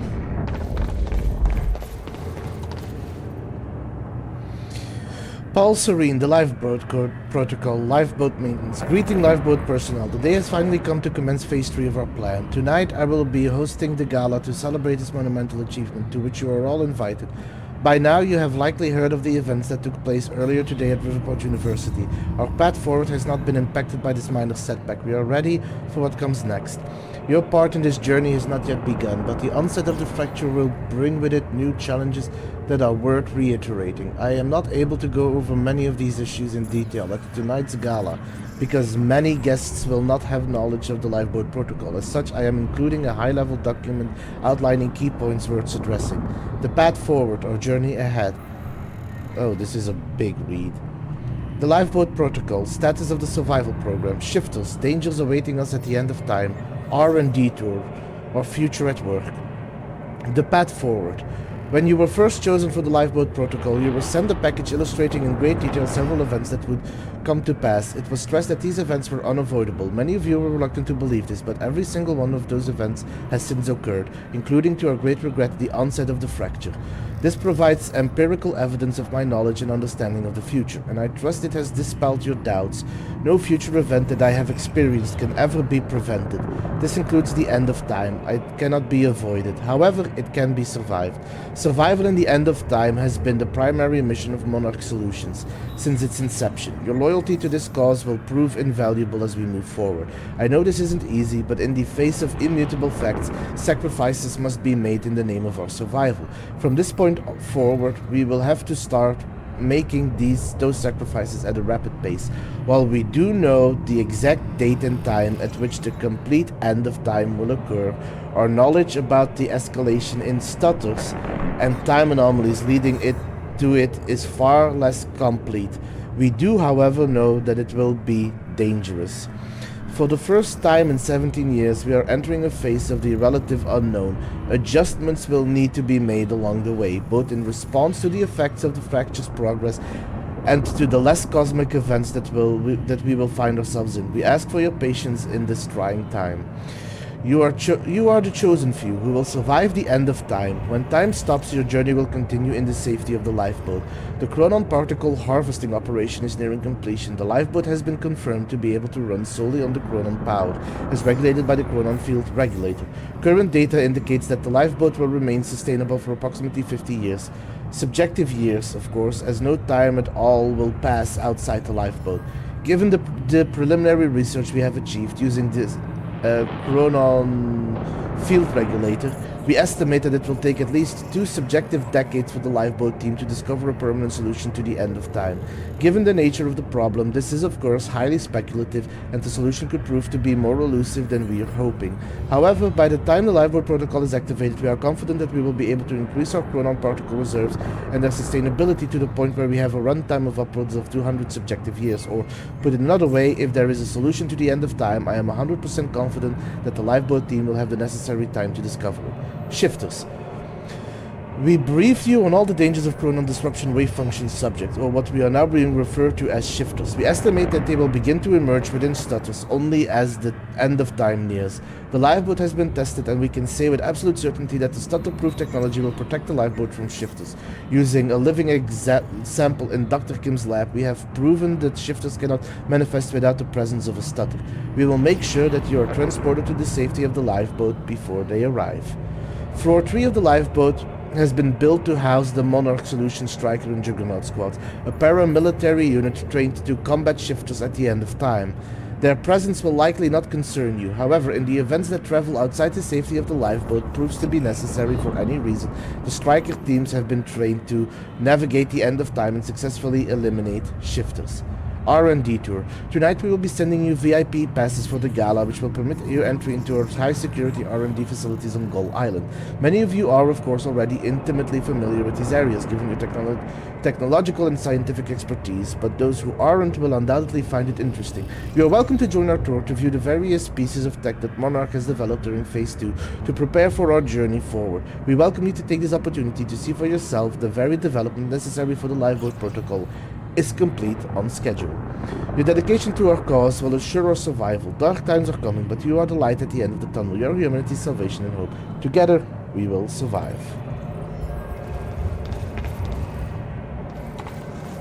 Chronon disruption wave function subjects, aka shifters. Key attributes: theorized to exist in a state of quantum superposition, surrounded by highly dangerous distortion fields, highly resistant to injury, conventional weapons useless. Populate the end of time, can only exist in zero state, inside stutters. Appearance likely once fractured progresses. As a result, shifters cannot enter stutter-proofed areas. Procedures: keep your distance. If not aggressive, do not provoke. Avoid confrontation, seek covers inside stutter-proofing. Maintain stutter-proofing at all costs. If forced to engage, assemble superior numbers with Chronon tech weapons. No heroics.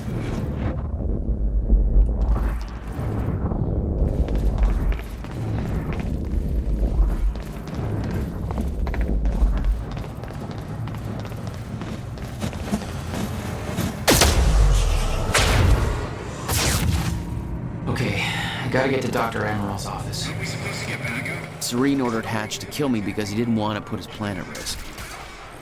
But seeing the scale of that facility, I started realizing just how deep that plan went. It made me wonder. Time was ending. What was it all for?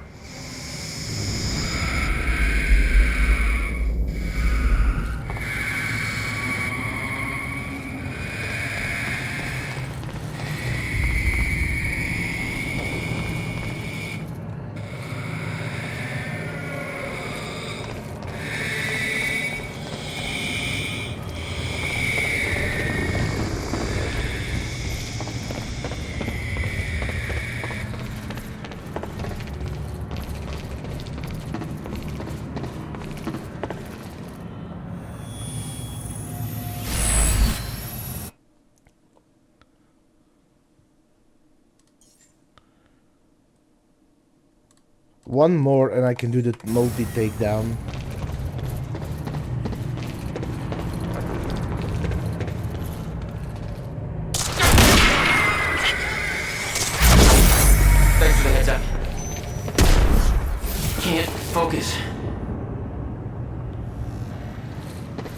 Wow, rude.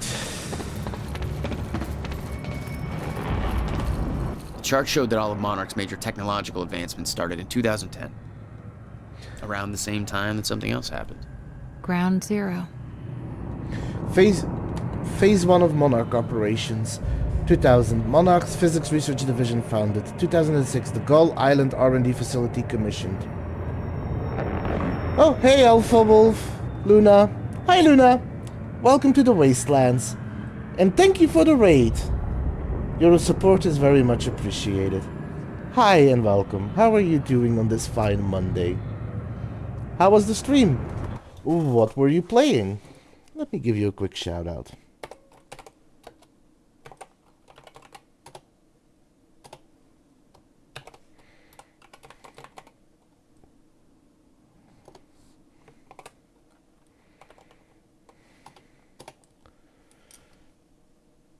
Oh, Dead Space! Hi Shady, welcome home. Also, Dead Space. Really good choice. Did you play the original or the remake?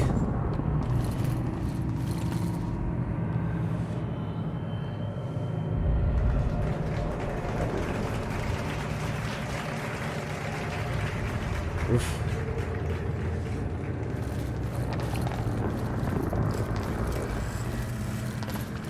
Dr. Hammerall's office. Looks like that's one level up.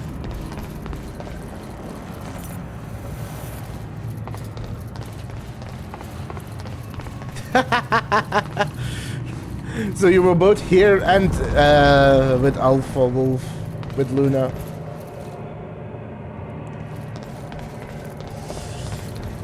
I need to get back into playing Dead Space. I once tried playing them, but I was gonna say Amazon. Origin. Yes, you are everywhere. But no, Origin screwed me over and told me that my redeem code that I got from places wasn't worthy, and they cancelled my game 2 or 3 times. Once when I was playing through Nightmare mode, so at that point I was like, you know what? Fuck you, Origin. Fuck you, EA. I'm not playing. Now that it's available on Steam, I might get it on Steam and play it again. I do want to get the remake. I want to see how well they did the remake. But Dead Space is a great game. How far are you?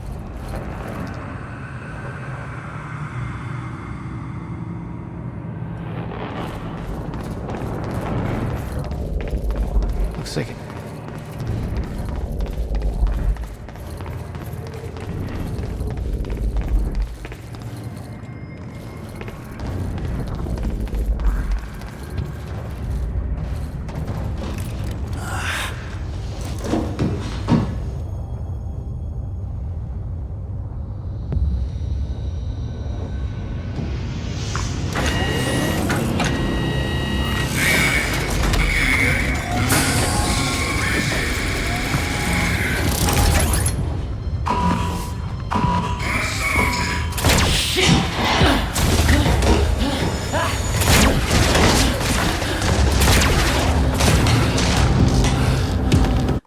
Ooh, nice. And yeah, Luna, take care of yourself.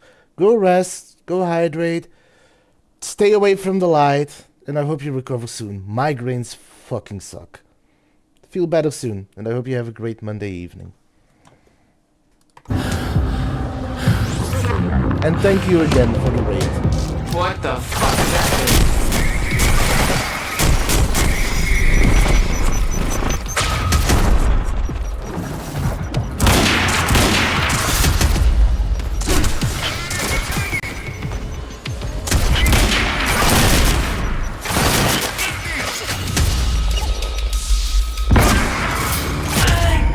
Ow. Ow. I think once this section is done, that is a lot to go through again. I'm gonna call it up here, because this is a lot to work my way through. But I'll be back Wednesday to try and beat this juggernaut, so let's see how far we get, right? For now, I've made some good progress, and I think I'm doing fairly well on completionist, considering that I'm technically not really looking for everything, I just still somehow find everything. Well, except in the first one, because here I missed some, and here I missed some.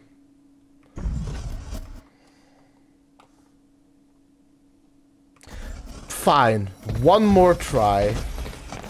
At the very least... Ow. Okay, that doesn't count.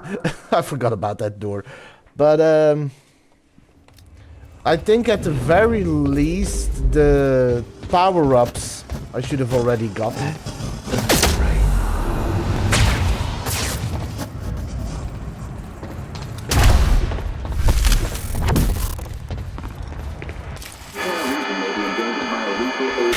Getting more frequent.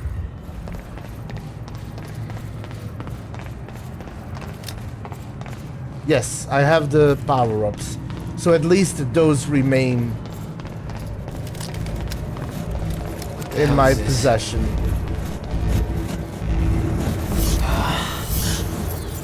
What is that? It's like I'm being drained.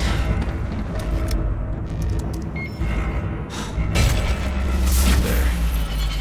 The hell do they make things like that? The device drained my powers. We refer to it as a chronon dampener. Serene ordered Hatch to kill me because he didn't want to put his plan at risk. And seeing the scale of that facility, I started realizing just how deep that plan went. It made me wonder. If time was ending, what was it all for? Alright. Thank you for the support, Grayson. Also, have a good stream. The chart showed that all of Monarch's major technological advancements started in 2010. Around the same time that something else happened. The question is, do I have all the... I probably do have all these collectibles, chronon sources, documents, computers. Yes. 0. Let me quickly double check.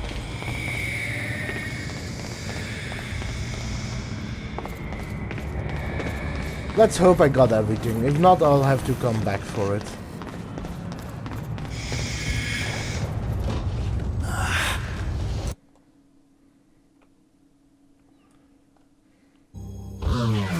What the fuck is that thing?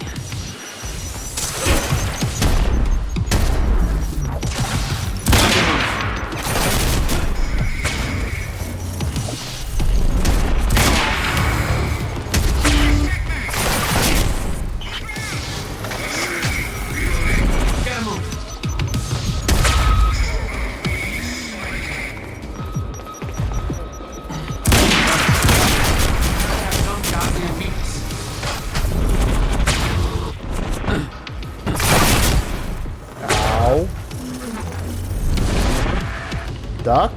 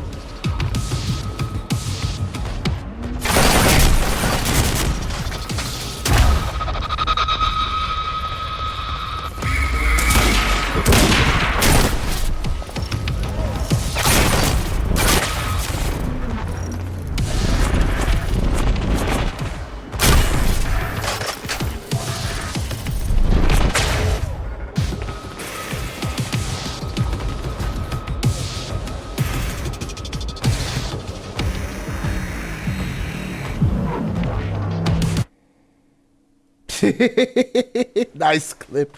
No, I don't think it's shield. I think it's this. That's the weak spot.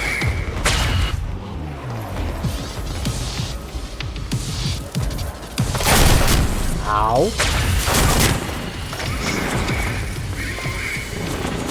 Duck.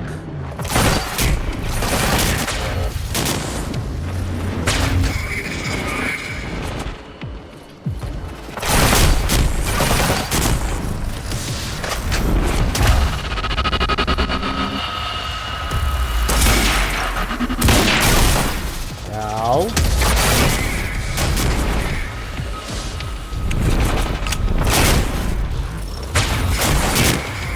Ow. Ow.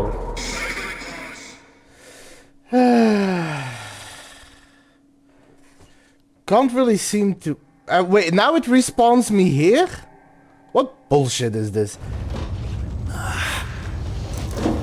3 times more. I want to beat this guy. Now at least I know what to do. What the fuck is that thing?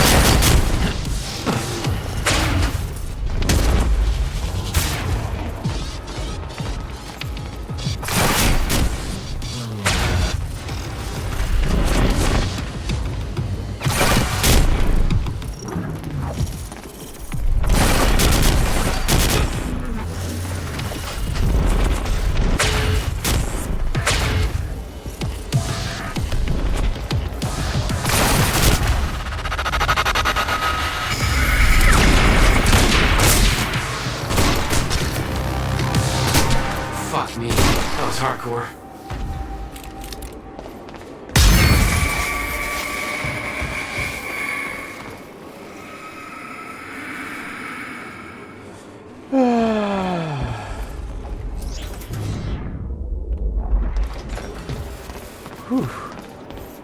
Which way is Amaril's office? It was clear that Monarch had been building the Chronon technology for years. They were prepared for the fracture. None of it would have been possible without the CFR.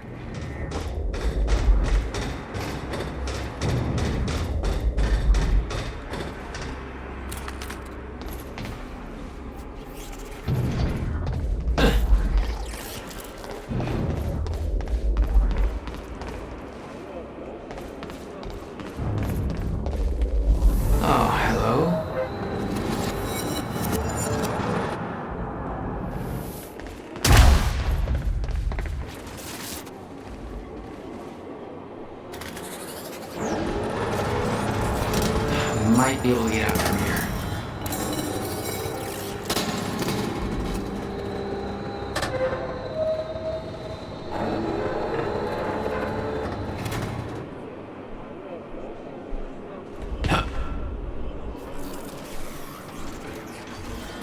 Oh. Ow. Let's try it again.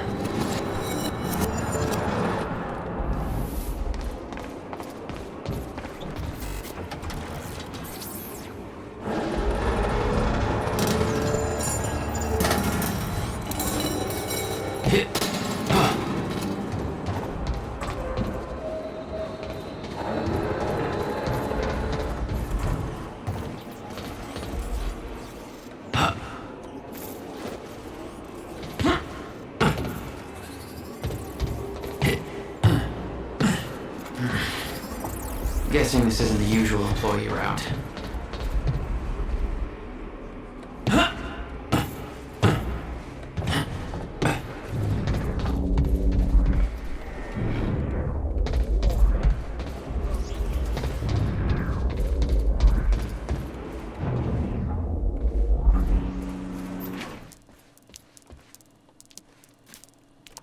I knew that Monarch had technology to let their soldiers move in stutters.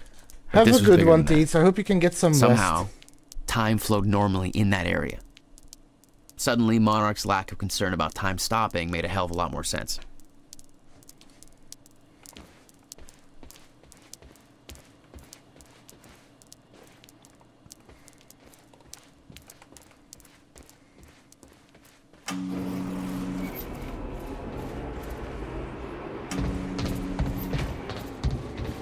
Newton's cradles, Dr. I think they're Amaril's office called. must be close.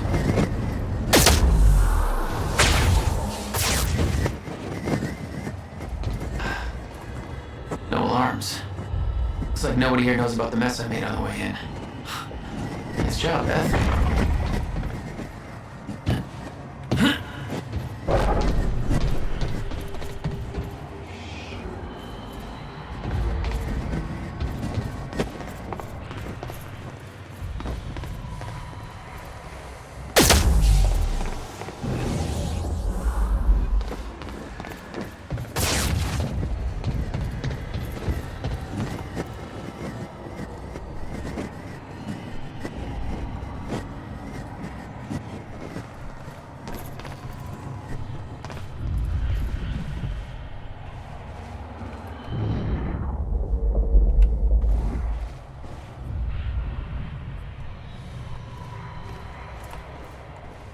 I'll show you in a minute, Shady. Oh wait, I can't. There was a room... Maybe I can, I'll check. I've ate, but there was a room where time still flowed and there were a bunch of Newton cradles. I've aided Jack in Jack Joyce's escape from his cell. He is here to kidnap Dr. Sophia Amaral. This presents the perfect opportunity to move forward with our agenda. Tonight we send Monarch into a state of chaos. Tonight we ensure Paul Serene's downfall. When Paul hears about Jack's escape, he will order Sophia Amaral to be locked away in the villa for protection. As Jack nears her location, have Stetson sabotage the drone surveillance so that his movements will remain undetected. Assist Joyce's mission in any covert manner possible. Sophia is Paul's only resource, capable of developing the treatment he needs. With her out of the picture, we only need to destroy his remaining treatments to render Paul helpless as his sickness grows. All of his treatments are kept in Dr. Kim's lab. I will gain access to the area and ensure that his lab is destroyed. I predict that Paul's sickness will take hold within 6 hours of these events, spurred by the increasingly frequent stutters. Only then will we make our final move. Oh, no, I can't show it because the area is locked.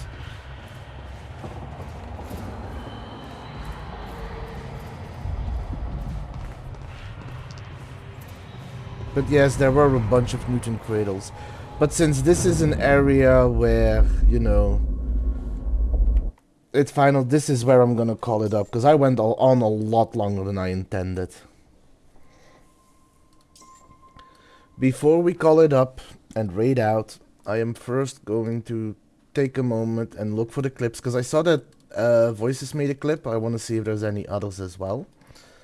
So... Yeah, and I did beat the big man. So let me go to clips.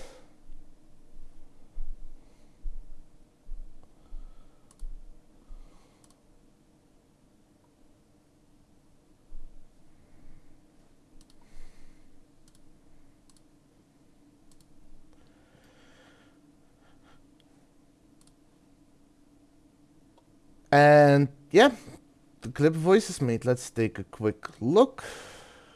Fine, one more try. At the very least. Ow. Okay, that doesn't count.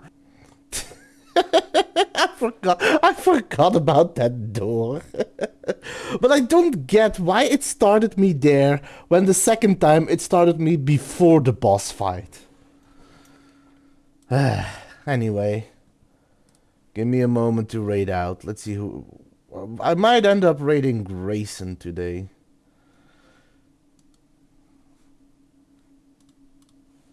I think that's a good raid for today.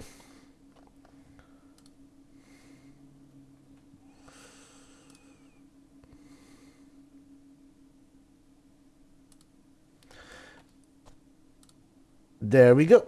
And with that, I wish you all a pleasant evening. Stay safe out there, Wastelanders. It's a dangerous world out there.